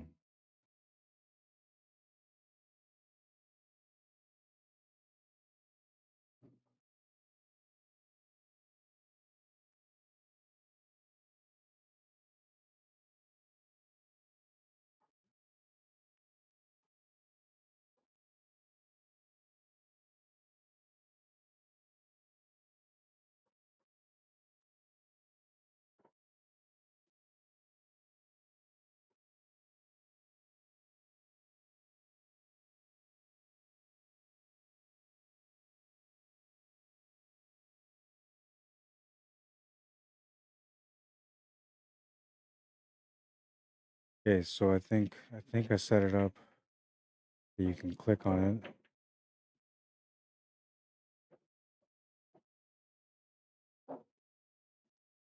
Go find the bracket, the digital pool bracket, and I'm pretty sure if you go on the digital pool bracket and you click on this match, it'll show you the link for the YouTube channel where you can watch it on YouTube.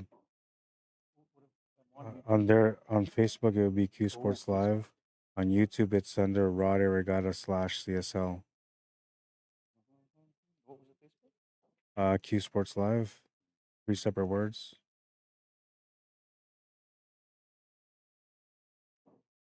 Yeah, it's that one there with that logo. And click on that. On the well, you can follow if you want to. It's up to you. Then hit the Q Sports Live name. Yeah. And then roll up. So there's 2 ways. If you go and hit this, then it'll take you to the live right away. And the other way is just scrolling down and finding it, which is right there. That's it right there. Yeah. Live right now. Yeah. Yeah, you're welcome, man.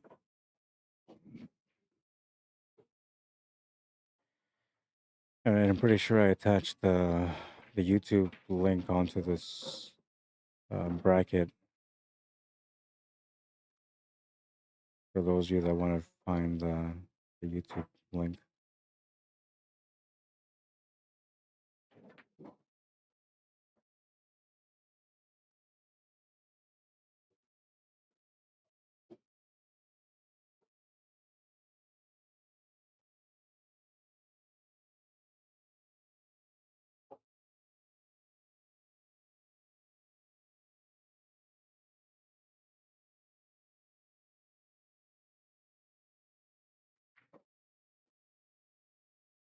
Keeping it simple, taking a longer shot, smart decision.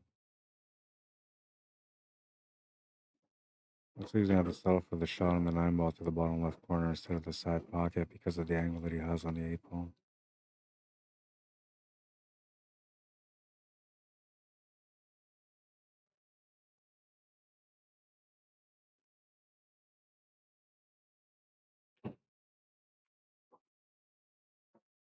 See, some players would try to use spin there just to try to adjust to be able to get set up, or try to do their best to like hold shape with the side pocket, which both those options weren't good for you to get the finish.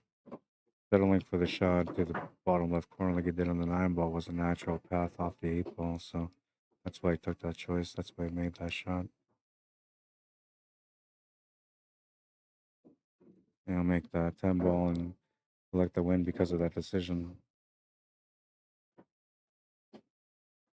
5-4.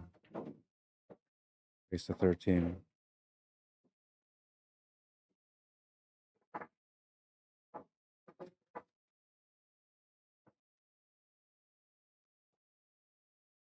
So race to 13, single knockout, winner breaks. No magic racks, straight races, no golden breaks, but the 10 ball combo is allowed. Cue ball fouls only, WPA rules. We're playing on 7-foot valley tables. It's a winner take all and championship match must be played.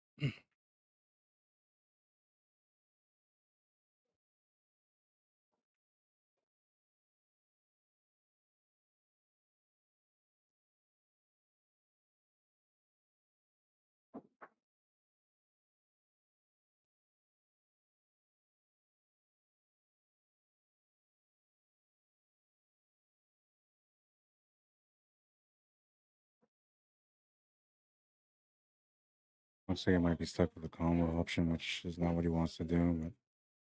But I wonder if we can maybe try to find a safety here somehow.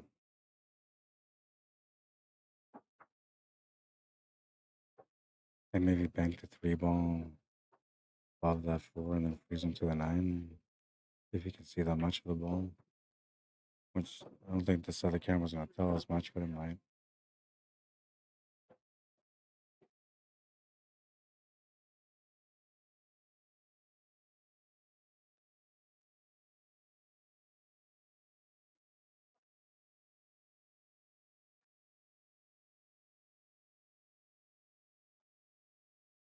Oh, he almost made it.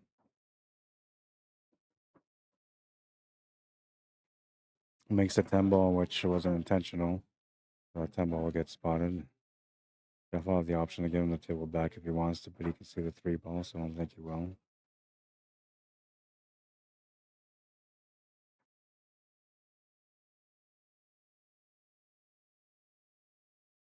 Oh, he's gonna miss the 3 ball. Pass the table back to Randy, and Randy's gonna have a nice little setup here, 3 to the 4.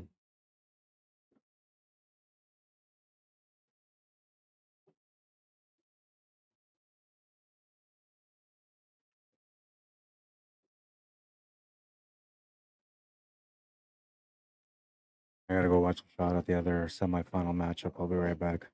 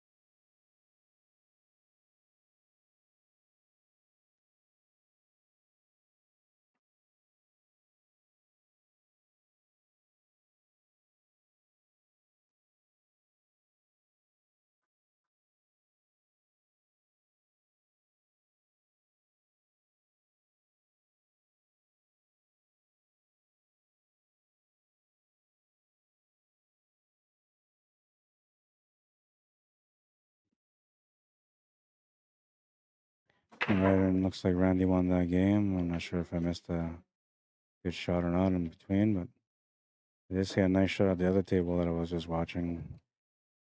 6-4 is the score. Randy's got a 2-game lead, and well, he's gonna have a chance to continue playing at the table because it's winner breaks.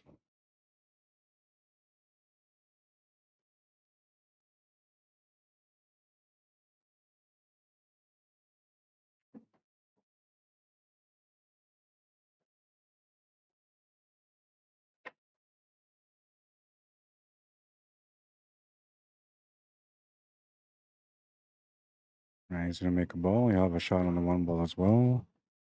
2 ball is at the top of the table near the 3 balls, so this isn't a right shot. The setup here on the 1 ball, the angle works perfect for him to get up table for the 2 ball. Different options. You can go straight up trying to get past that 8 ball, or you can go on the right side of the 8 ball by hitting that inside rail and coming on top towards where that 10 and 4 are in between them.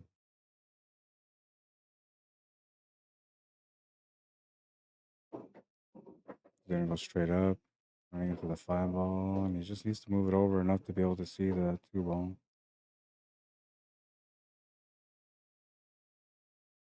Looks like he's got just the perfect window here for the 2.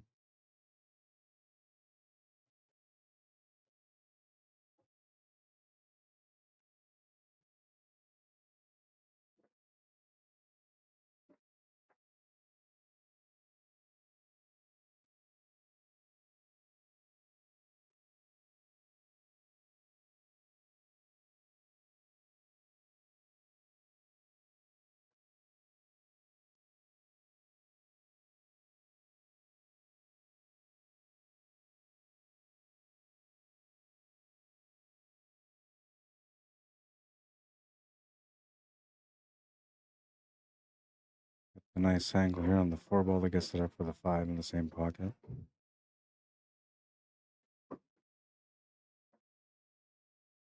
I didn't really want to run to that 7 ball, so that's going to change things a little bit.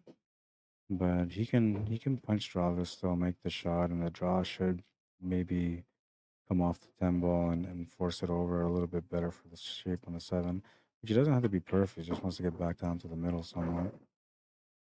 Pretty sure he can accomplish that here. Only way he can really do it though is I think he has to jack up his cue a little bit, or he has to hit the 5 ball thin and just allow the contact on the 10 ball to push over for the shape on the 7. You can also just try to draw it back. It's alright too. Just try to avoid the 10 ball altogether. He's gonna hit off the 10 ball and he's gonna run into the 8 ball as well, which is gonna slow down the cue ball. Shot set up on the 7 ball, it's not bad at all. The layout on the table is complementing everything here right now. From the 7 to the 8 to the 8 to the 9.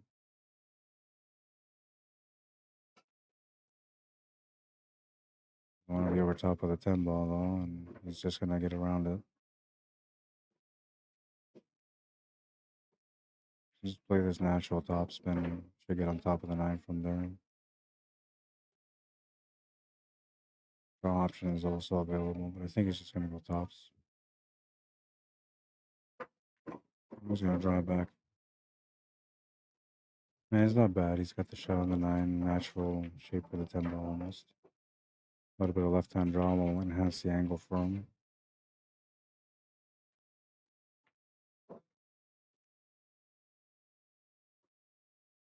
The speed on that shot is perfect.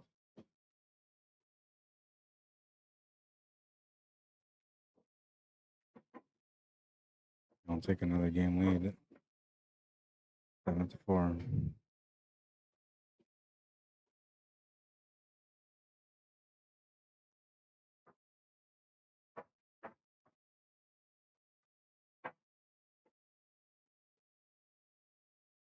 Championship match coming up right after this.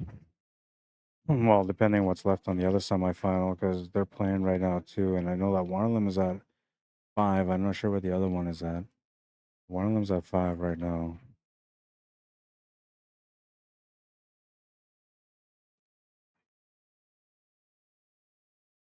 Mike Delgado seeking his consecutive King of the Hill win. If he can win this match against Earl Cameron, he'll get a chance to play against the winner of this table. And if he wins that, he'll get 2 titles in a row.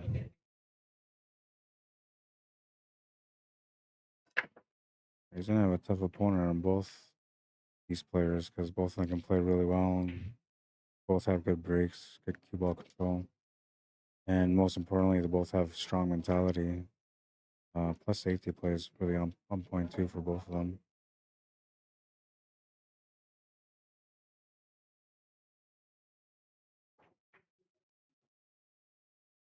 Mike's in all those areas too, though. You know, he's got that cue ball control on a string. His speed is good. He reads the puzzles right, the patterns right.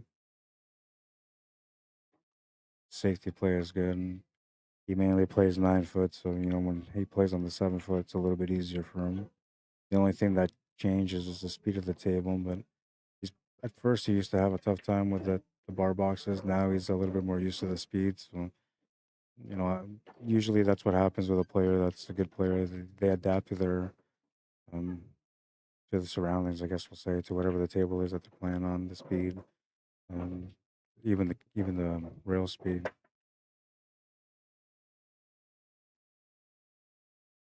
That was a beautiful shot.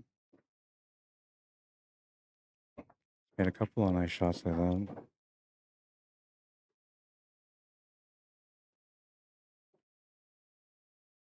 That perfect, man, right on the spot.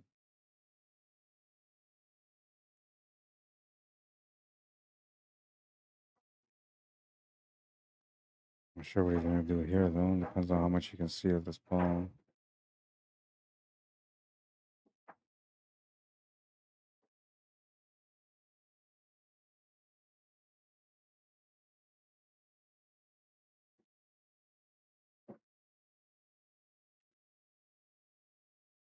Well, you can make this 3 ball, and then the natural angle from there will take him towards that 4. The only problem is you don't want to hit this 4 from the bottom of it. You want to hit it like on the side. So now you're going to be focusing a little bit more on cue ball control than the shot itself. Or you can put some extra pace and then just hope for the best, I guess. That will work too. He's going to make them both.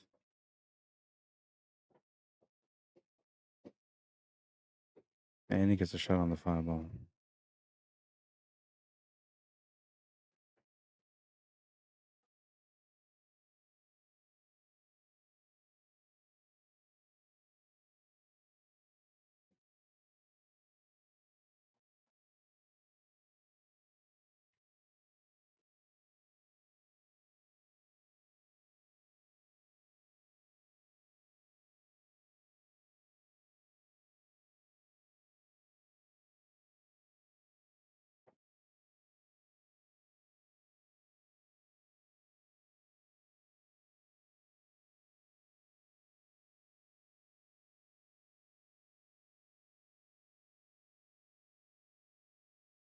A shot on the 5, plays the cue ball through beautifully for the setup.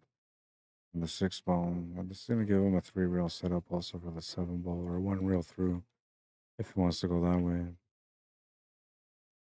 He just has to calculate the angle to get past the 9 ball clear, and then he'll have a good shot on the 7 ball.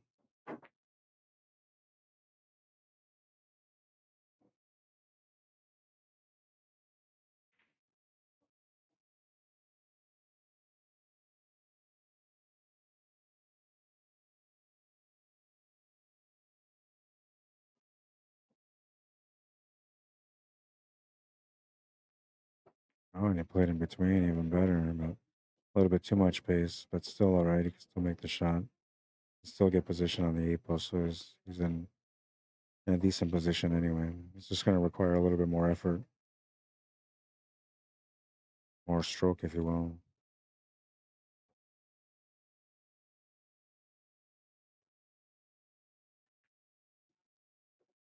Yeah, he'll make a nice shot there on the 7 ball.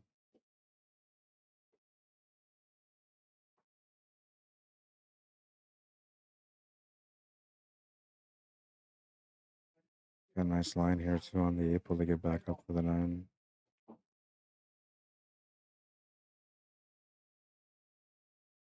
It's up to him. He can play this as a 3-rail positional shot or as a 1-rail or 2 even.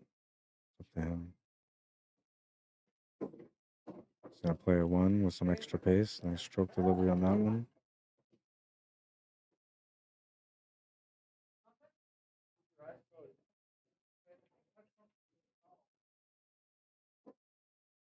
And after hitting the stroke on the last one, you know he's going to feel the vibe and go for another one there.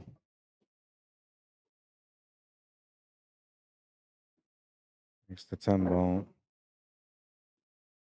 Takes a 5-game lead or 4-game lead on this one.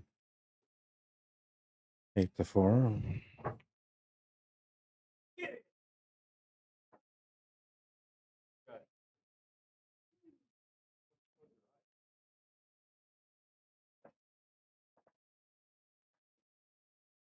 Perfect delivery there on the 3. Comes up beautiful for the 5 ball too.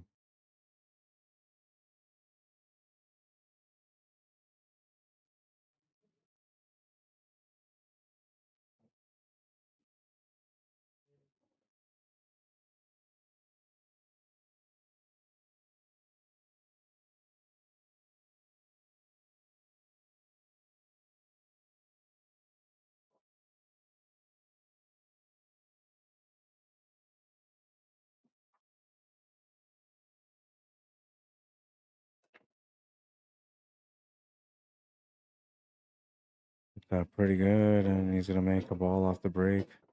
You can see the 1 ball, but there's no pocket. The 7 ball is on top, and there's no shot on that.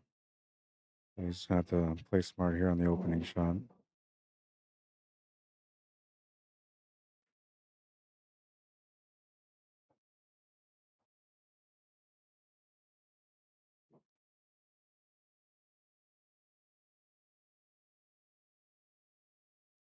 Yeah, he couldn't really do a whole lot there. And it's not too bad. He's left them shooting over top of the 10 ball as well.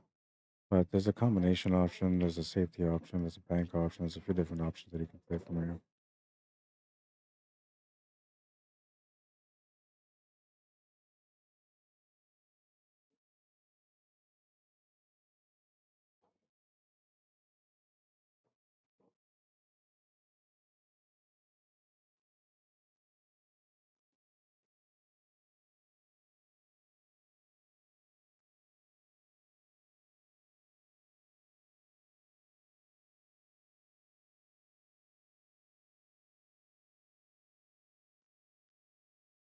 I had a feeling he was going to try to play into the safety, but it kind of looked like he was trying to go into that to the 7.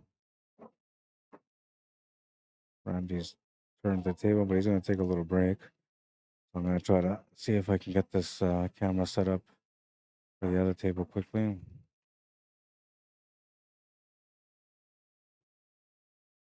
Oh, Mike just missed a nice shot.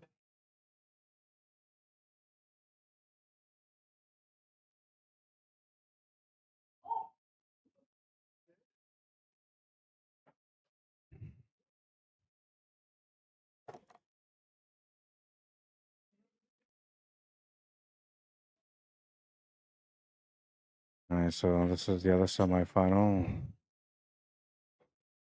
Earl Cameron playing against Mike Delgado.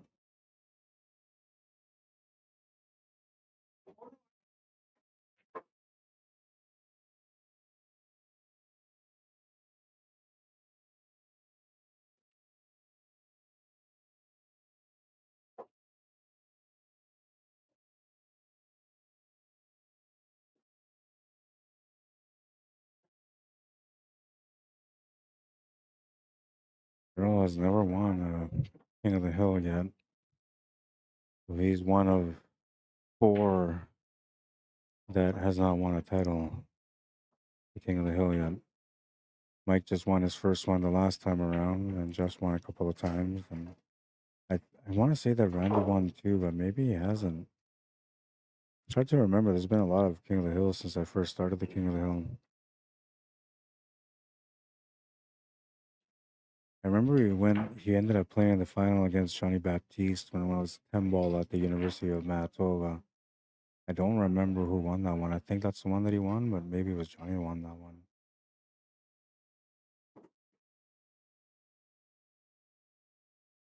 It's tough to win the King of the Hill, man.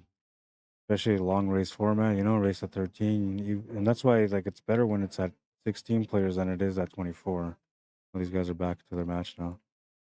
We'll go back to that table. Randy's shooting now. Yeah, it's a tough format, you know, with 16 players, it's still tough, man. You got to play 3 matches to be able to win. Wait, round of 16, round of 8, semifinal. Yeah, so you got to win 4 matches to win the tournament. And, you know, it's a race at 13. So let's say you go to the hill on all 4, you're looking at a 25 game format. So 100 games for you to be able to win the money, right? And it can be grueling and exhausting mentally and physically, man. Especially because of the mentally part of it, right? And the more you think and concentrate and try to play with focus, the more tired that your brain gets. That was a nice little safety. Yeah, nice little safety. Perfect little touch to get right up against that 8 ball.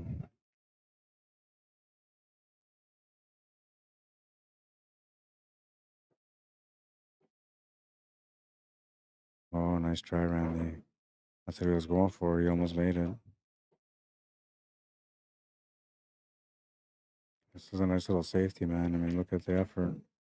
Missed the ball and tuck into it. Perfect.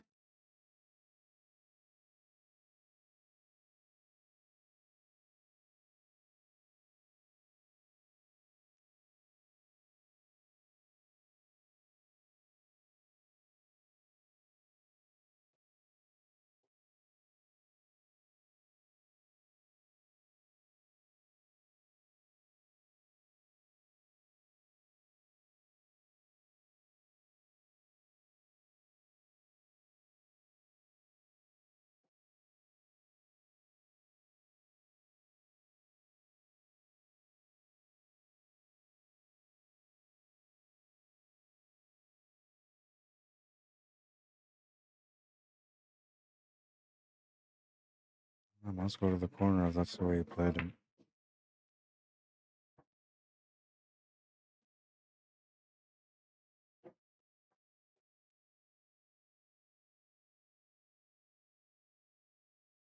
To me, like he's got to play down towards that 4 ball, and it's going to be a little bit more difficult with the angle that he's got.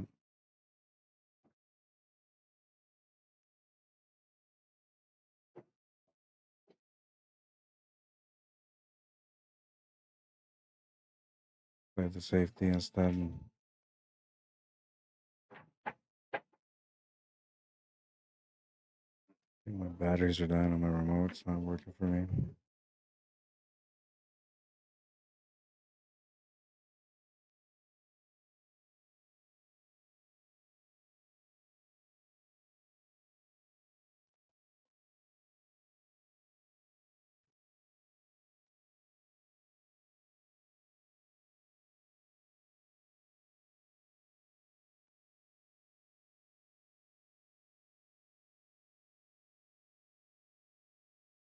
He's going to leave him some of that ball. I'll wait till these guys finish this frac so I can adjust the other camera. Earl and Mike Delgado are at 6-5 from Mike. Earl just won the last game, making it 6-5, so he's down by 1, and he's breaking now because the winner breaks.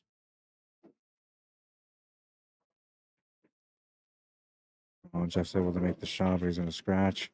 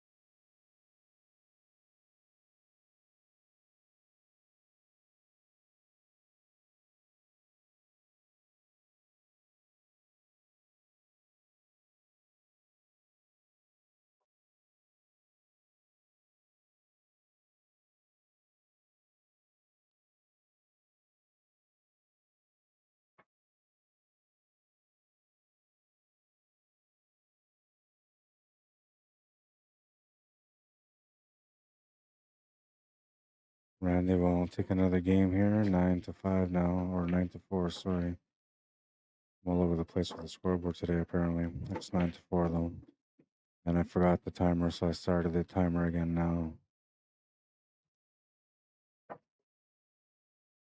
We're now 5 hours into the match, and we're getting close to playing championship matchup. Which normally a championship match, I usually add a couple of games, but I haven't done that for the last few times, so I don't know. I feel like these guys are pretty exhausted by then, so to have the extra race, like a little bit longer, it's almost too much for them.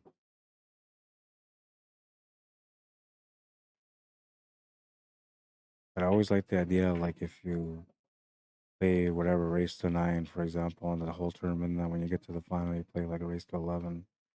You know, just like, well, these are the two best players, right? One of them went undefeated on the A side, the other one lost once and went undefeated to the B side after losing that one time on the A side. So it makes it a really, really awesome, entertaining matchup for the viewers and for myself, because I'm a viewer too, even though I'm the guy that's commentating for me. I'm actually watching and enjoying the matches, right? And for example, I'll tell you with Brian Mink, I haven't seen him play in quite some time now, and having him come out to play today, like what I was saying to players, like, well, it's been a long time since I've been able to watch Brian play, and that's because that's really the way I feel. I'm more like a viewer, but I just get the mic. I get to talk while you guys get to listen. But hey, if you guys are streamers, I'll listen to you too. Mark McDonald, how you doing? Benny Robinson, welcome to the stream. Dan St. Paul, what's up, man?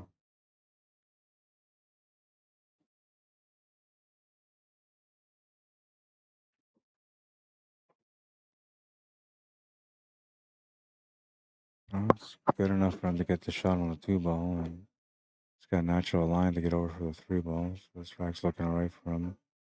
It's from the 3 to the 4 that he's got to make a little bit of work happen there. And because of the setup that he has on the 2 ball, he should be able to set up whatever angle he wants on that 3 ball.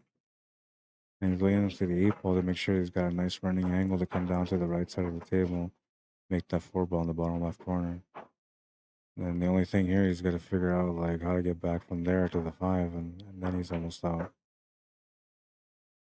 Still, more challenges ahead, but those are the simpler ones. The ones that are in front of him now are the ones that make the decision on whether or not he's going to win this rack.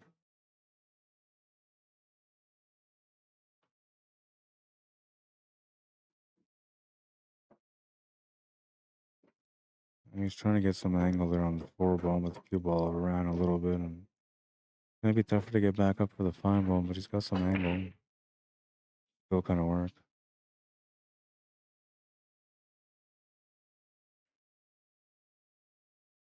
That's going to be a power stroke shot, I think. That's just from the angle that he's got.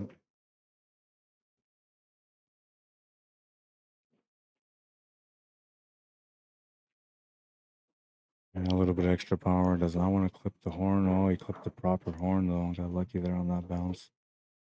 If he would have clipped the top horn, he would have bounced back to the middle. That would have made it tougher. But he got that perfect little bounce off the bottom horn. Gets it up for a shot at the 5 ball now.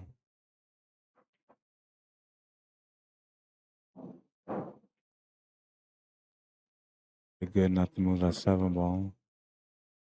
And now he's looking good for the finish. He's got the angle on the 6, can set up for whatever angle he wants on the 7 ball. He gets set up for the 8.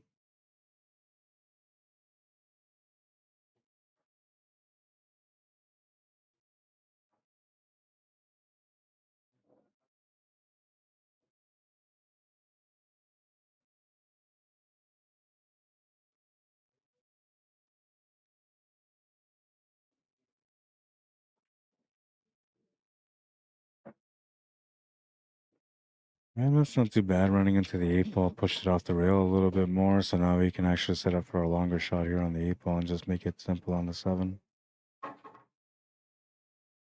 See there, he's got a good 1.5 inches off the rail, maybe.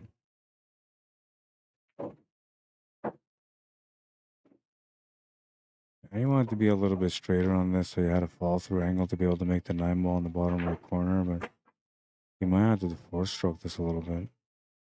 Or maybe he can play extra spin and just kill the angle by putting the extra spin. Yeah, like that. There you go. Yeah, that was a good choice there. Now he's got a nice little drawback angle. Don't have to be too fancy here. A couple of feet will do it.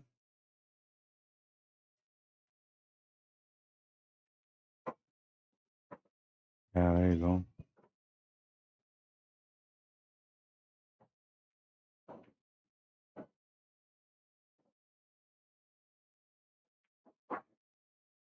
Randy will win that one. It's 10-4. 3 away from winning the match. And his winner breaks, so he has a chance to break again. You see, though, he's like on point today. He's in stroke. He's feeling the angles. He's feeling the shot. The cue ball control is on point, and even if he gets like those difficult shots, he's still smooth stroking the ball into the pocket. I got a feeling this guy's been playing some pool for some time now. And I'm not saying like, like many years. I'm talking about like as of recent. Because a little while ago, he wasn't really playing much. And you can see the rough edge around his game. But now, like, it's nice and clean. So it's either he hasn't played in a long time, he's been missing the game, and he's just connecting with it, or he's been playing a lot, and he's just, good stroke right now. Without good stroke, you can't really compete like this. I mean, everything else connects with the stroke, but the stroke itself is the delivery on the shot, the most important part of the game. So if it's not on point, you're not, hitting it right. It's not going to feel good. You're not going to do as well. He's been hitting the break pretty good too as of late, but this one he's going to come up dry and he's going to give Jeff a chance at the table.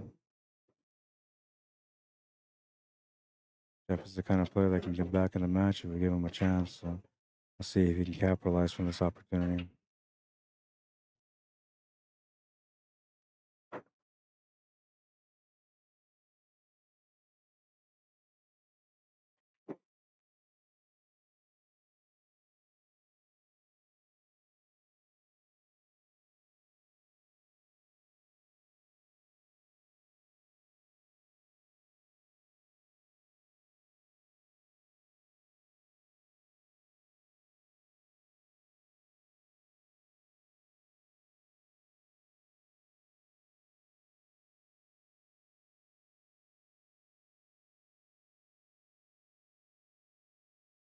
Not bad. Dennis has some pretty good jump shots so far, though, so he might take another one on here for the one ball. Yeah, he can easily kick this.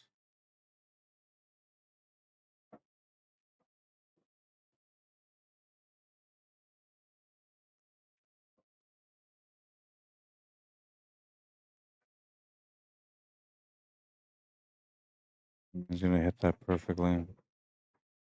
Took away most of the shots on the one ball. There's a kick shot option. He might call the side just in case.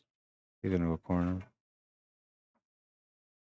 And the reason he's going corner is because then he can hit the ball on the thicker side instead of trying to hit it on the thinner side for the cut. Oh, he's going to make a beautiful shot. Second time he's made that kind of shot, and this one was a little bit better than the last one. Got to calm down the adrenaline here and make sure that you're focused for the follow-up. He's going to follow that up with a bank after that. Now looking for maybe a 3-10 combo.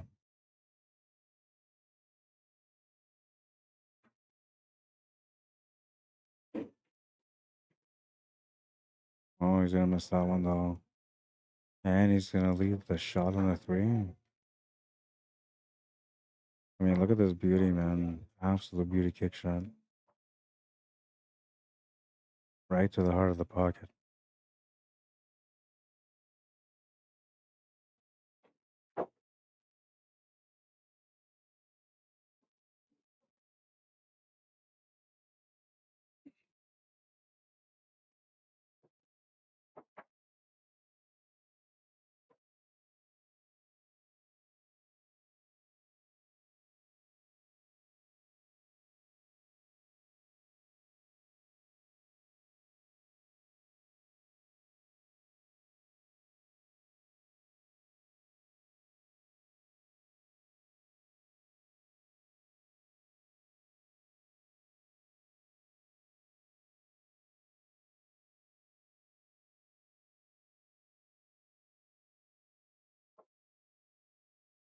And safety, trying to get him behind the 9, maybe? No.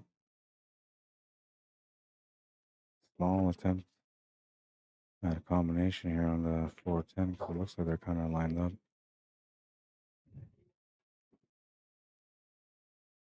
It's kind of like a shot to nowhere though, so I'm not sure. You go for it.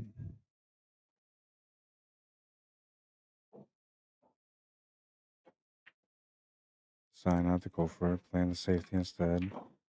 4 balls traveling with some pace, and it's going to open up for Randy to the corner.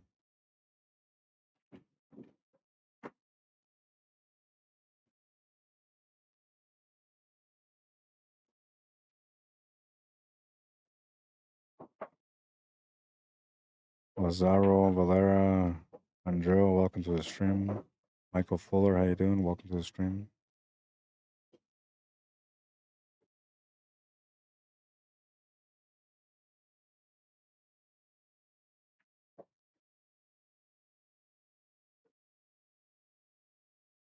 Draw back angle on the 6th ball.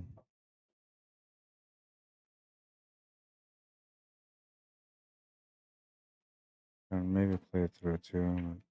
You have to force the angle a little bit with some spin, which is what he just did there. Easy check angle off the top rail to come down for the 9 ball, and he should be alright for the finisher. Playing some really good pool today, man. He's gonna be the guy to beat, the tough guy to be at the table right now.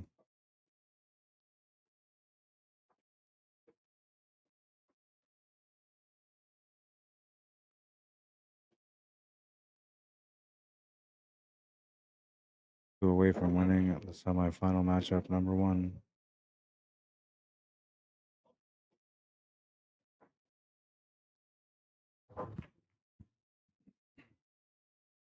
Not much that Jeff can do about anything here. It's not like he's playing bad. It's just Randy's playing that good. His safety play has been on point. His reply game has been on point when he's been in tough situations. He's made some really good jump shots. His breaks have been pretty good for the most part. His mentality's been sharp. You know, he's been focused, and I don't know. He's got this like the style of play that he has. He's just a quiet guy at the table, and the more quiet he is, the better he gets at the table. Now I gotta go watch a shot at the other table, so I'll be back.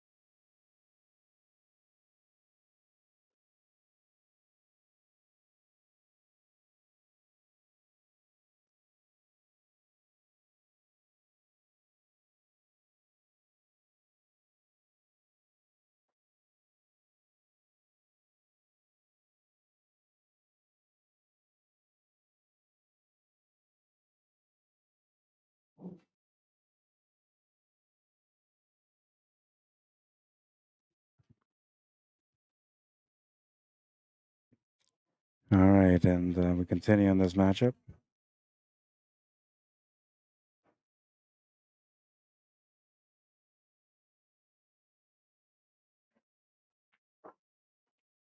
Some messages might be my wife.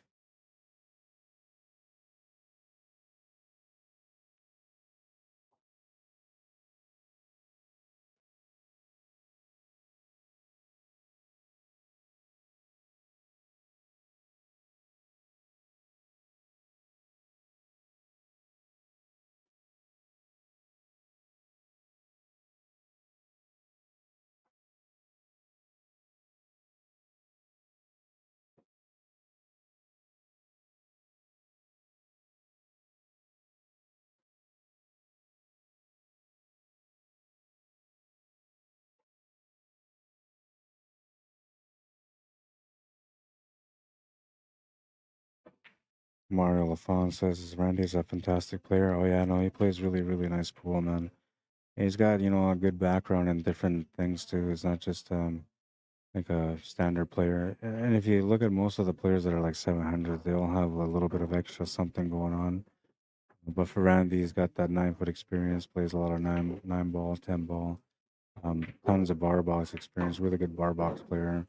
And that's whether you put him on a valley or a diamond or a predator, it doesn't matter. Well, the predator might catch him off guard maybe, but the diamond and the valleys, he knows them well.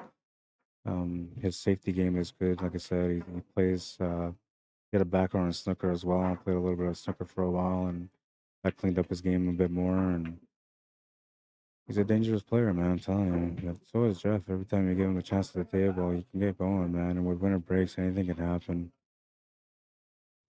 But right now, the way around he's playing, he's gonna be tough to beat, and that's for anyone.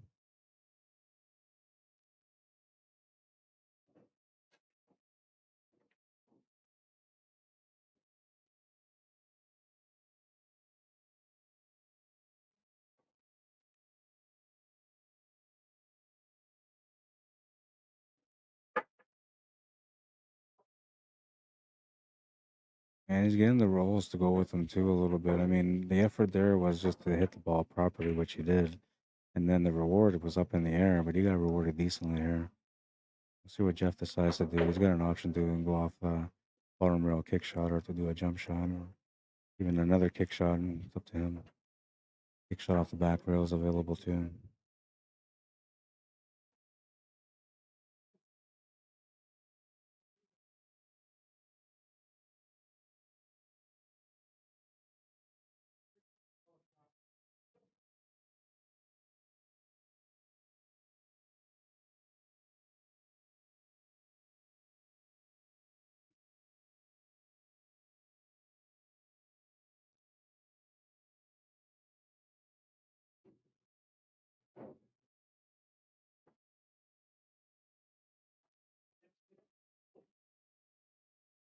Good shot, Jeff.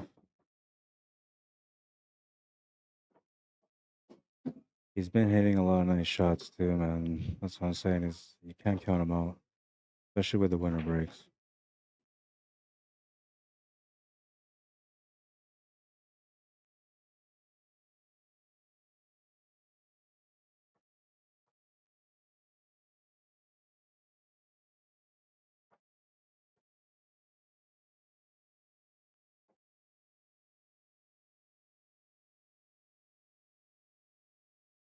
Oh, look at the safety. I mean, that safety there.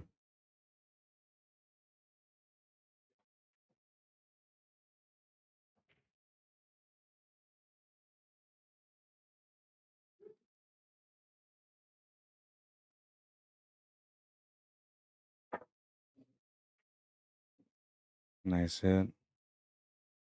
Gonna turn the table over with a 2 ball available, but the best he can do was just hit it at least, and he hit it.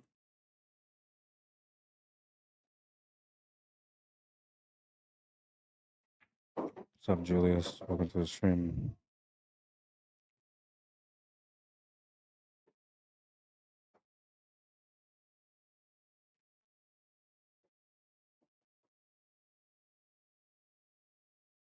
David Myers, how you doing?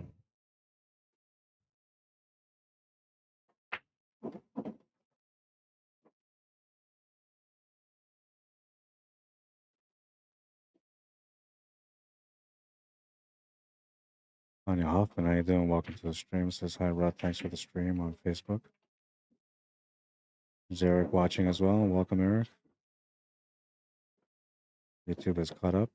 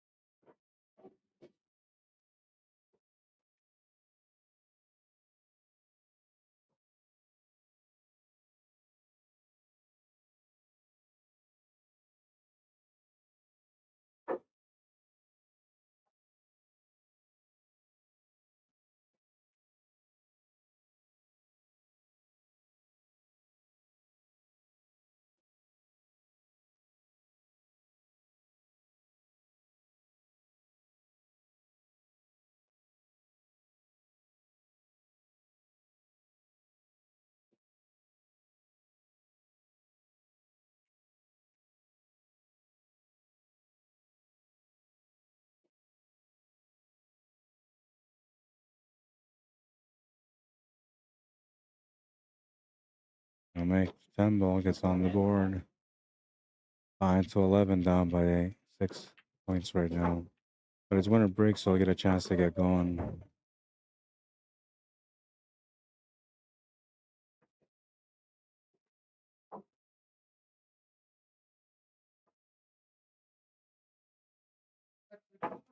This is where we're at in the tournament now. Semifinals. Winner of Mike Delgado and Earl Cameron against the winner of Jeff Clare and Randy Baggett.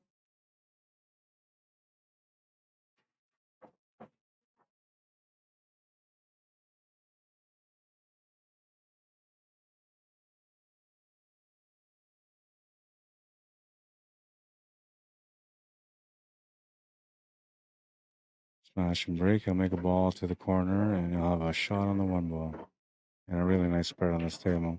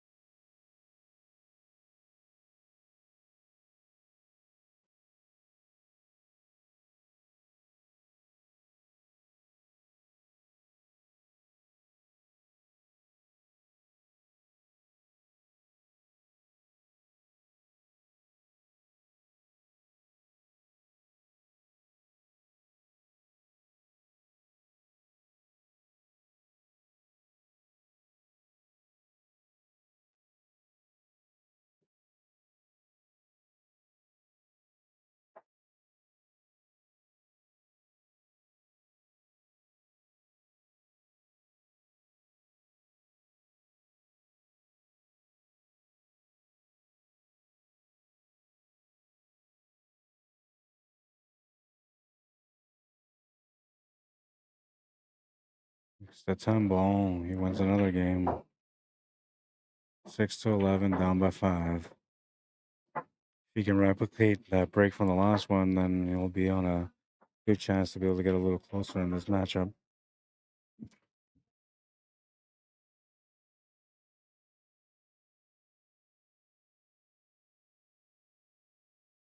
You guys are enjoying the coverage and the matchups, which so far we've had some really nice matchups and some amazing shots.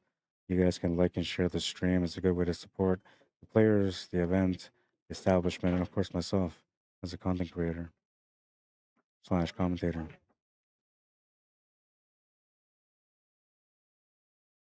All right, we're going to move into rack number 18 now. Looking for that good break that he got on the last one. He's going to make a ball. He's not going to be able to see the one ball, I don't think. So he's going to have to push or get a safety. One of the two.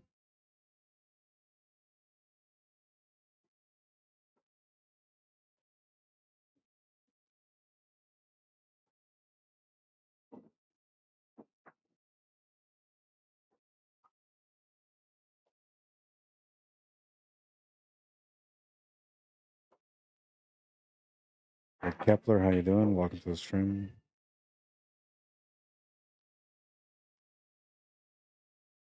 Michael Mapatak, welcome to the stream.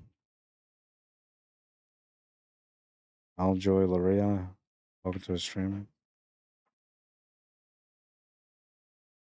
Arwin Bautista Madriaga, welcome to the stream. Roger Treadaway, how you doing? Some of these names are new, so I'll introduce myself. My name is Rod Arriagada. I'm part of QSports Live. I'm based out of Manitoba, so I'm CSL Manitoba, or QSports Live Manitoba. And yeah, thanks for tuning in, guys. I hope you guys enjoy the coverage. I'm a passionate pool player that just loves the game and tries to do the best that he can to promote the game wherever I go.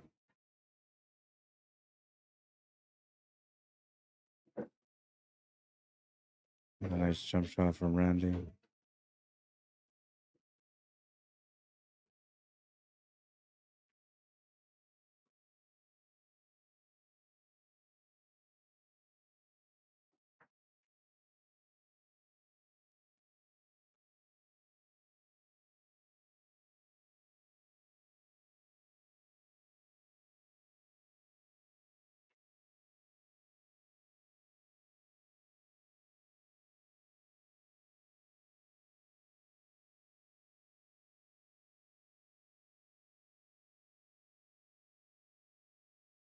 He ends up a little tight on this 3 ball.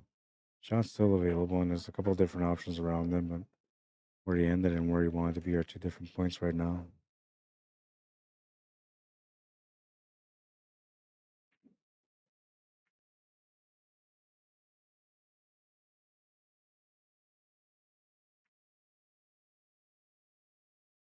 And the safety, he was supposed to get on top of the 4 ball, but instead he's going to leave the opportunity here for Jeff. And he'll take a look here. There's not a whole lot of opportunity, but he's been hitting some good spots, so he might try to pick a spot here, like a bank corner or something like that.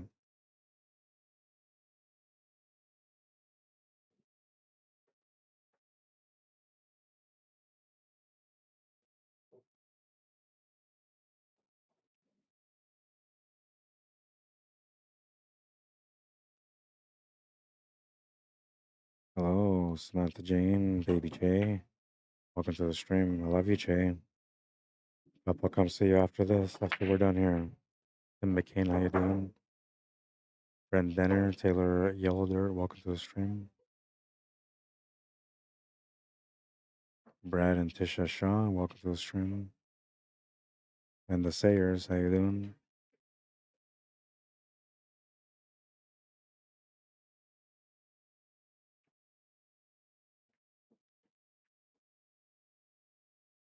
Yeah, he really didn't have a lot of options there, and he did the best that he could with what he had. But he's left a pretty decent shot here on the bank corner with a 3 ball. We'll see if Randy ends up taking it on. He just still doesn't have anything with the 5 and 7, so even if he made it, he still into a little bit of a challenging areas, because the 4 ball to the 5 is not really going to work out from this bank if he was to go for it, that is. And there's also a small chance that the cue ball might get trapped up behind the 9 ball. Not sure if that's what you want to do. But you could maybe look at this as an option to like bank this with the cue ball going forward and try to spin the cue ball towards that 7 and 5. That would be all right. Maybe even skim off the left side of the 3 ball to do that. He's going to push the 3 ball into that area. At least he tried to anyway. He didn't quite get there.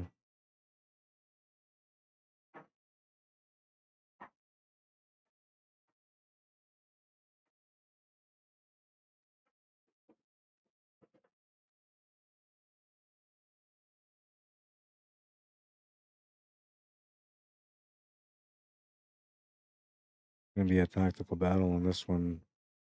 Whoever wins this rack, is going to have a chance to win another one. And if Randy wins this round, he's going to have a chance to close out. And if Jeff wins it, he's got a chance to get within 3. So these racks are only building up as we go through the racks. And the pressure and focus and mentality is alternating between both these players because of the intensity of this build up to the end of this match.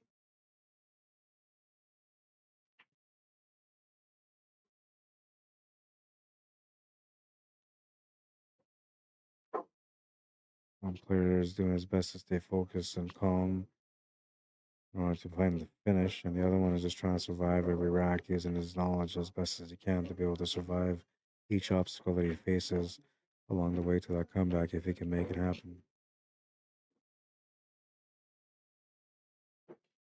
This is a bit of a skill battle, but it's more about a mental battle than anything else. And Randy's going to turn the table over here with a 3 ball available to the side pocket. 5 ball is not on the open, so that's not a problem anymore.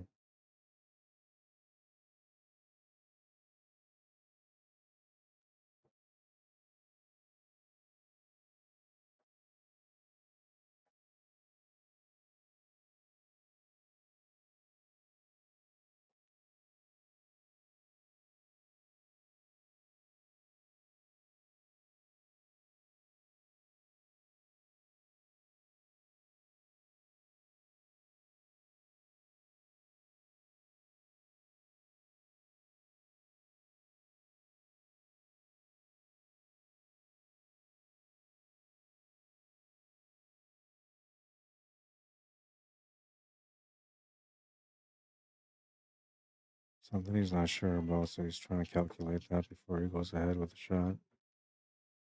I'm thinking it's just the angle, from the 4 to the 5, and he's got to be pretty precise. The 5's so close to the side pocket that side pocket might come into play unless you play the right angle on this 3 ball to get set up for the 4. Come down properly into the 5. Got a bit of an upward angle here too, so he's got to also try to kill the spin, or he's going to end up getting a line behind that 10 ball, which is not going to allow him to have the shot on the 4 ball.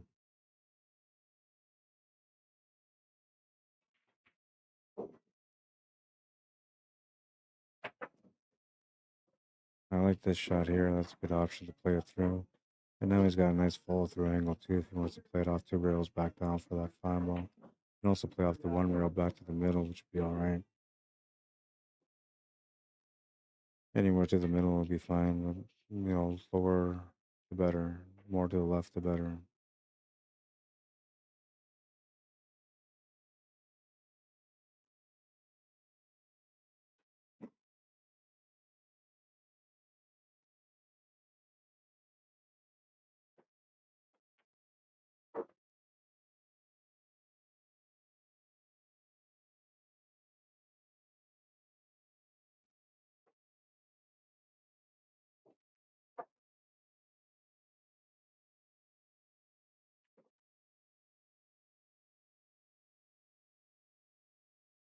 So stroke on that one, gets set up for the 5 ball, and now he can hold the angle on the 7 ball. If he needs to cheat the pocket, that is, which it looks to me like he's gonna have to maybe get around that 8 ball.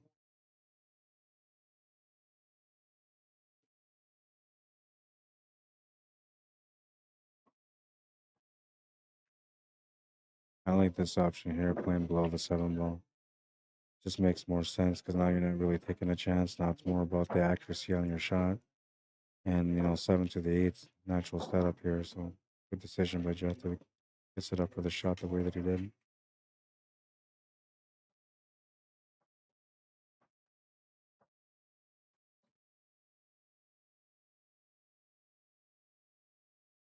Strokes that 7 ball right into the pocket.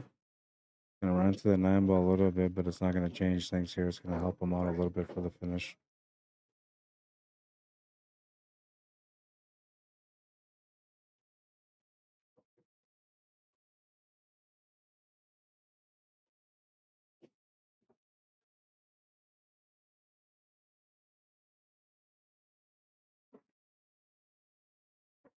Perfect pace on that one.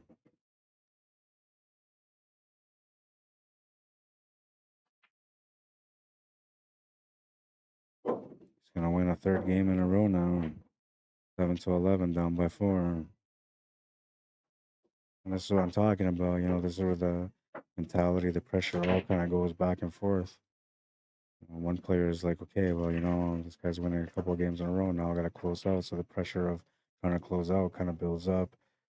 Possibilities of, making mental errors or just getting into trouble are always available because of that. And then the other player is just trying to get back into the game. So, you're thinking, like, I just got to run out tables. And then you might try a little bit too hard and eventually turn the table over. So, a lot of different ways that you got to battle on this table, not just skill and knowledge, but mentally there's a bit of a tactical battle going on between these players also. And it's not amongst each like against each other, it's amongst themselves, but technically against each other because they're playing in a match.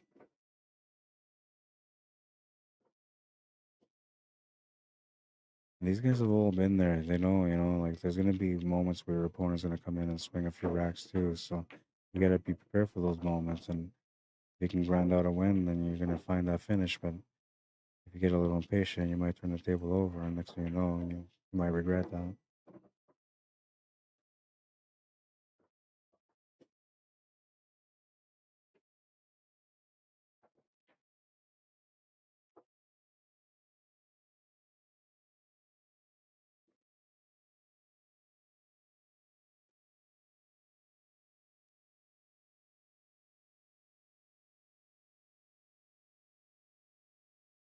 It's not good here on the shape on the 3. Gonna have to back cut this or play a different shot.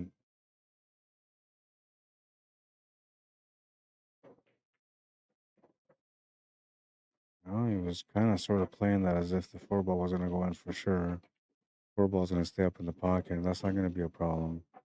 If anything, is going to help him to be able to get shape on the 5 ball now with better angle to get set up with the 6 ball. And the 7 ball being where it is makes the finish a little bit easier for him on this rack.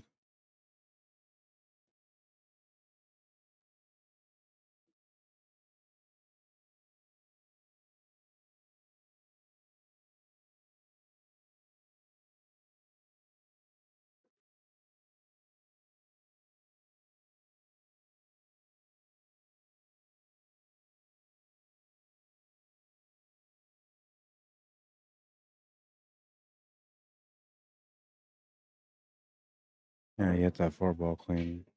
And he's got a nice little setup here on the 5. Stun line set up with a 6 ball from the 5. Doesn't have to be perfect on the 6 ball either. Just needs to make a shot. Any kind of shot.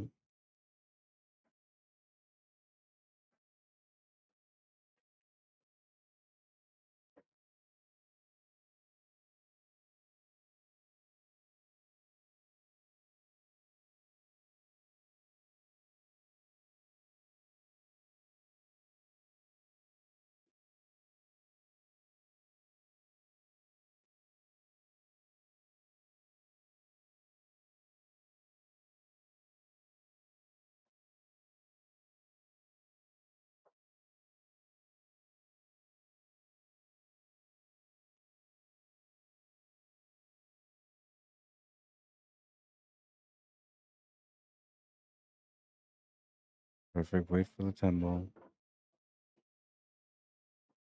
Gonna win another game.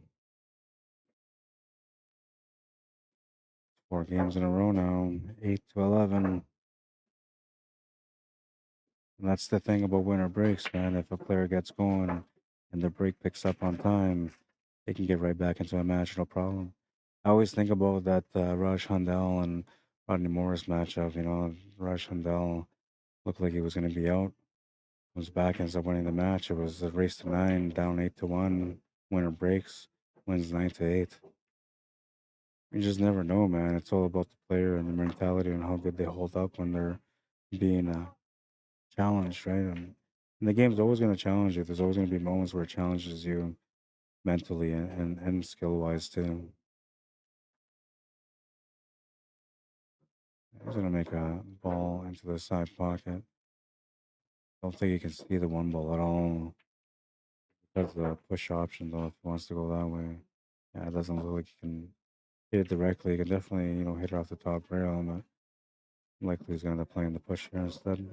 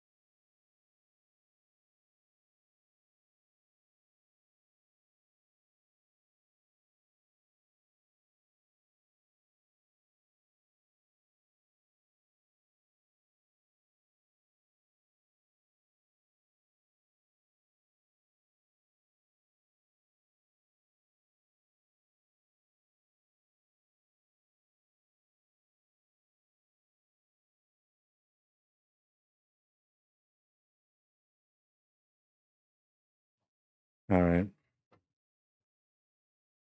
Oh, and I don't know if he meant that shot, but that was a nice one.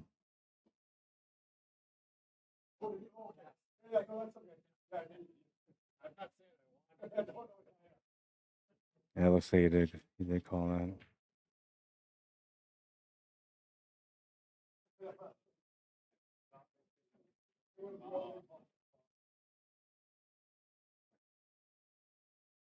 Well, big shots in this matchup so far.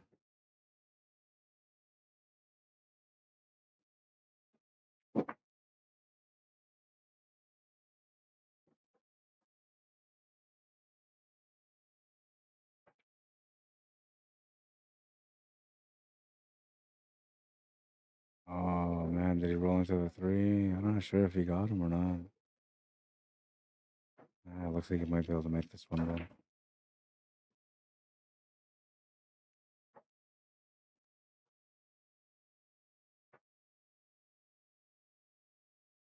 Can he continue what he's been doing so far in this matchup on a battle back?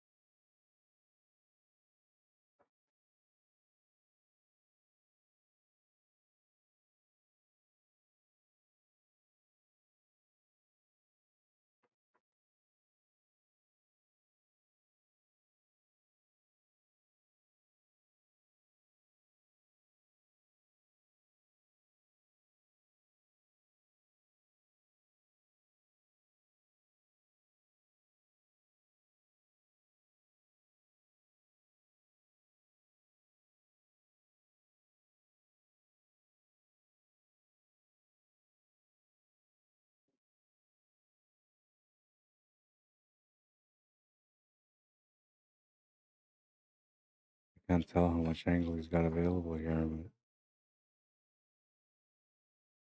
looks like he feels like he can get up there for the 3 ball after. I feel like that 7 ball might be a little bit too close, but we'll see.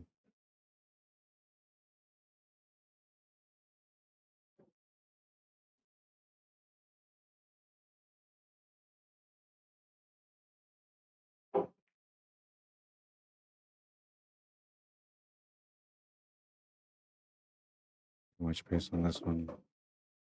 Oh, he might be all right.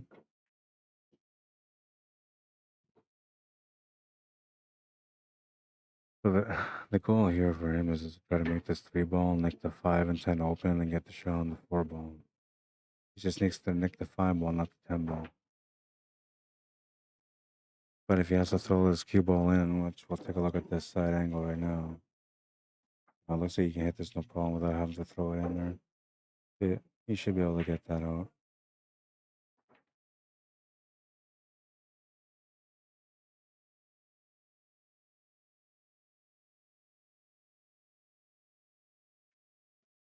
He's gonna leave it alone.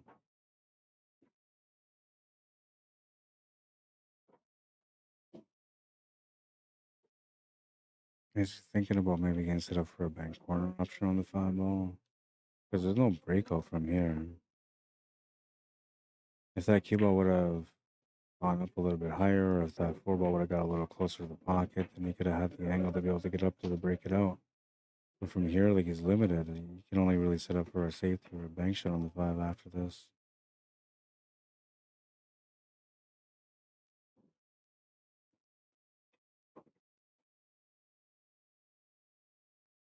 Well, he's figured out something. He's going over to the left side of the table.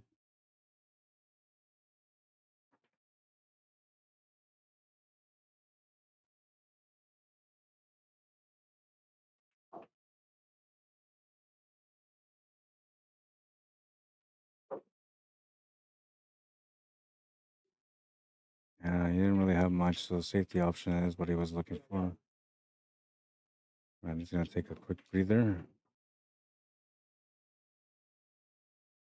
Good timing too, man, because like technically this, is an important chance here. He doesn't really have much of an opportunity because it was a safety played here. But technically, if he can make this shot on the 5 ball, turn this rack into a win instead of a loss, he can get on the hill and break for the win after that and be done with it. But if he ends up coming up short on this one, by any chance doesn't win this rack, now his opponent's gonna become a little bit more confident because he's within reach now to be able to win this match and get back even to 11-11. But we'll see how this rack is going to play out. For sure, there's going to be a little bit extra pressure here on this shot coming up on the 5. And then for Jeff, as long as Randy doesn't hit the 5, or if Randy hits the 5 and gives him a shot on the 5, something to get started with, he'll be all right. Otherwise, he might have to get out of some trouble himself. It all depends on how Randy hits this 5 ball, though. Let's see. While we're waiting, let's take a look at this here.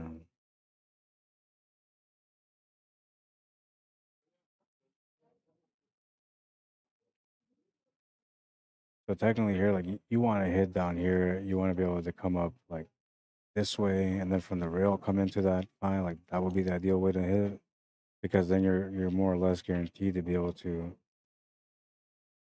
make contact with the five. But the other option would be to like try to go from like just safety shots, of hitting here and coming back this way off that rail, and then back into the five there, which that might work out too.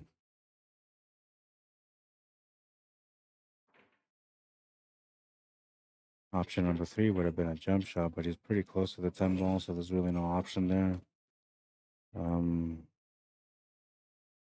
The other one you would probably think about would be like something like this, where you go here and then back that way and then back this way, but unfortunately 7 ball's in the way, so that wouldn't work.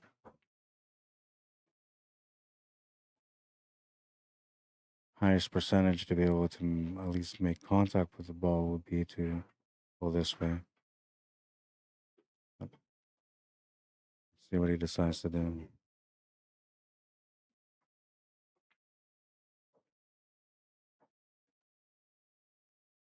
He's looking at the 1 rail straight, not 2.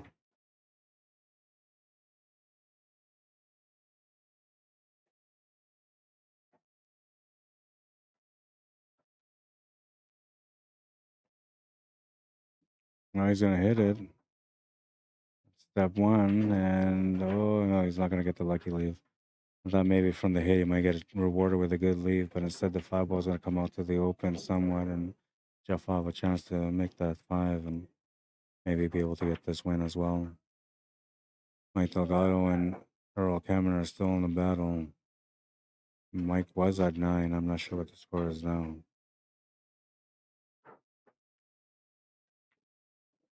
And Jeff's gonna make that 5 ball, no problem.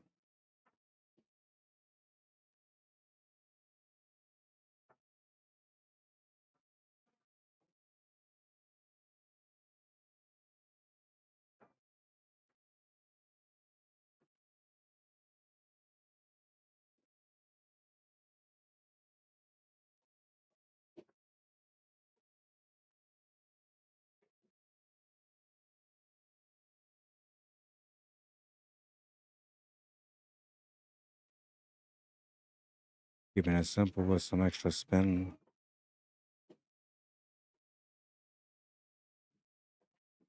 Oh, he's gonna win another game here.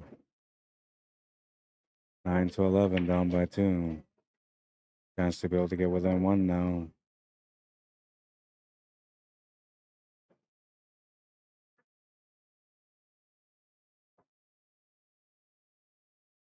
I'm telling you right now, man, this is a good action. So if you guys haven't liked and shared the stream yet, you can do it right now. Or this is just a semifinal matchup. We still got a championship match coming up after this. But yeah, like the stream. I'm telling you, it's good action. Moving into rack number 21 now. Jeff Clare, who was once trailing by 7, is now trailing by 2. He's gonna make the 1 ball off the break. He's gonna make the 9 ball as well. A little kickoff. That 6 ball is gonna bring him a little closer to the 2 ball, but there's no shot available on the 2. He can work something out from here for sure, but as far as having a pocket directly available, not at the moment.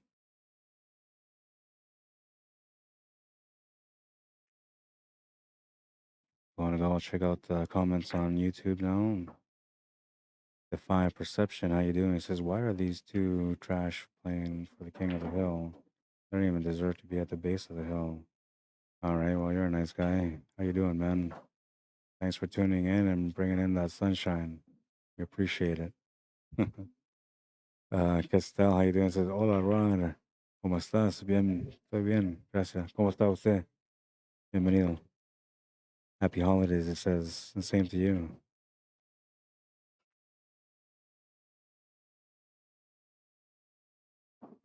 Why do I always get the cheery people like Defy Perception?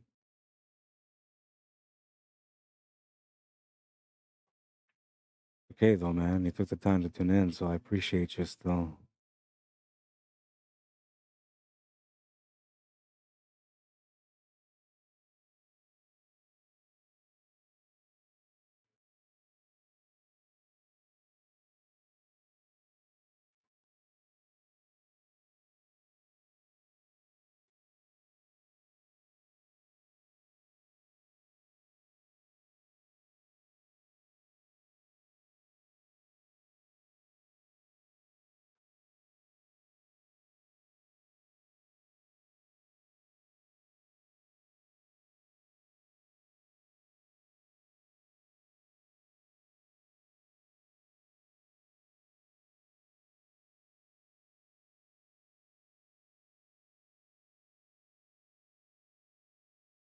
That's a huge shot.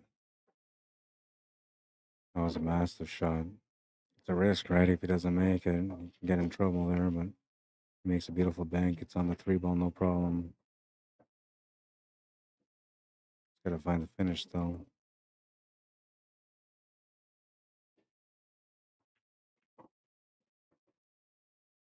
When I get on top to make the shot, usually to the side pocket, he's gonna find that shot and natural lineup for the 5 ball now.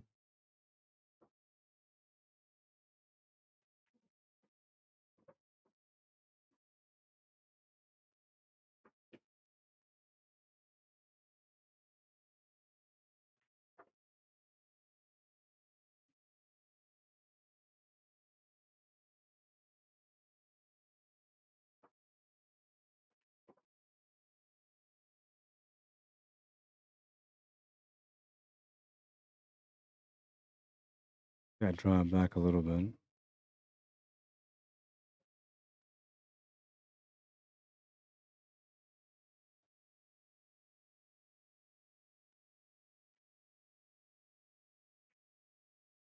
Perfect setup here on the 7 ball.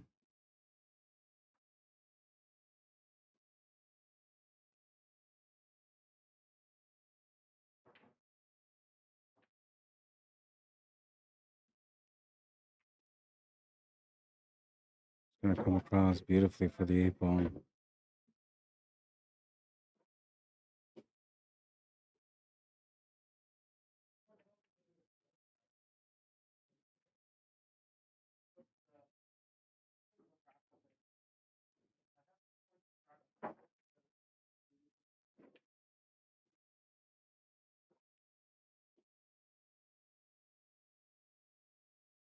Makes the 10 ball to the side.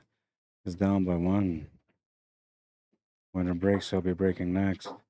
Was down 7 racks at one point, is now down by 1. That's why I told you guys earlier, man. You can't give up on any of these guys. These guys can all shoot. And with the winner breaks, anything can happen. Right now, Randy is just waiting for an opportunity because it's time to get focused on the close-up on this one. 1 game difference. Race to 13. Randy needs 2. Jeff needs 3.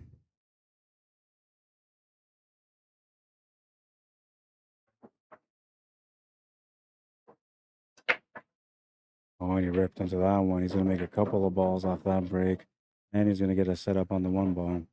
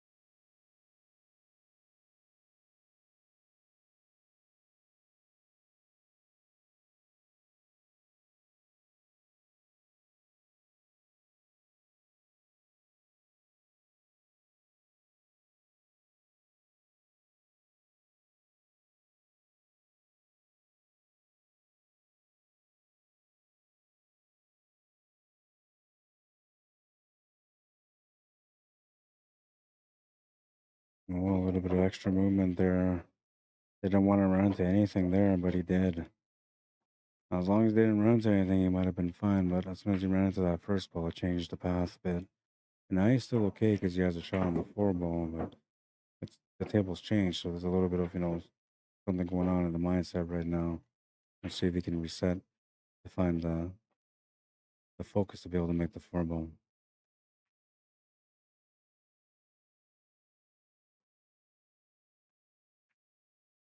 He'll make the shot.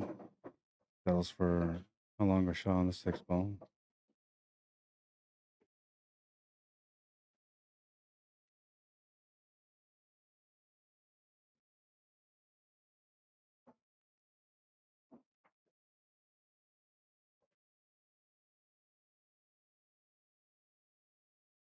Good cue ball control from the 6 to the 7. Nice roll up shot for the 7 ball with an angle to get down for the 8.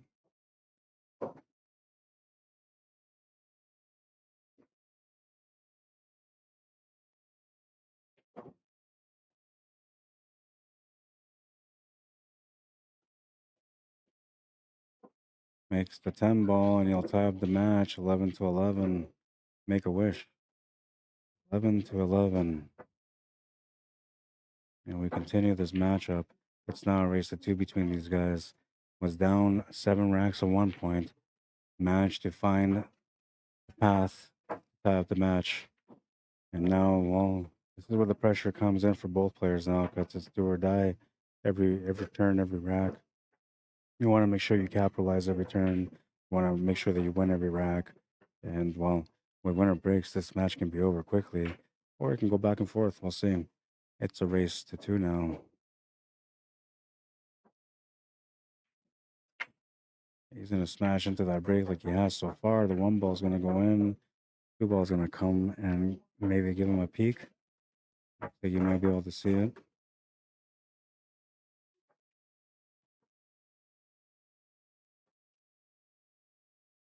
Steve Areno, what's up, man? Blake Lamran, welcome to the stream.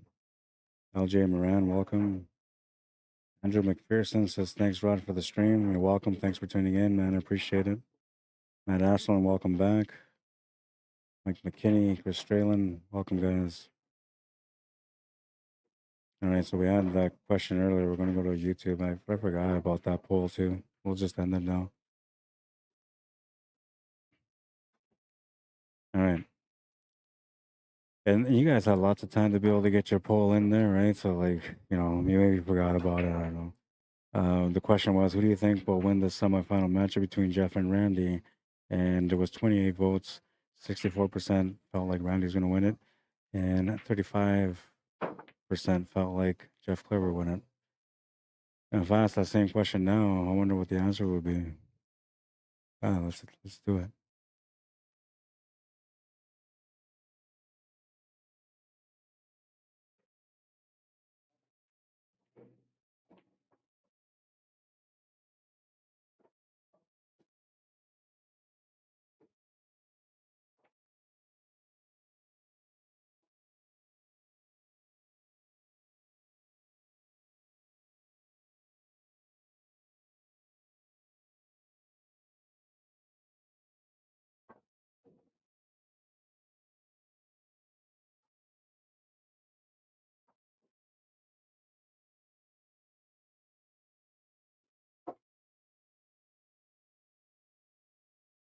All right, polls up.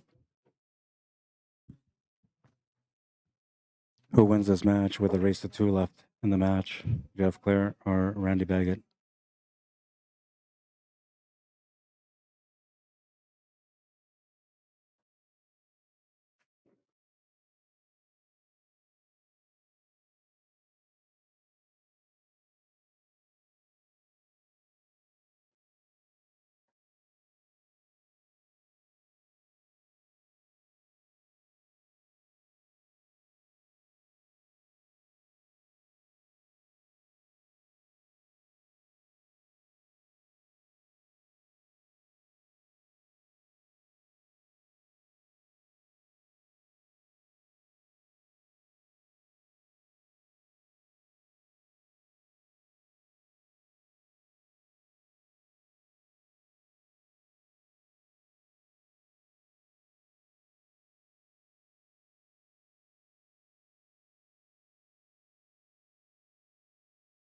Double checking his angle.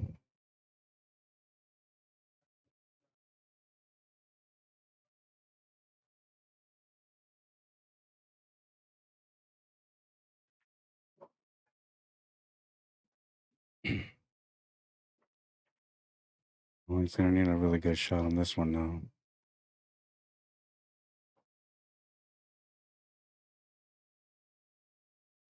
Gonna make it to the side. Bounce off the rails. Gonna hold up the shape on the 10.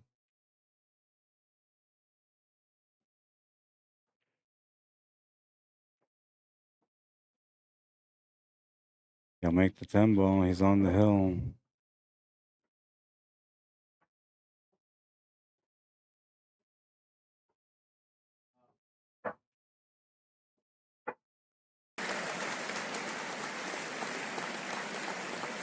Very, very impressive performance from both players so far. I think it's only fair that this one goes to the last rack. I don't know. Something just says because all the momentum was on one side, then all the momentum went the other side. So usually the momentum has to even out. And I'm thinking there's going to be a chance here on this rack. We'll see. Rack 24, smash and break from Jeff. He's going to make a ball. So he's consistent on making a ball, but look at this. Doesn't have much of a shot available. He's going to have to turn the table over. And I'm going to have to be right back. I got to get a drink.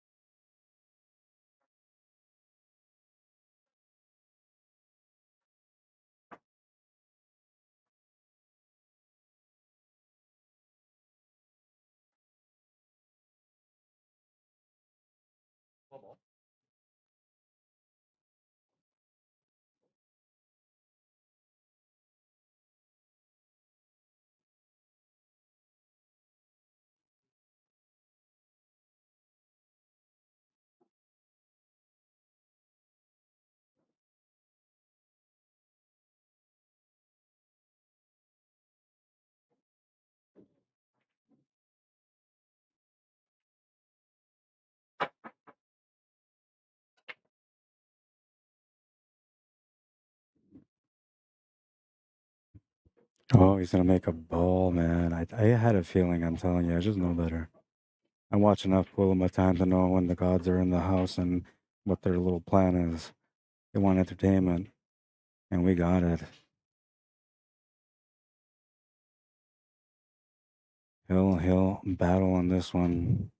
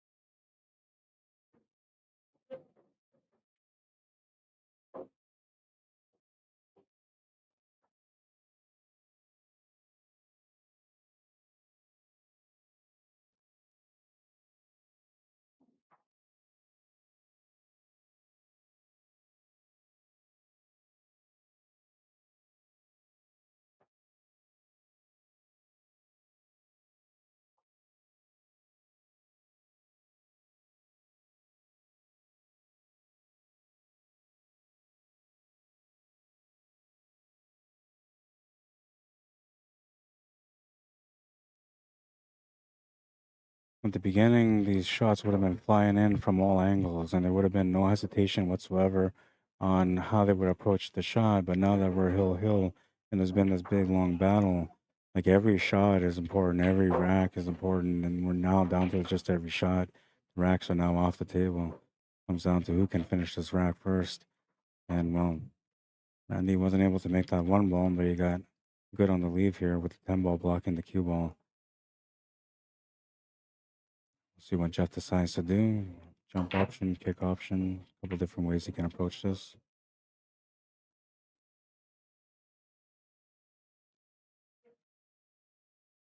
And the other semifinal matchup is still going on. They're still going neck and neck in that one.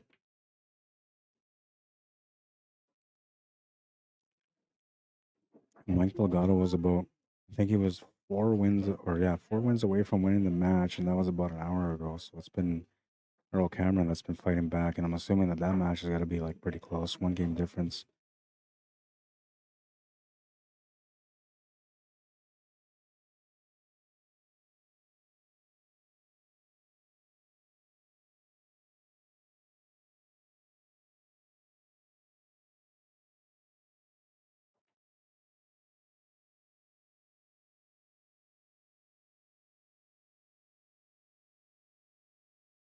I missed the shot, didn't I? What was it? The one that he made the 10 ball? I didn't see it. I was trying to get a water and it's taking too long. And by the time I came back, he was already making the combo.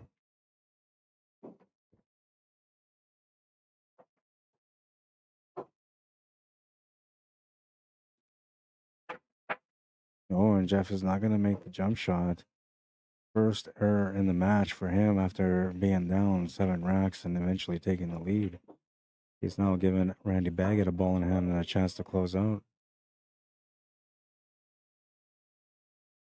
Table has still got a lot of work ahead of it though, but ball in hand usually helps the situation.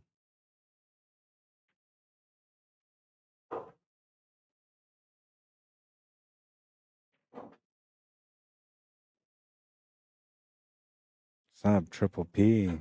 Welcome to the stream, man. Welcome to everybody on YouTube as well. Anybody that's tuned into YouTube for the first time and you never watched the stream before, my name is Arriagada. I'm part of Q Sports Live. I'm based out of here in Manitoba. We have our main corporate Q Sports Live, which is based out of Calgary. And I hope you guys enjoy the coverage. If you guys do enjoy, you could always subscribe to my YouTube channel, support me that way. And you could always like the stream. That's another way to support as well. And then we have our Facebook page. You can find us under Q Sports Live Facebook page, not a group. They usually dual stream, and I usually dual stream as well. Unless the Wi-Fi capabilities aren't there, then I won't. And same for them. But most of the times, we're usually dual streaming on both Facebook and YouTube. And the way that I work right now is the way that I always work. So if this is your first time tuning in and watching me, this is what you're gonna expect every time I come out to cover any kind of pool, whether it's money match, big tournament, big entry, or weekly tournaments. the passion is always the same, and the knowledge sharing is usually about the same too.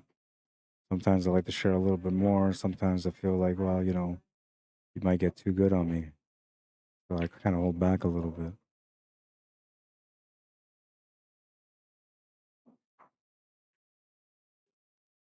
He's gonna make the combo and gonna have the shot on the 2 ball. Needs to find the out here with a 3 ball, and I don't think he can get past that 4 ball. If he can, then that's all good. He can just play straight down, get past it. But if he can't, got to play off the right side of this 2 ball, come over to the right side of the 3, running towards that 9 ball for him to be able to hold shape on the 3 ball. Or that, or you can run into that 3 ball intentionally, a little bit of pace, and try to move it to a different spot. What I do know is that this is the point where you have to make a really good decision because, you know, every shot matters, like I said, at this point now.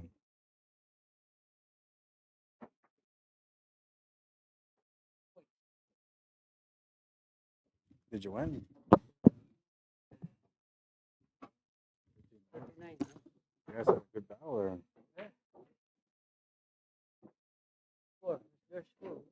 Hill. It was 11-7 for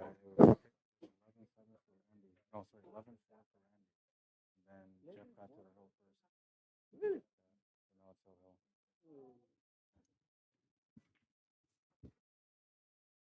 I love these kind of matches, man. Anyways, Mike Delgado won his match against Earl Cameron 13-9.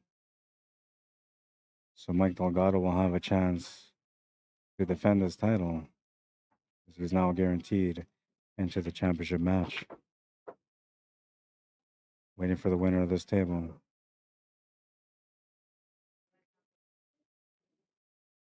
Now, up until the last King of the Hill, Mike Delgado had the toughest time ever trying to win the King of the Hill. He got to a lot of like finals, a lot of championship opportunities, but was never able to capitalize.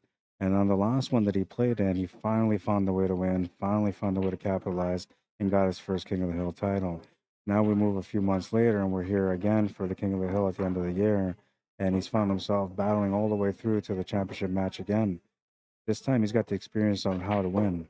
We'll see how he does in this matchup because both these players that are playing this matchup right now are going to be a threat. I guarantee it, no matter who wins. And well, Mike Delgado's been, you know, battling himself, so he's ready to go too. It's going to be a really, really, really good championship match coming up after this match is done. All right, let's get back into this one right now. We're tied at ball 12. It's the last rack in this matchup, and Randy's trying to find a way to get the finish.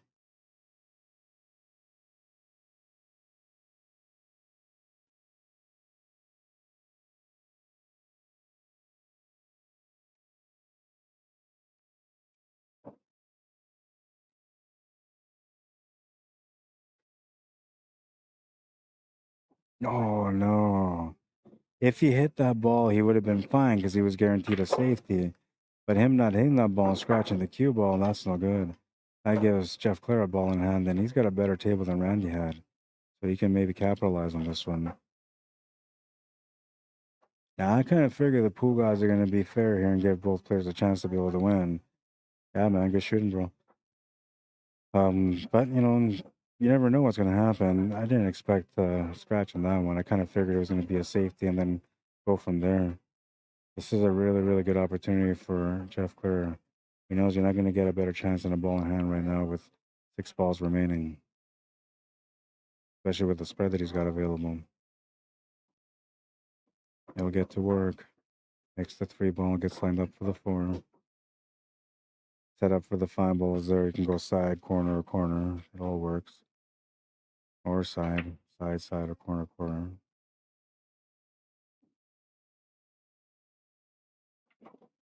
These are the ones that I have a hard time with because there's too many options, you know, and if you don't commit, then usually it's not good for me anyway.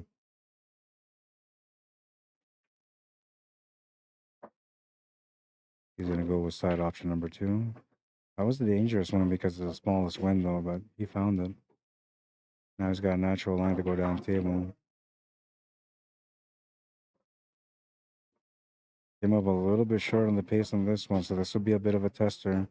And I think what really matters here, more or less, is the choice of where he decides to play the cue ball, left or right of the shot. Straight up won't work, but that would be the best. When that one works, he's got to commit to the left or to the right, which I'm thinking maybe going to the left is the way he's going to want to go, but we'll see. And the only reason I'm saying that is because it seems like it would be the complementary spin to be able to make the shot into the pocket. And it looks like that's what he's doing now.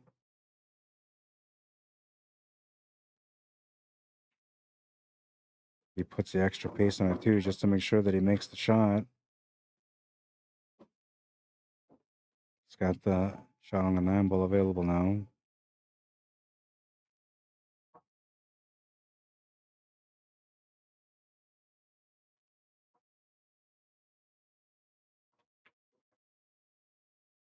And it looks like he's got the 10 ball wire to the pocket now. This is to win the match. After being down 7-4 or 11-4. Jeff Clare will be the winner of that matchup. Randy Baggett, no shame in that one. He did his best that he could, and Jeff just got on a roll, man. All right, we'll stop the clock too. That was a 2 hours and a half matchup, and now we're gonna have the showdown championship match between Jeff Clare and Mike Delgado.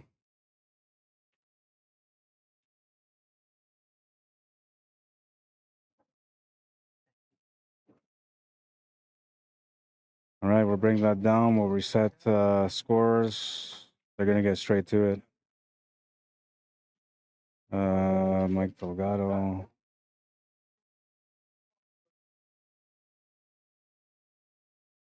I think 5.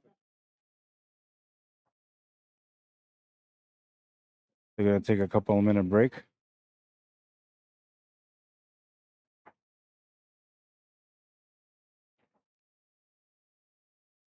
Man, oh man, oh man. What a little showdown, man. I'm telling you right now. What a little showdown. And, well, Mike Delgado's a 705. Jeff Clare 730.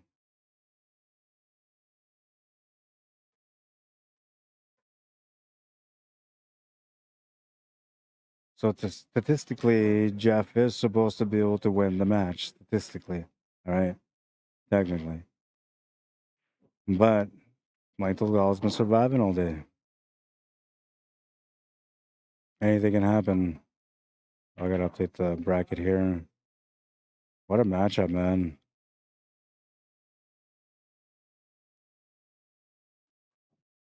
13-12. What a matchup.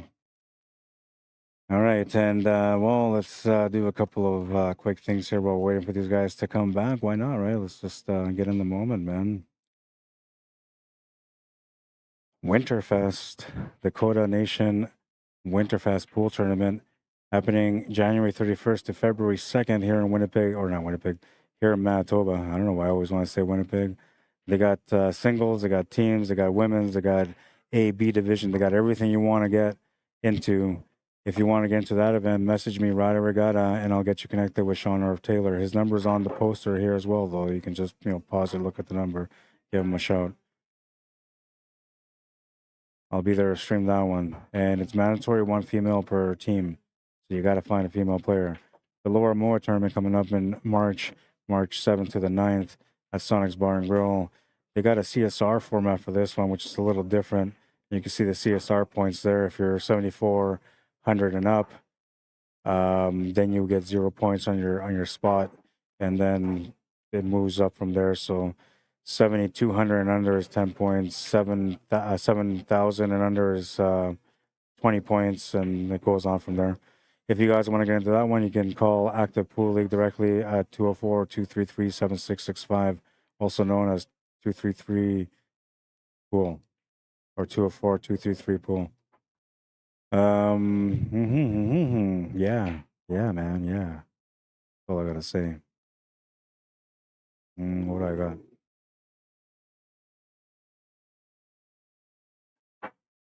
All right, there we go. You want to add me or follow me on Facebook? Oh, I gotta move that. Hang on. Forgot that I had these extra things here, so we'll put this to the middle. And add me or follow me on Facebook, you can find me under Rod Arriagada, QUESPORTS Live, one word, then Manitoba. On YouTube, if you haven't found me yet, it's Rod Arriagada / CSL Manitoba. Anything that you want from Jam Up Apparel, you can message me, rod@jamupapparel.com. Anything that you want from Locked and Loaded for their gear, you can find them on Facebook under Locked and Loaded. And Clutch Shot Billiards Apparel, you can find them under clutchshot.company.site.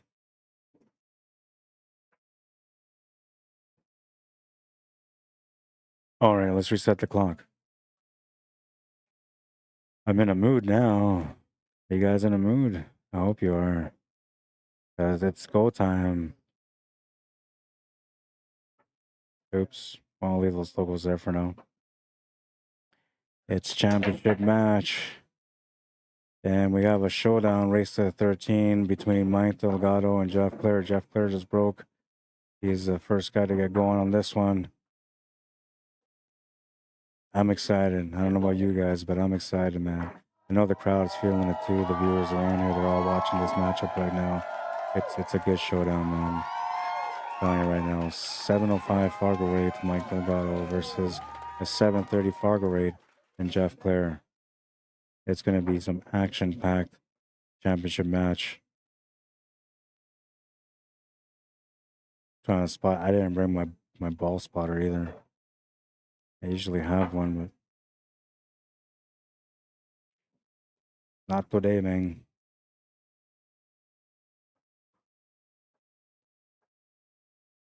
I smell food. It smells like my food, but I don't know where it is.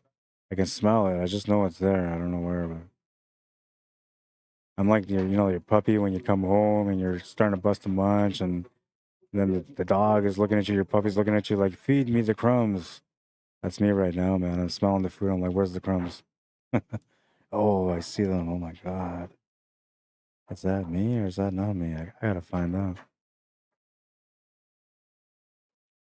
All right, they're trying to work something out. I'm not sure what's going on, but trying to figure out the spotting. Want me to spot it? All right, I'll be back. I usually bring my spotter too.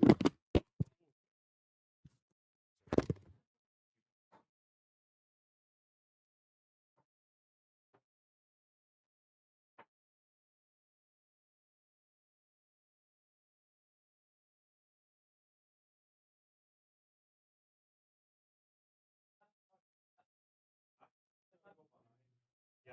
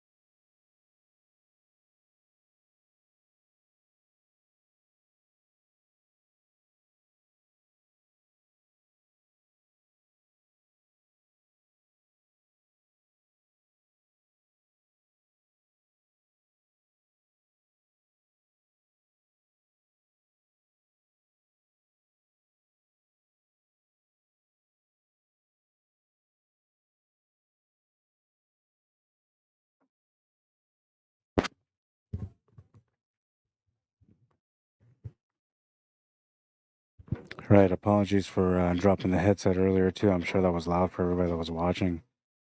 That was just an accident. Still battling for the first rack in this matchup.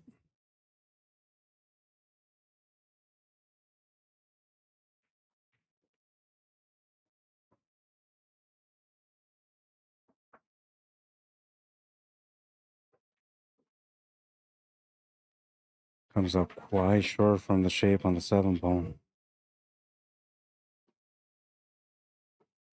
He still like hit the ball. I'm not sure if he has enough to be able to make it.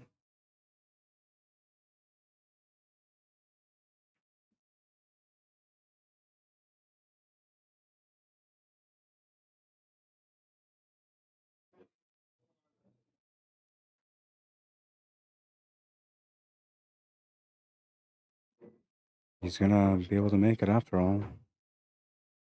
And he gets a nice little lineup here on the 8 ball also.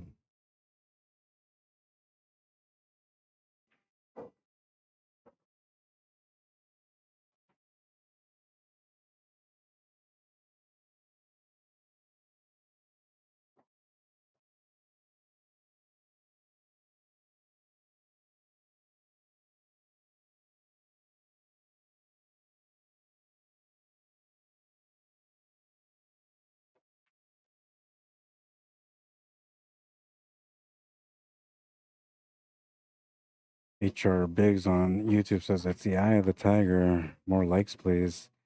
I need you right now. Don't let me down. What's the bet here? Oh, Jax, how you doing? This is King of the Hill winner take all championship matchup right now.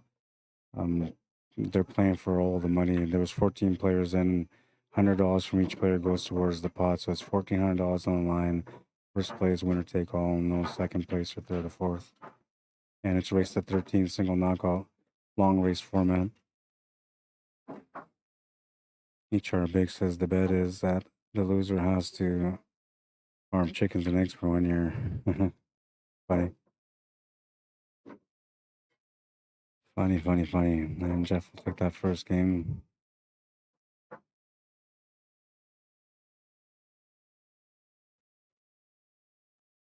Gonna be a great match, says LJ Moran on Facebook. Chris Strelin says this Claire guy shoots good for a leisure player. Yeah, he's not bad. He's all right. He can handle himself a little bit anyway. What's the score on the other one? That one's over now, Matt. As you can tell here. I wish I would have seen that shot. Play Glamour and didn't get to see it.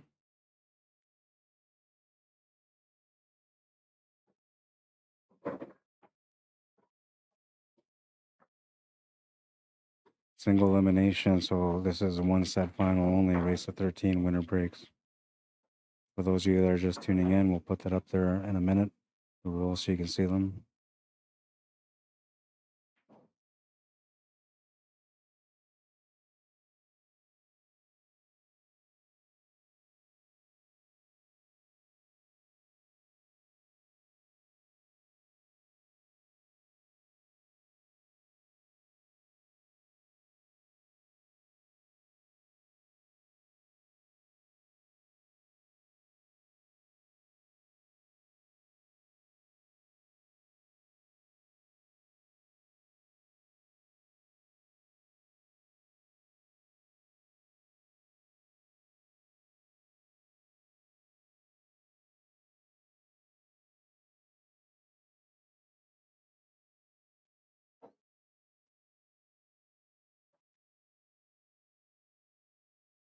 Safety battle to start this one.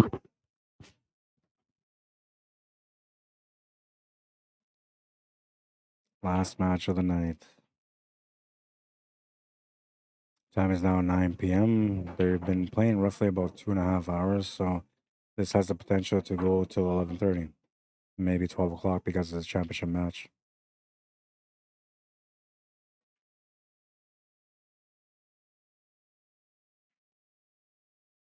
He wanted to keep it right against the rail, but he's going to create the distance anyway, which is going to give him a bit of a chance to get back to the table with a decent opportunity.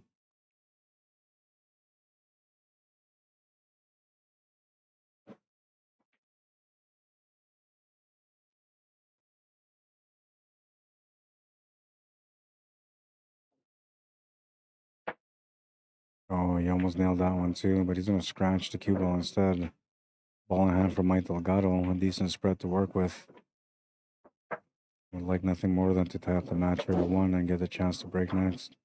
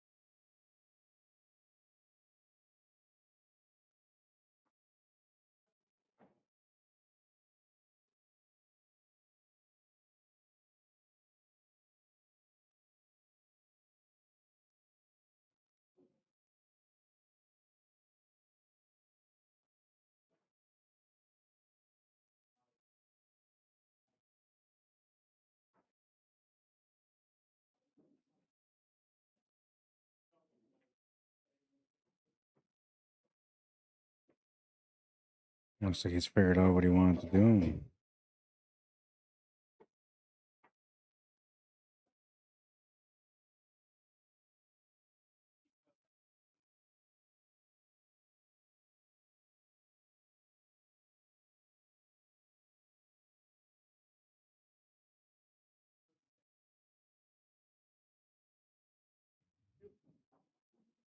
Call it two.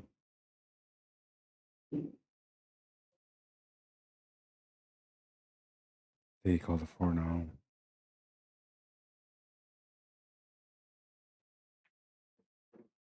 No, he was calling it two. Good shot there too, because he's opened up the four ball. The opening shot with the ball in hand there pushed the three ball out into the open. Made this rack a little bit more available. He almost missed that shot there though, so he's got to be careful on the pace.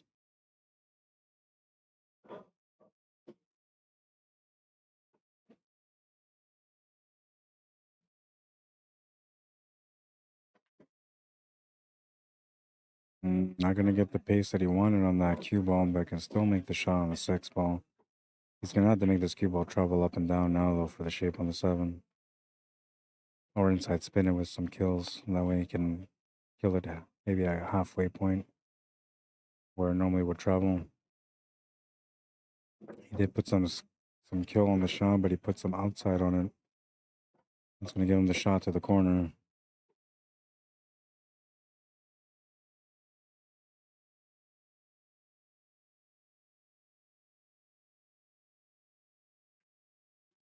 Makes the shot.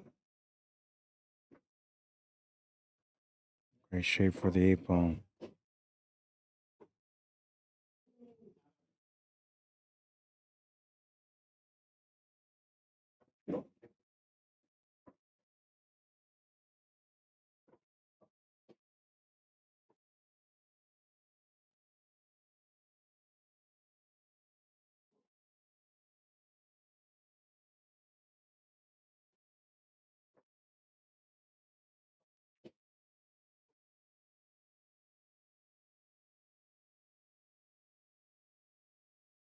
Oh, he managed to figure that one out. Ties up the match at one.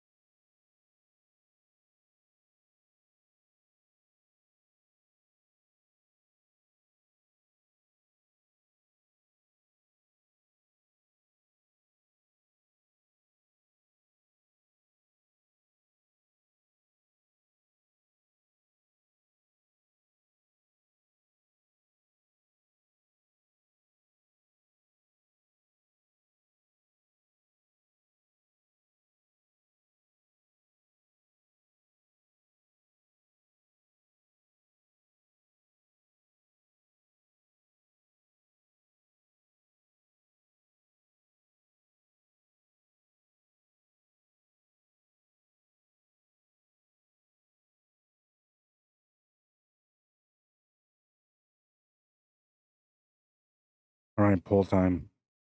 Who do you think will win this King of the Hill championship match, Mike Delgado or Jeff Clare? Get your votes in. We're gonna go about, I don't know, let's see, 1-1, so that's 2 racks. We'll go 6 more racks. Whatever the score is, 6 more racks. The poll's on YouTube, by the way. Mike's gonna lose the cue ball in hand for Jeff.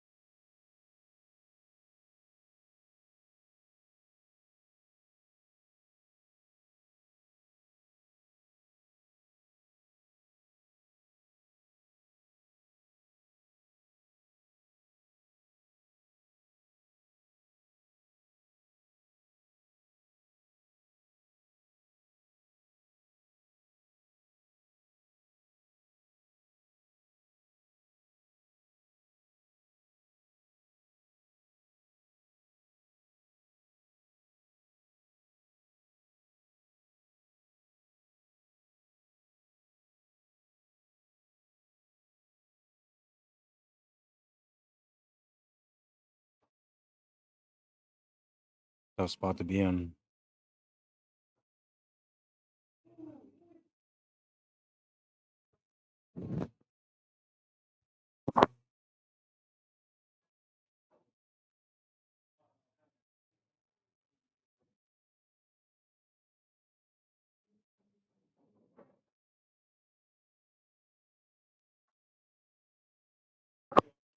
So I'll take the intentional foul. Jeff will look at his options and see if he can find another safety here. There's a 3 foul rule as well in this tournament.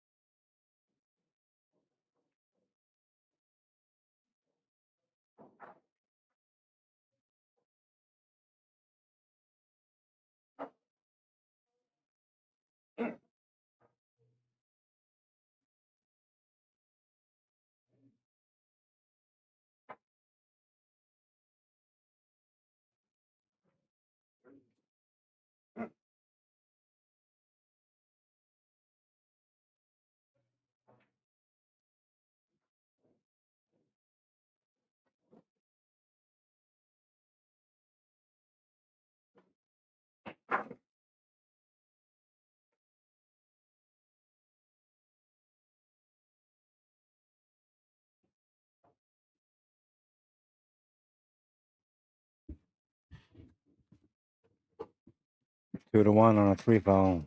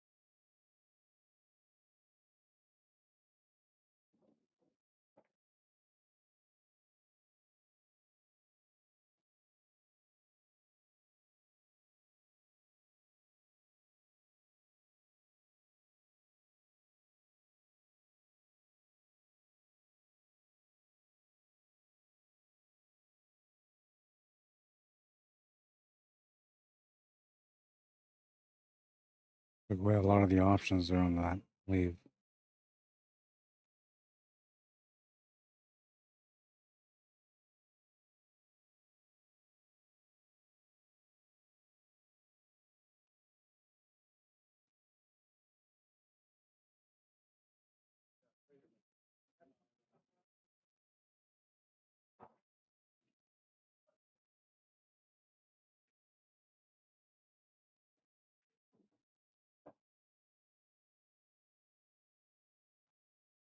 Oh, he's going to make a good hit out of it.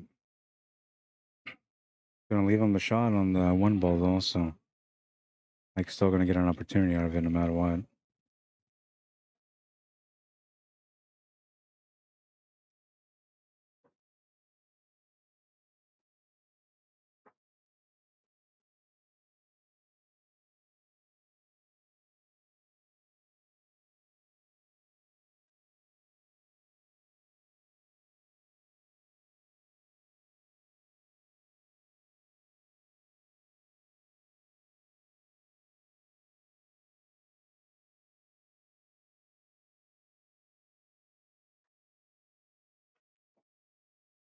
Bruce. Not bad. Worked it okay.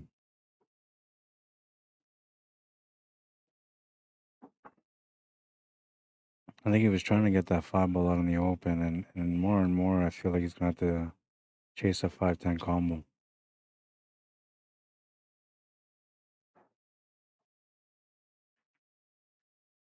Oh, and he kind of got up on the shot.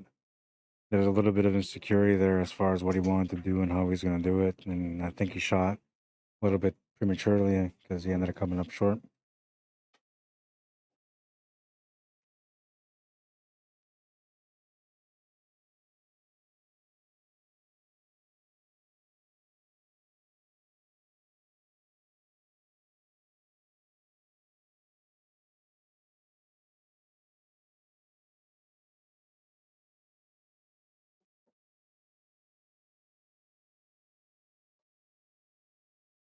Oh, he's got a nice little stroke shot set up here on this 4 ball.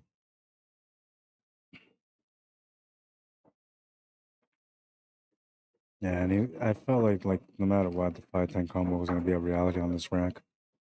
That's what he's going to call him.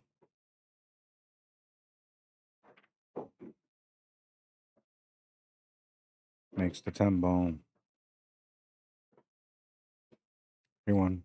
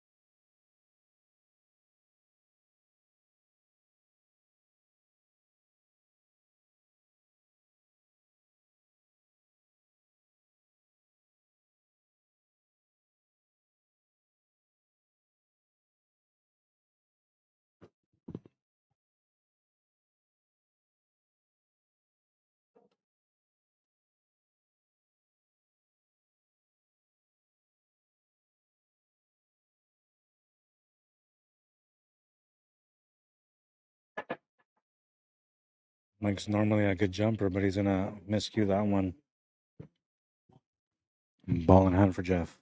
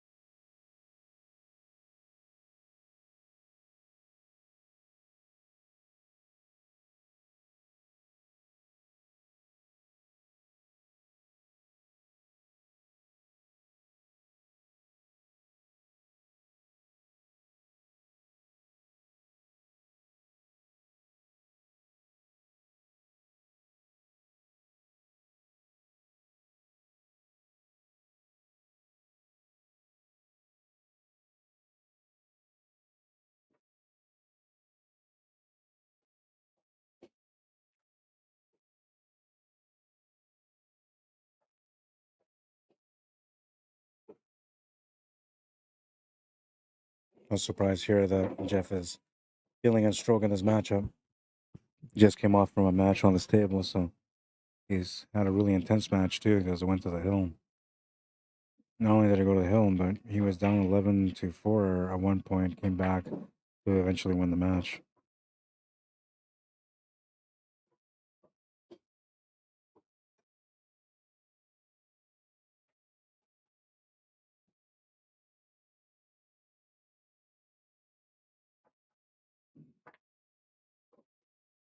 Makes the 11 ball. It's 4-1. Race to 13, so we're just getting started in this matchup.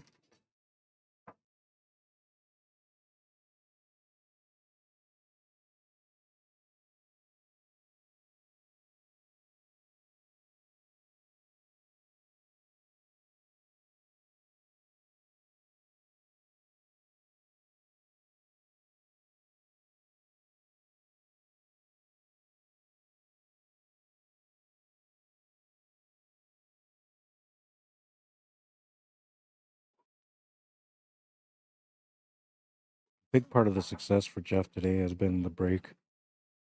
He's been nailing the break pretty good.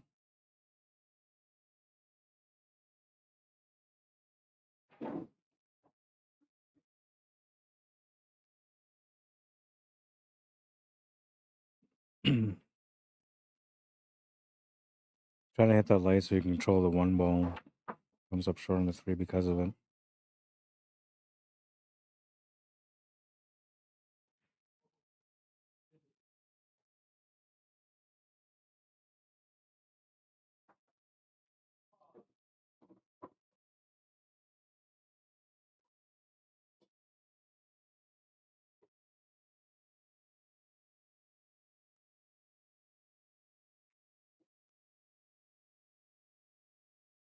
Five balls off the table, so he's got to play shape for the 6 ball after this.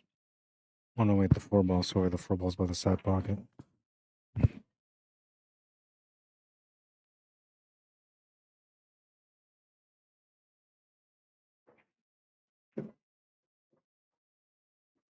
They don't want to be shooting over top of the ball, though. Gonna have to force this cue ball a little bit and play a 3 rail positional shot on the 6 ball.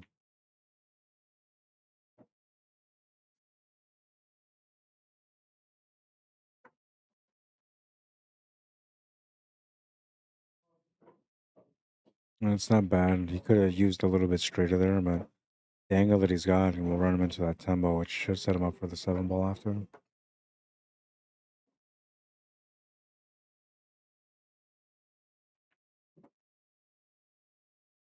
Stun over angle to be able to make the 8 ball in the same pocket.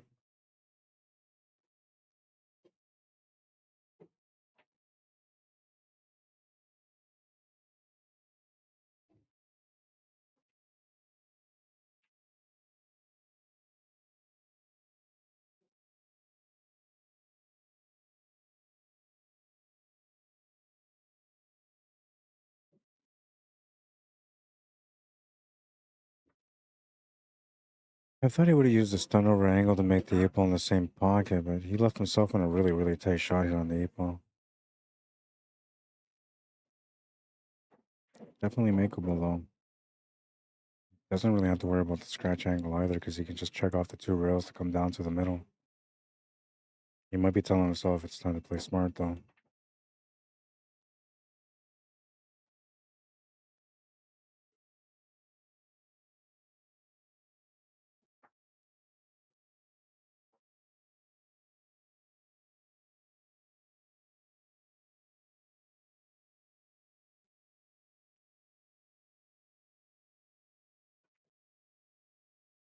Take a stab at the 8 ball. We'll make the 10 ball and give Jeff that game. 5-1 for Jeff. Off to a good start in this matchup. Kind of reflects the way the last matchup went for him, but at the beginning of that match, he was down.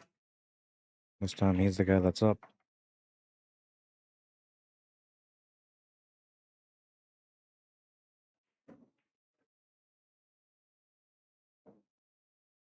Moving into rack number 7 of this matchup now. It's a race of 13. Winner breaks. Jeff Clare just won the last game, and we'll have a chance to break on this one. He's had a pretty good, solid break so far. He's going to make another good break out of this one. Will not find a shot on the 1 ball though, so he'll have to push or go for a hit with a safe attempt.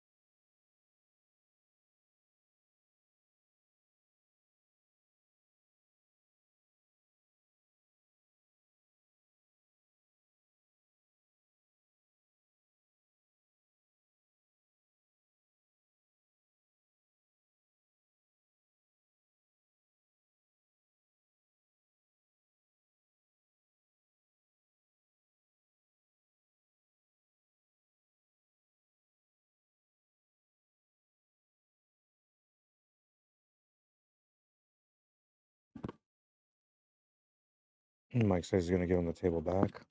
Doesn't like the way the layout is. And it looks like Jeff had a master plan, but he's going to come up a bit short on the pace.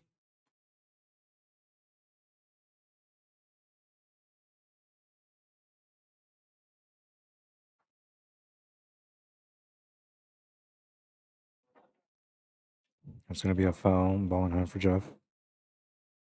Momentum definitely on his side right now.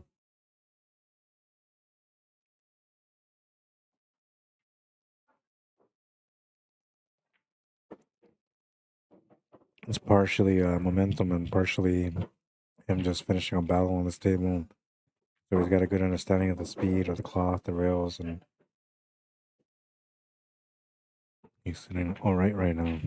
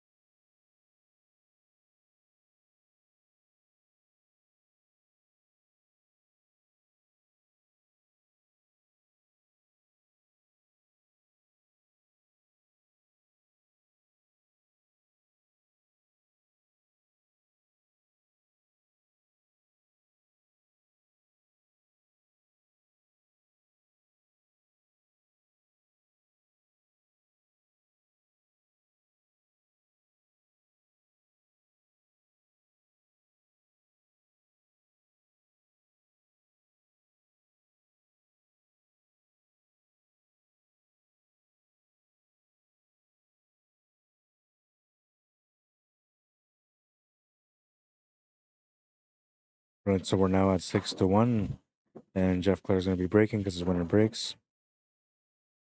A bit of a one-sided showdown at the moment, but it's all momentum, I'm telling you right now, man. Momentum's always switch up between the players, and Mike will hit his pocket soon. Once he hits that pocket of momentum, then he should be able to take advantage for a few racks. That's what happened in the matchup with Randy and Jeff. Randy was getting all the momentum at the beginning, and then Jeff got all the momentum in the second half. And he just carried on from that momentum. And Randy had a good chance there had he not scratched that last rack there where he scratched the cue ball.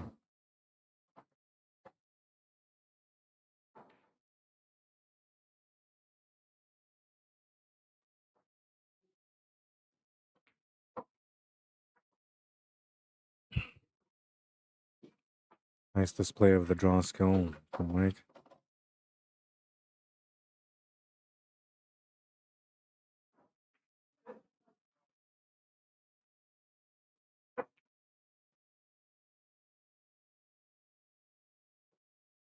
Actual stand line from the 3 to the 4. I think he's got to enhance it, go more to the right. Because he kind of wants like a nice angle to get back up for the 5. And I guess this angle works too. As long as he gets to the middle. Or more to the left, I guess.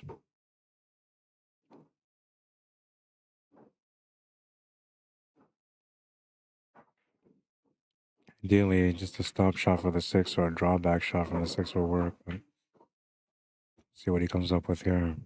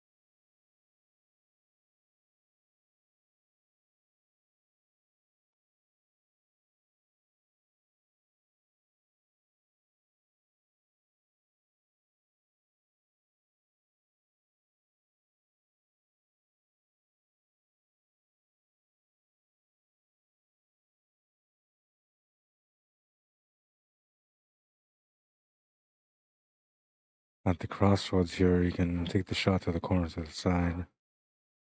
I think the side is the easier shot, but in the long run, shape-wise, it may not be good. And the corner gives you the better shape shot, but it's a much tougher shot.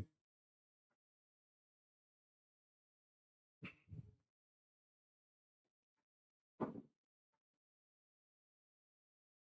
can always cut the 6 to the bottom rail and then just send the cue ball on top of that 7, 8, and 9, and 10. Try to lock him up over there. He's going to take the hardest shot to the corner on the 6, will make it. And then successful in the shape for the 7 ball. He's got the perfect check angle here. Perfect check angle to be able to set up for the 8 ball right afterwards.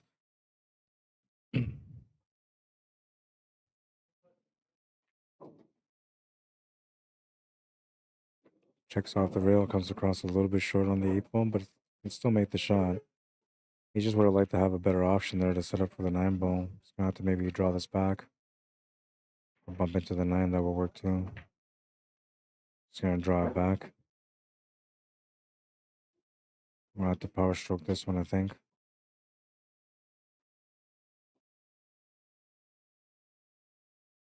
Now he's going to hit it gently. Get the spin, do the work, he says. 6-2.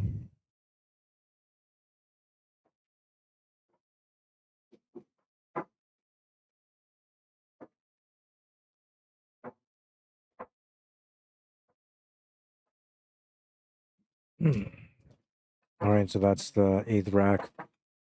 I want to say it says 6 racks, right? There was 1-1, so that's 8th rack. Polling stations are going to close right after this rack is done being set up. So if you're going to vote on the YouTube channel, then get your vote in now. We're almost done. 6 votes, 67% believe that Jeff Clare is going to be the guy that wins this matchup. 33% have Mike Delgado as the favorite.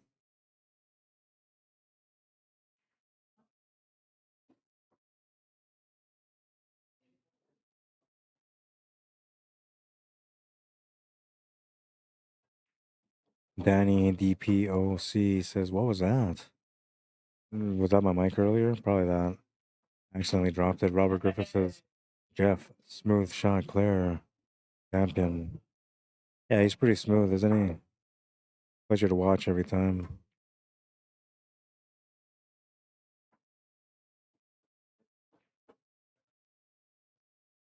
All right, 3, 2, 1. The poll's gonna end.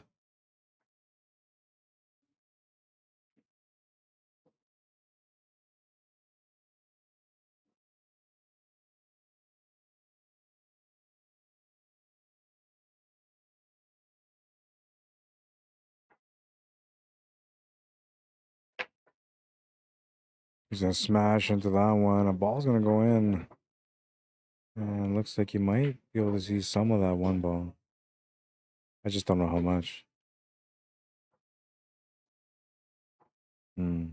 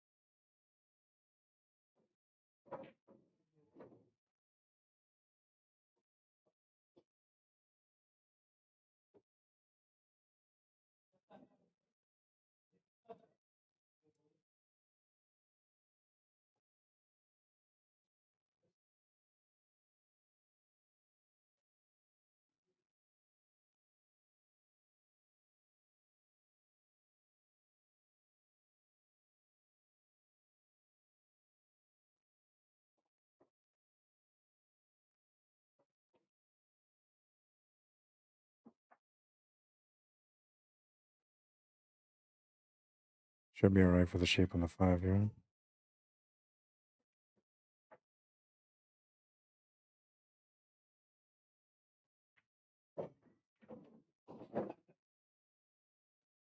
I like his choice, extra pace, extra rail.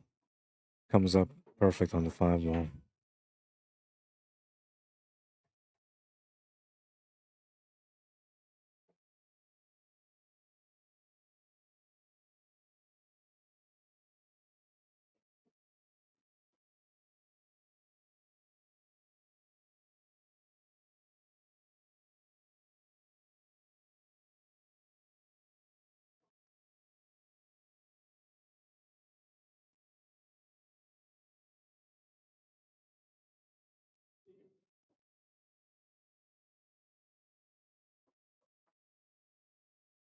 Gonna be shooting over the ball slightly here for the 6 ball. Shouldn't be a problem though for the 7 shape.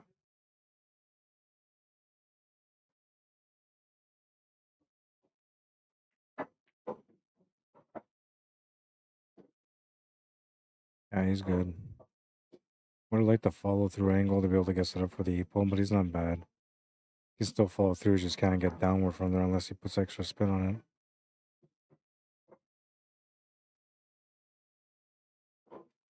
Checks the angle off the rail for the perfect setup on the 8 ball. Now go off 2 rails off the bottom and left side cushion set up for the 9. He's gonna play straight down off the bottom. That's gonna give him a bit of a back cut angle, and now he's gonna have to play a 3 rail positional shot on that 10 ball.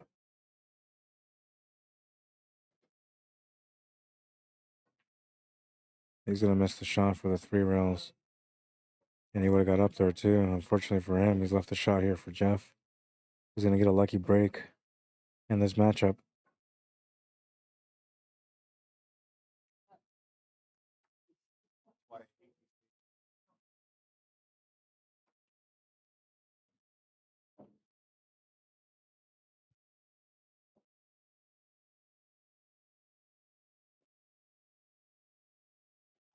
Seven two, 5-game lead.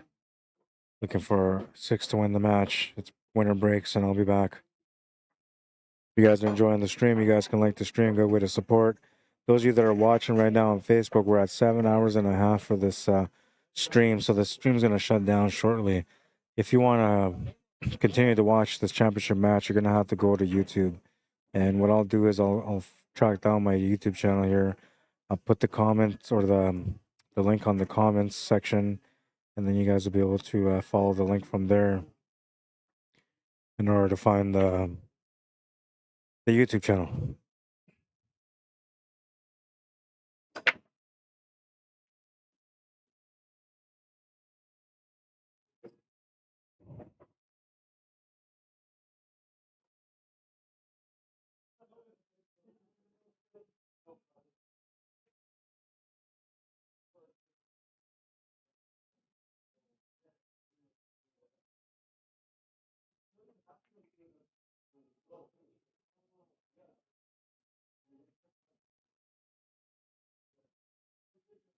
All right, so I put it there on. I wonder if I can pin it from here. Gotta check it, gotta check it. So unpin that one. And pin this one.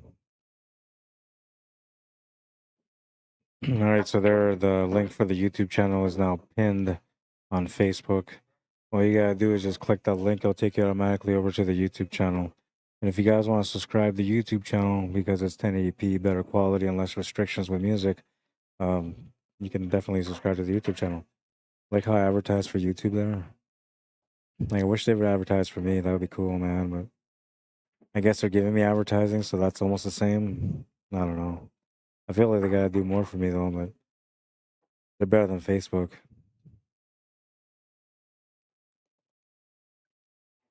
Although Facebook isn't bad. I mean, we got a lot of people that watch on Facebook.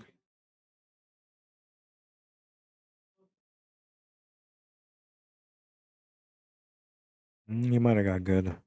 He's not happy with the leave. I'll be right back.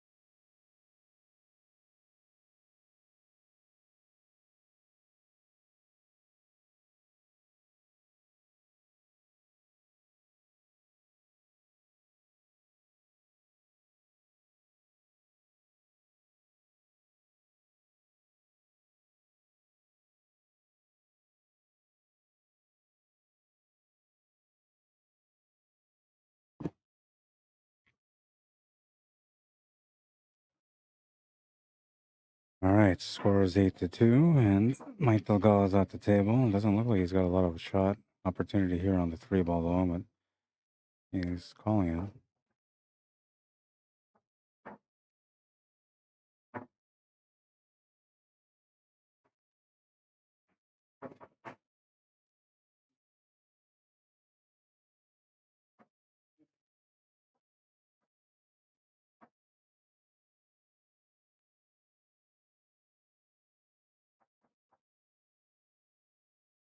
He's gonna call it again.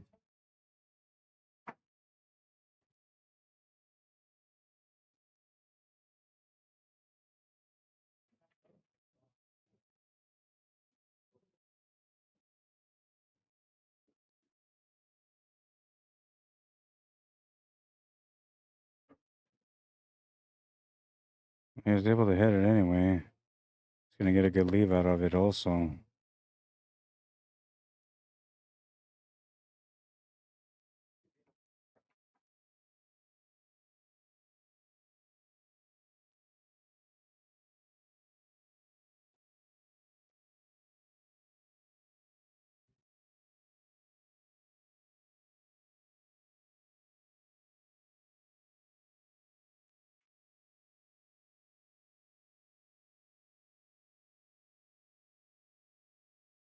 It's gonna leave the shot on the 3-ball available here for Mike.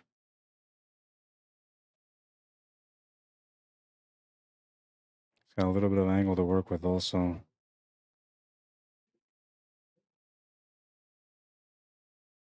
What's up, Barry? Welcome to the stream. Brandon McLean, Joey BEAULIEU, Carmen Sweetgrass, welcome to the stream. Tilo Rodriguez.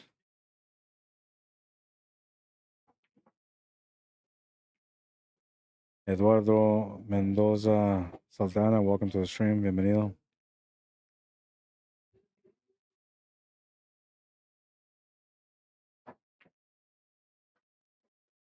Bruce, it's going to go to the pocket though.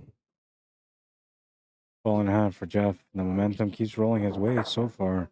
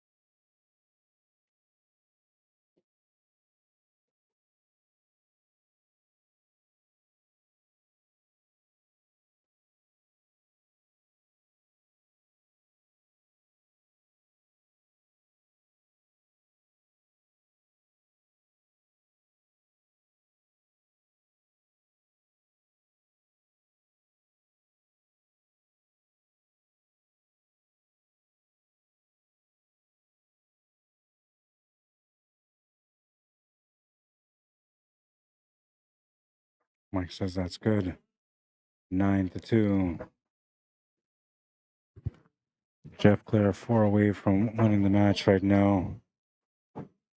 Mike DeLgado just waiting patiently for a chance to be able to get back in the match. I gotta mute the mic for a second.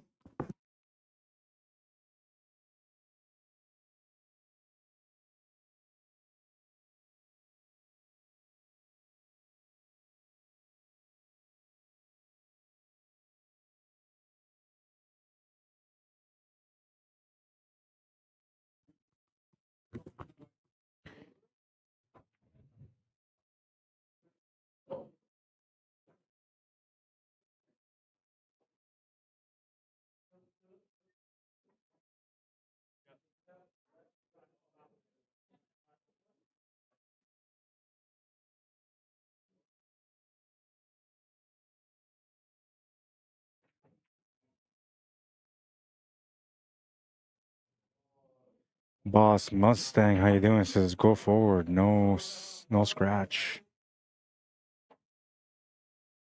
You know, somebody was talking about that a little while ago. I can't remember if it was on the stream or if it was away from the stream. I think it was away from a stream. But what they were saying is that Shane Van Boning actually breaks with topspin. And he has one of the best breaks in the world. Nature of the beast and pool is that you always go backspin, right? Because that's how you learn. Everybody shows you, like, you go second ball break, it's draw, and if you hit this ball from here, it's draw, and the assumption is that by putting draw, you usually pick up more speed, and the next balls that get hit after the cue ball pick up their speed, but it doesn't quite work like that. And another thing too, it's harder to control the cue ball the more you put bottoms on it, right? So even tops is a little bit hard to do it also. The trick is, I guess I'll show you here with the cue ball. Show you, man.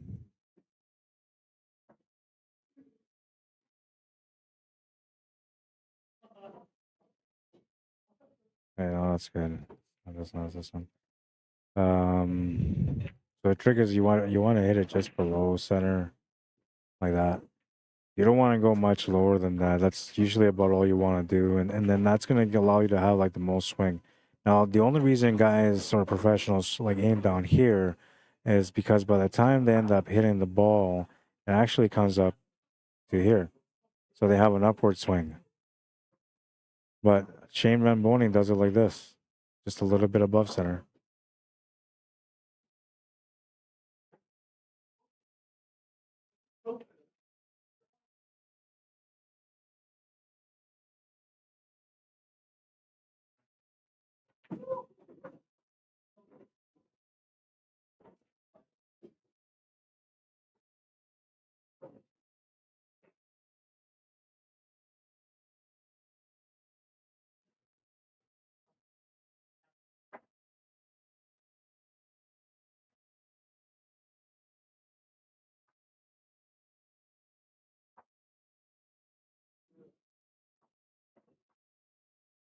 Quite short on the shape of the 8-bone, but still a makeable shot. You have to embrace the angle. That's all you can do here.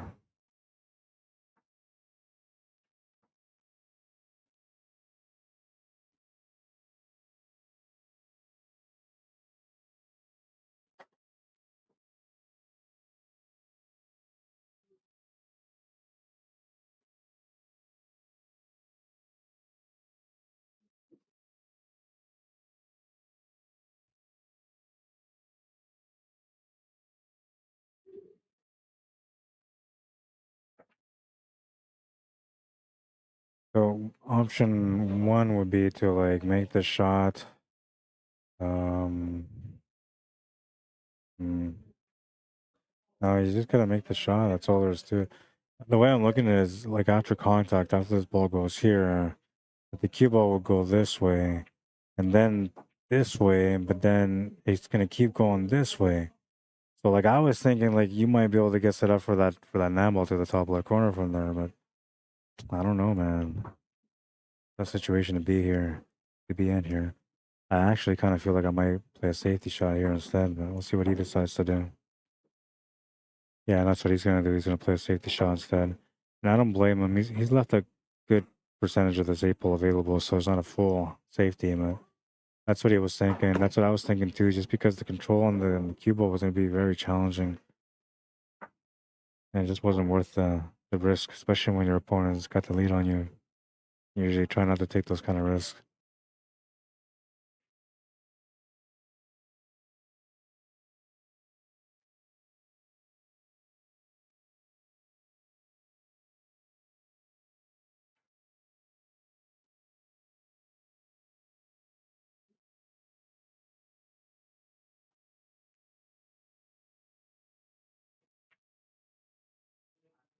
He's going to hit the most that he could hit on it.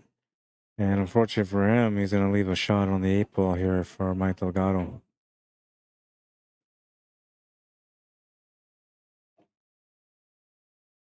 By the way, if you're watching on Facebook, the stream's going to cut off in about 15 minutes and a half.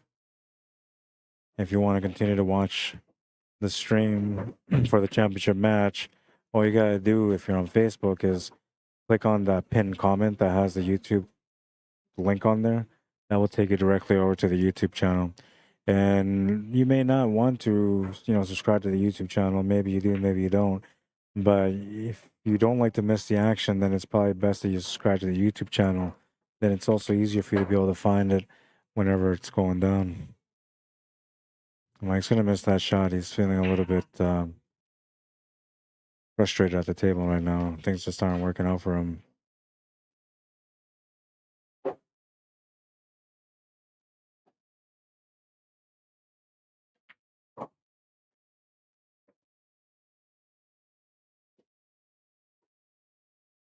Mike says that's good.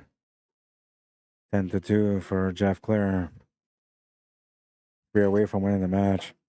This is a big climb. Not too many guys can do this climb, man, but I think Mike's got what it takes to be able to get back in this match. He just needs a little bit of opportunity.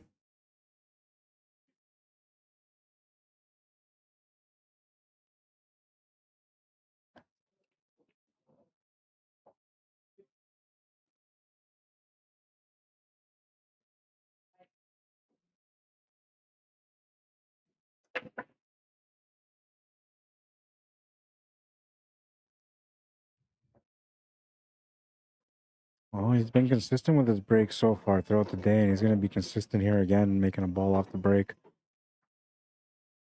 He usually had pretty decent opportunities to get started too on most of the breaks that he's broke, but this one here a little bit more challenging with the 1 ball. He's still going to call it in the pocket though. He's going to miss that shot. It's going to bring Mike to the table, and maybe this is the beginning of some momentum for him.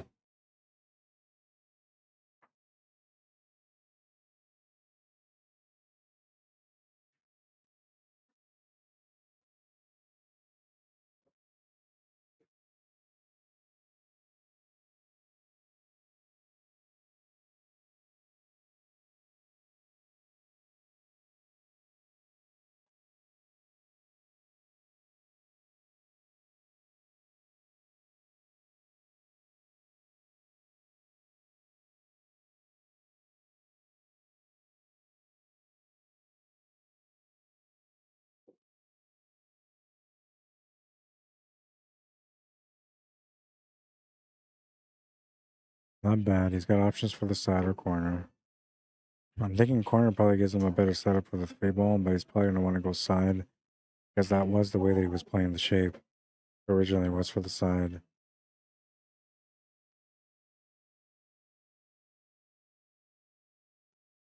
He's got to be smart with his choice here though, because if you don't play this right, you're going to turn the table over and it might cost you another loss.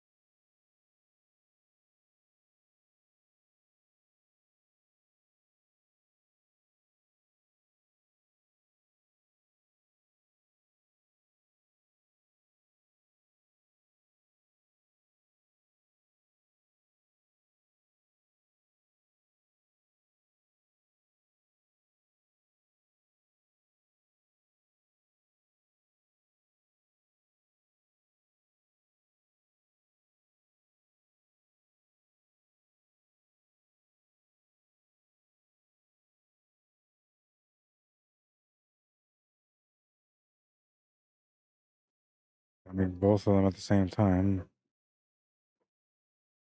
Yeah, he's not happy about this, but he's still at the table. That can never be a bad thing.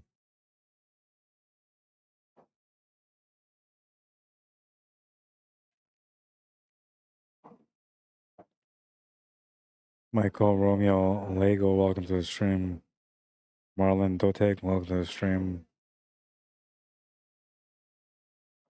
Colin Atkins, welcome. David Schneider, how you doing? Elijah Alvarez, welcome. Chad Delkey, Art Lamaran, Irvin Gallagher, welcome to the stream, everyone. Hope you guys are enjoying the matchup and the coverage so far. Trent Lee, what's up, man? Marie and Brad Jackson, welcome to the stream. Don't forget, if you're watching on Facebook, the stream's gonna cut off right away. Follow the link that's posted on there. It's pinned, so that way it's easier for you guys to find. You have about 10 minutes left before the stream cuts off.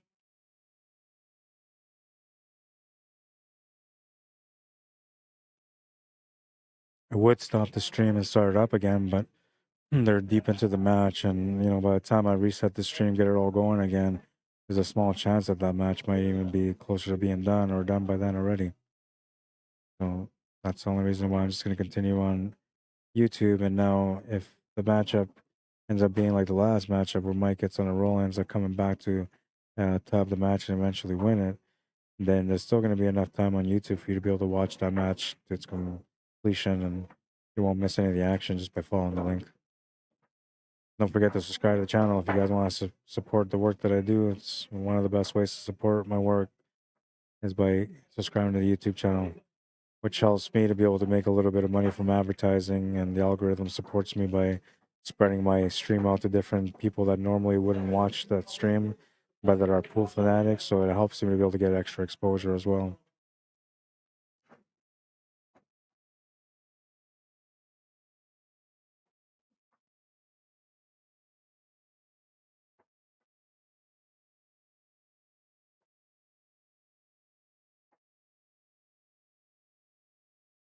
Those of you guys that are local, if you're watching the stream right now, you can check out Crazy 8 Billiards and Lounge. They have a Facebook page. Same thing with Sonics. Oh, no, wait, Sonics doesn't have a Facebook page. They should have a Facebook page. Oh, wait, I think they do. They just don't really advertise much pool on it. Mainly for their karaoke and bingo, and they have, what's the other thing they do out there? Poker.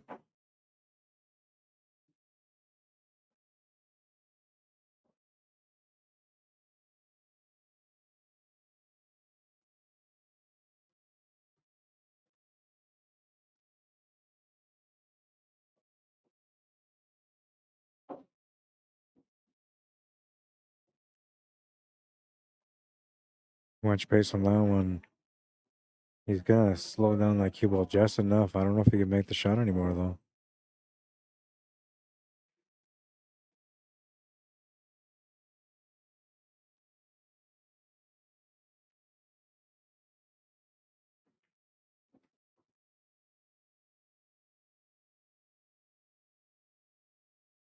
Oh, what a shot. Gets out of position and he gets right back on par with a beautiful bank. Sets him up for the 10 ball.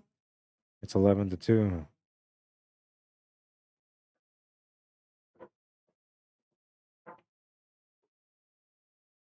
Huge bank.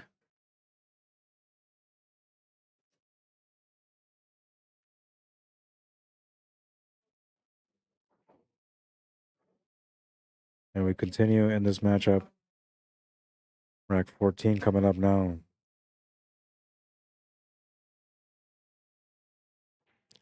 Winner breaks, so Jeff Clare will be breaking in this one.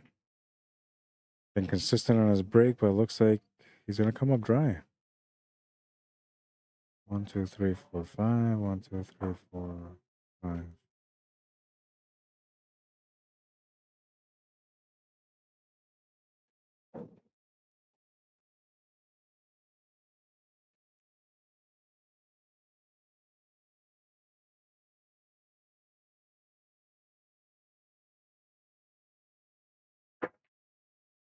Now he's gonna miss that one ball. Popped up on the shot. Finds that he's not feeling comfortable at the table right now.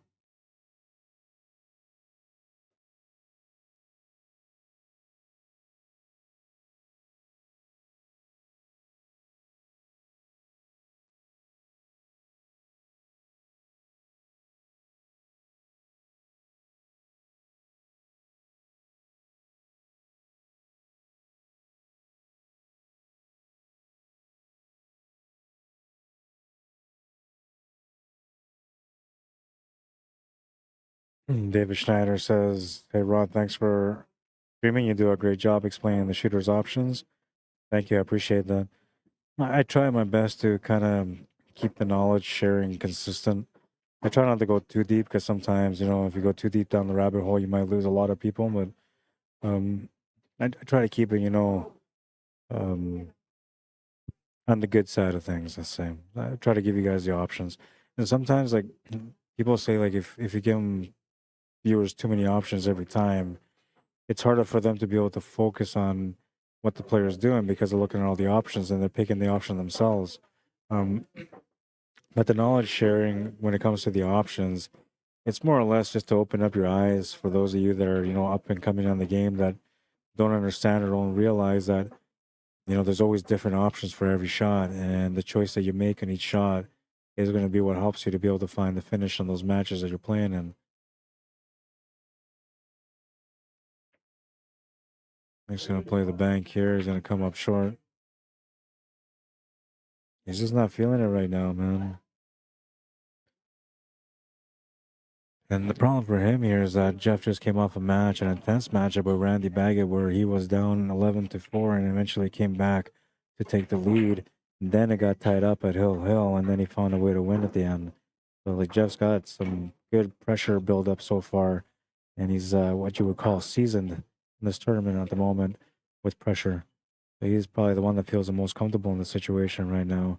And you can kind of see that just by the score itself. But I'm telling you, man, don't give up on Mike. Just like I told you guys not to give up on Jeff earlier. You just never know what's going to happen. Because of winter breaks, anything can change at any point.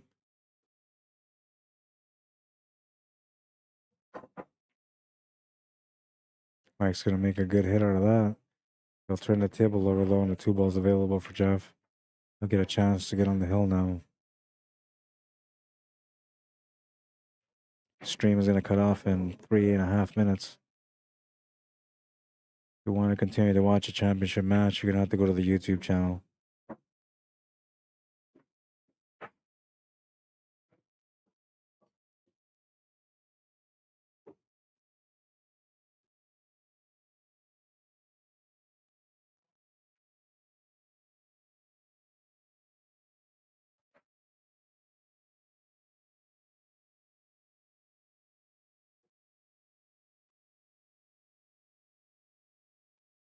Gonna find the window for the 4 ball.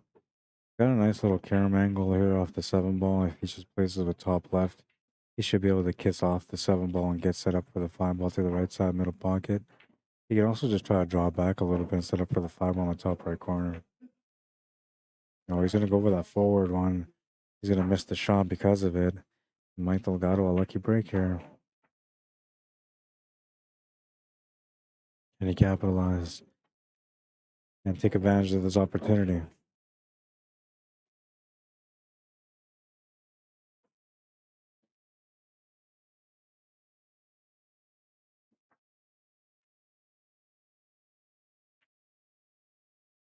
Gonna make the shot on the 5. Cue ball's gonna come through for the shape on the 6. He's got a good angle now. Just needs to come over to the left side of the table. You can get below or above it. Got options for below it right now and above it.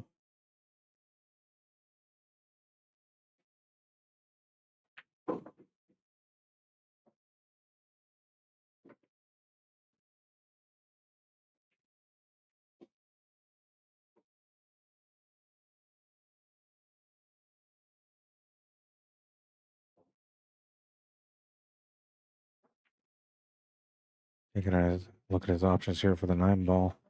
And it looks like he's decided that going forward, it's probably going to be the best option for him. Just a little bit. Oh, he's gonna miss the shot on the 7 ball. I can't believe he missed that shot. He's got to be feeling a little bit overwhelmed right now because, like, missing these shots, turning the table over for losses is gonna hurt his pride a little bit. And right now, like, he's not feeling good. I can see it in his face. He's just not feeling good about it. And Jeff Clare doesn't mind because right now, like, he's basically 2 balls away from getting on the hill.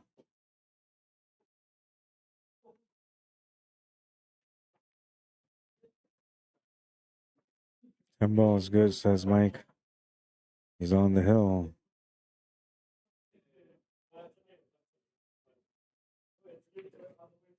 If you want to watch this match until it ends, you're gonna have to switch over to YouTube. The stream's gonna end in about 30 seconds or less for Facebook. When it cuts off, you're done. Just go to the post. You'll see it says YouTube link or YouTube stream can be found at whatever. And you'll see the link for the YouTube. And if you go in the comments for that stream, you'll also find a pin in the comments. Follow the link. You'll find the stream on YouTube. Don't forget to subscribe to the channel if you haven't. There goes the stream on Facebook now.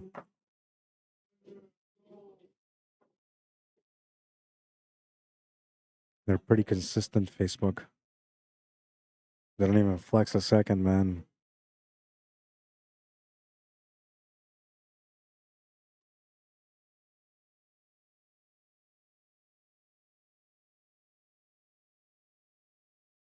Jeff's gonna call the push.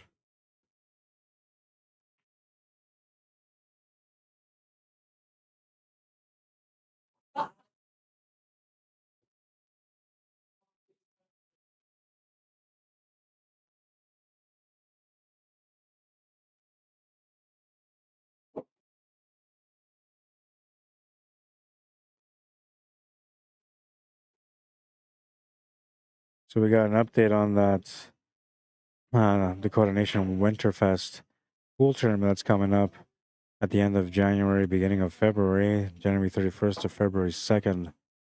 The women's team event, or sorry, the women's singles event is, full. It's on YouTube now.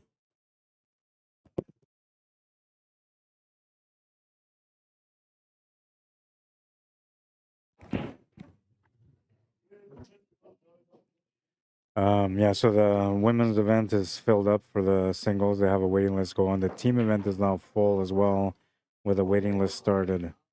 The men's division only has 14 spots for the A division. The B division has 23 spots available. So this event is filling up really quick. If you guys are wanting to play in that event, make sure that you get signed up ASAP because you're going to be one of those people that's going to sit there regretting the fact that you weren't able to go and play in this event. It's going to be a really good event.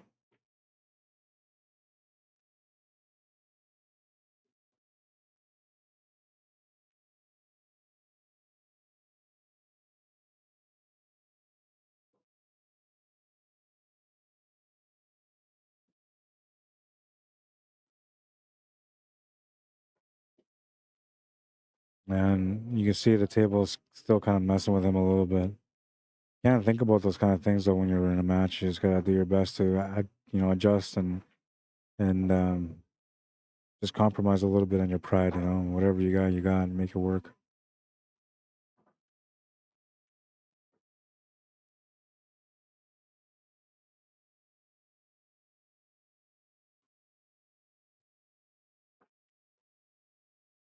Takes on the hard cut to the corner for a better position on the 8 ball. He's gonna get a tough shot here on the 8 ball.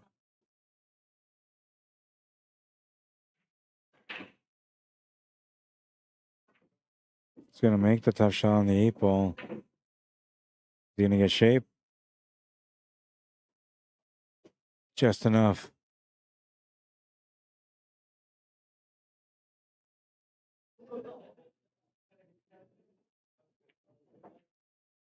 Jeff says that's good. 3 to 12 or 12 to 3, whichever way you want to look at it. It's winner break, so Mike will get another chance here.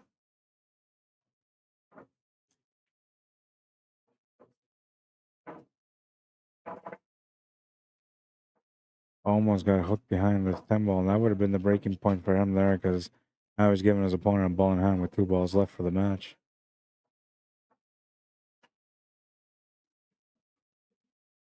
I guess we should watch the whole thing, right?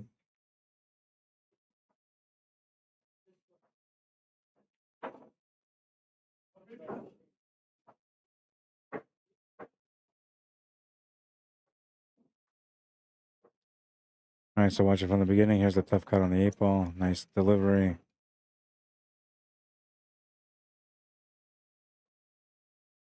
Just got over that 10 ball. All right, and we move into rack number 16 now. Mike Delgado is going to break, and it looks like he's not going to make a ball, or did he? Yeah, it sounds like he made a ball. Not going to get much of a shot on the 1 ball, but you can see it.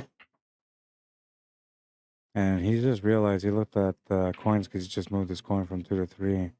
So he just realized that his opponent is on the hill right now. That means that it's time for him to start focusing more on each rack and each shot, trying to grind his way back into this match. Does not want to turn the table over at any point in any of the remaining racks right now.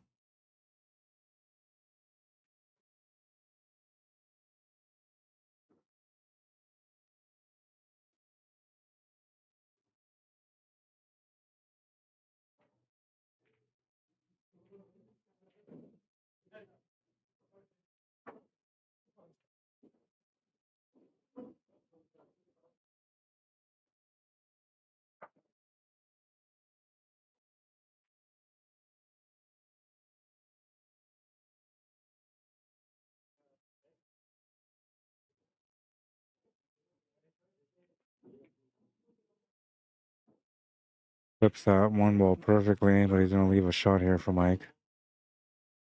He'll have to use his 9 ball experience to be able to get out of trouble on this one.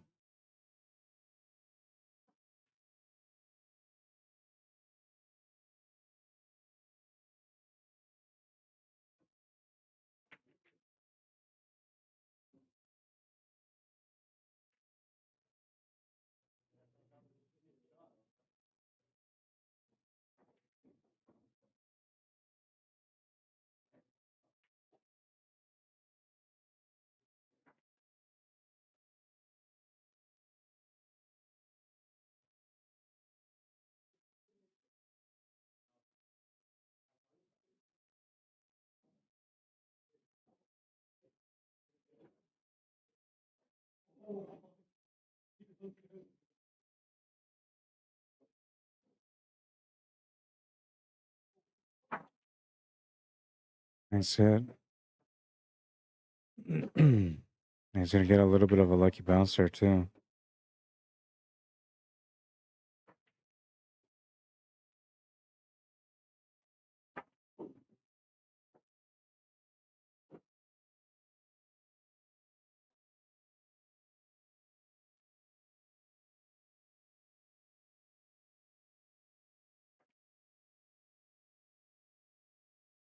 Going to make the shot on the 5 ball, but he's going to get hooked on the 1.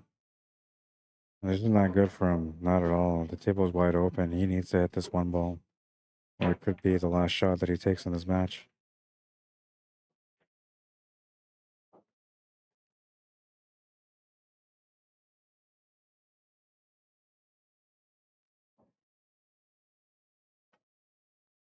Oh, he's going to miss it. That's going to give Jeff a ball in hand. He'll have a chance to close out the match now. A pretty good setup, too. On the 1 ball to the 2 is good. The 2 to the 3 should be no problem. 3 to the 4 should be all right. This is a 95% chance that he's going to end up finishing this table with a ball in hand.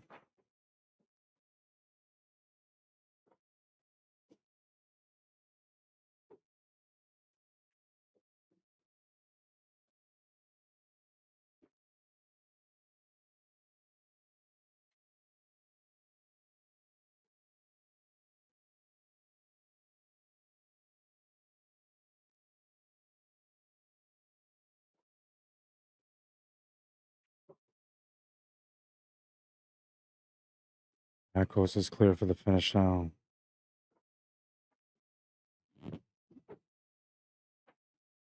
The only threat to him not finishing this table is himself.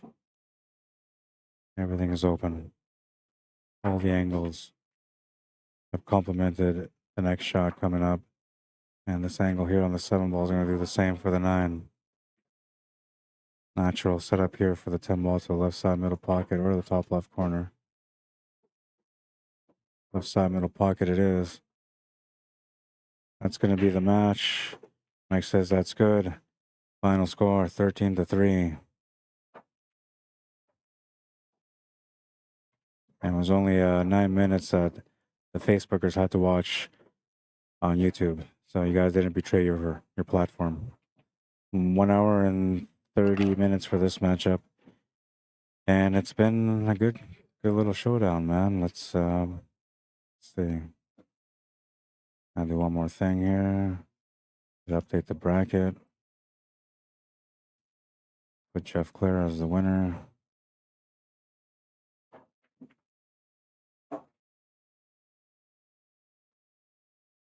Oops. Trying to do something simple, and then the system is trying to be funny on me. I gotta pay these guys right away, or Jeff Clare right away.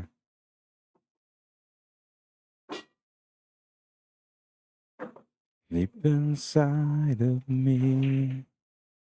Alrighty. All right. So here's the bracket. It's been finalized now. It will be finalized on digital pool as well. Jeff Clare is your King of the Hill winner take all 10 ball champion for the last tournament in 2024. And congratulations to Jeff for a great performance, especially that matchup against Randy Baggett. It was huge. Absolutely huge. Down 7-4, or sorry, down 11-4. Comes back, ties it up at 11, takes the lead. Randy ties it up, makes it a hill, and then Randy scratches on the last rack, giving Jeff Clare an opportunity with the ball in hand, which he's going to capitalize on every time, as you can see so far. Wins up that match, ends up going against Mike Delgado, who's just having no luck at all in this matchup, and Jeff is playing as good as he's been playing. He's going to end up winning this one in convincing fashion with a score of 13-3.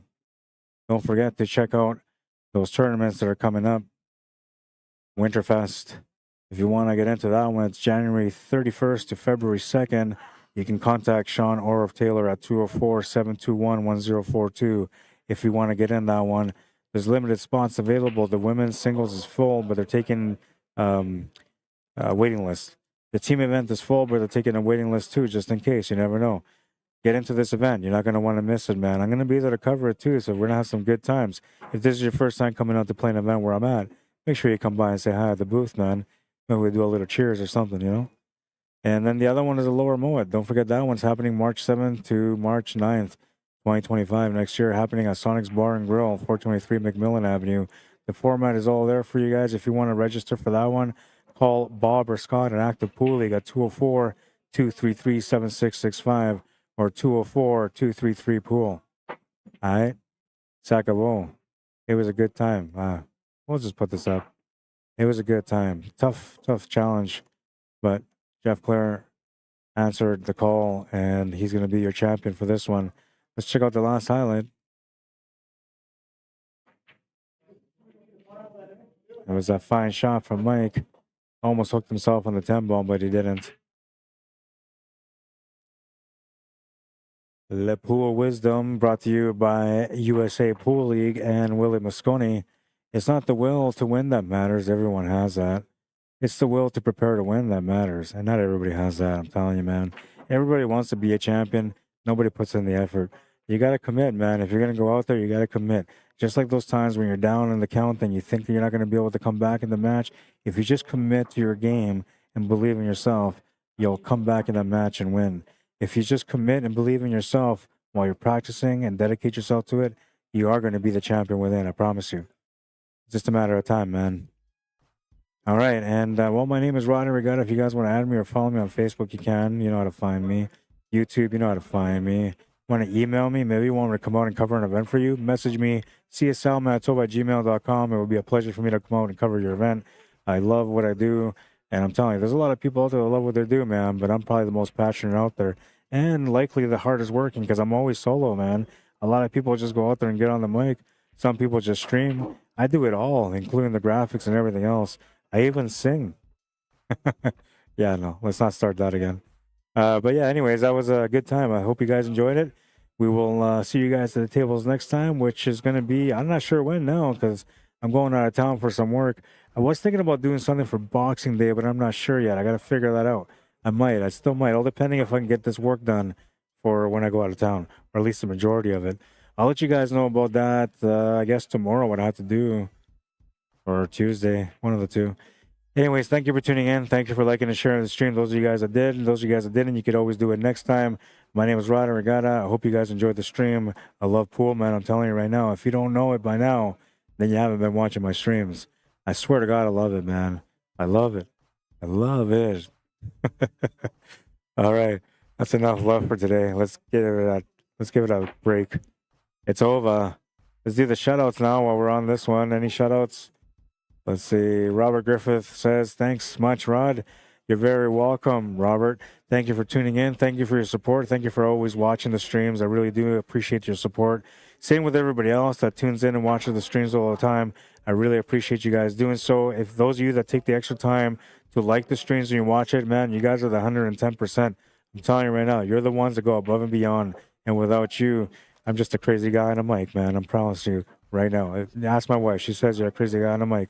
And she's probably right. Anyways, that's it for now. Thank you for tuning in. Thank you for liking and sharing the stream. Happy holidays to everyone. Merry Christmas to those of you that celebrate Christmas. Happy Hanukkah to those that do that. And Chinese New Year is coming up too. We got everything coming up right now. It's holiday season, so get out there, enjoy the time with your family. Watch as much pool as you can when you're bored. And yeah, we love you, man. Have a good night, everybody. Enjoy the Christmas holidays with your loved ones. And we'll see you guys in 2025. I'm excited, man. Well, maybe at the end of 2024. I'm thinking about doing a tournament still. We'll see. I'll see you guys later, though. Have a good night, everyone. Cheers. Thank you for being awesome.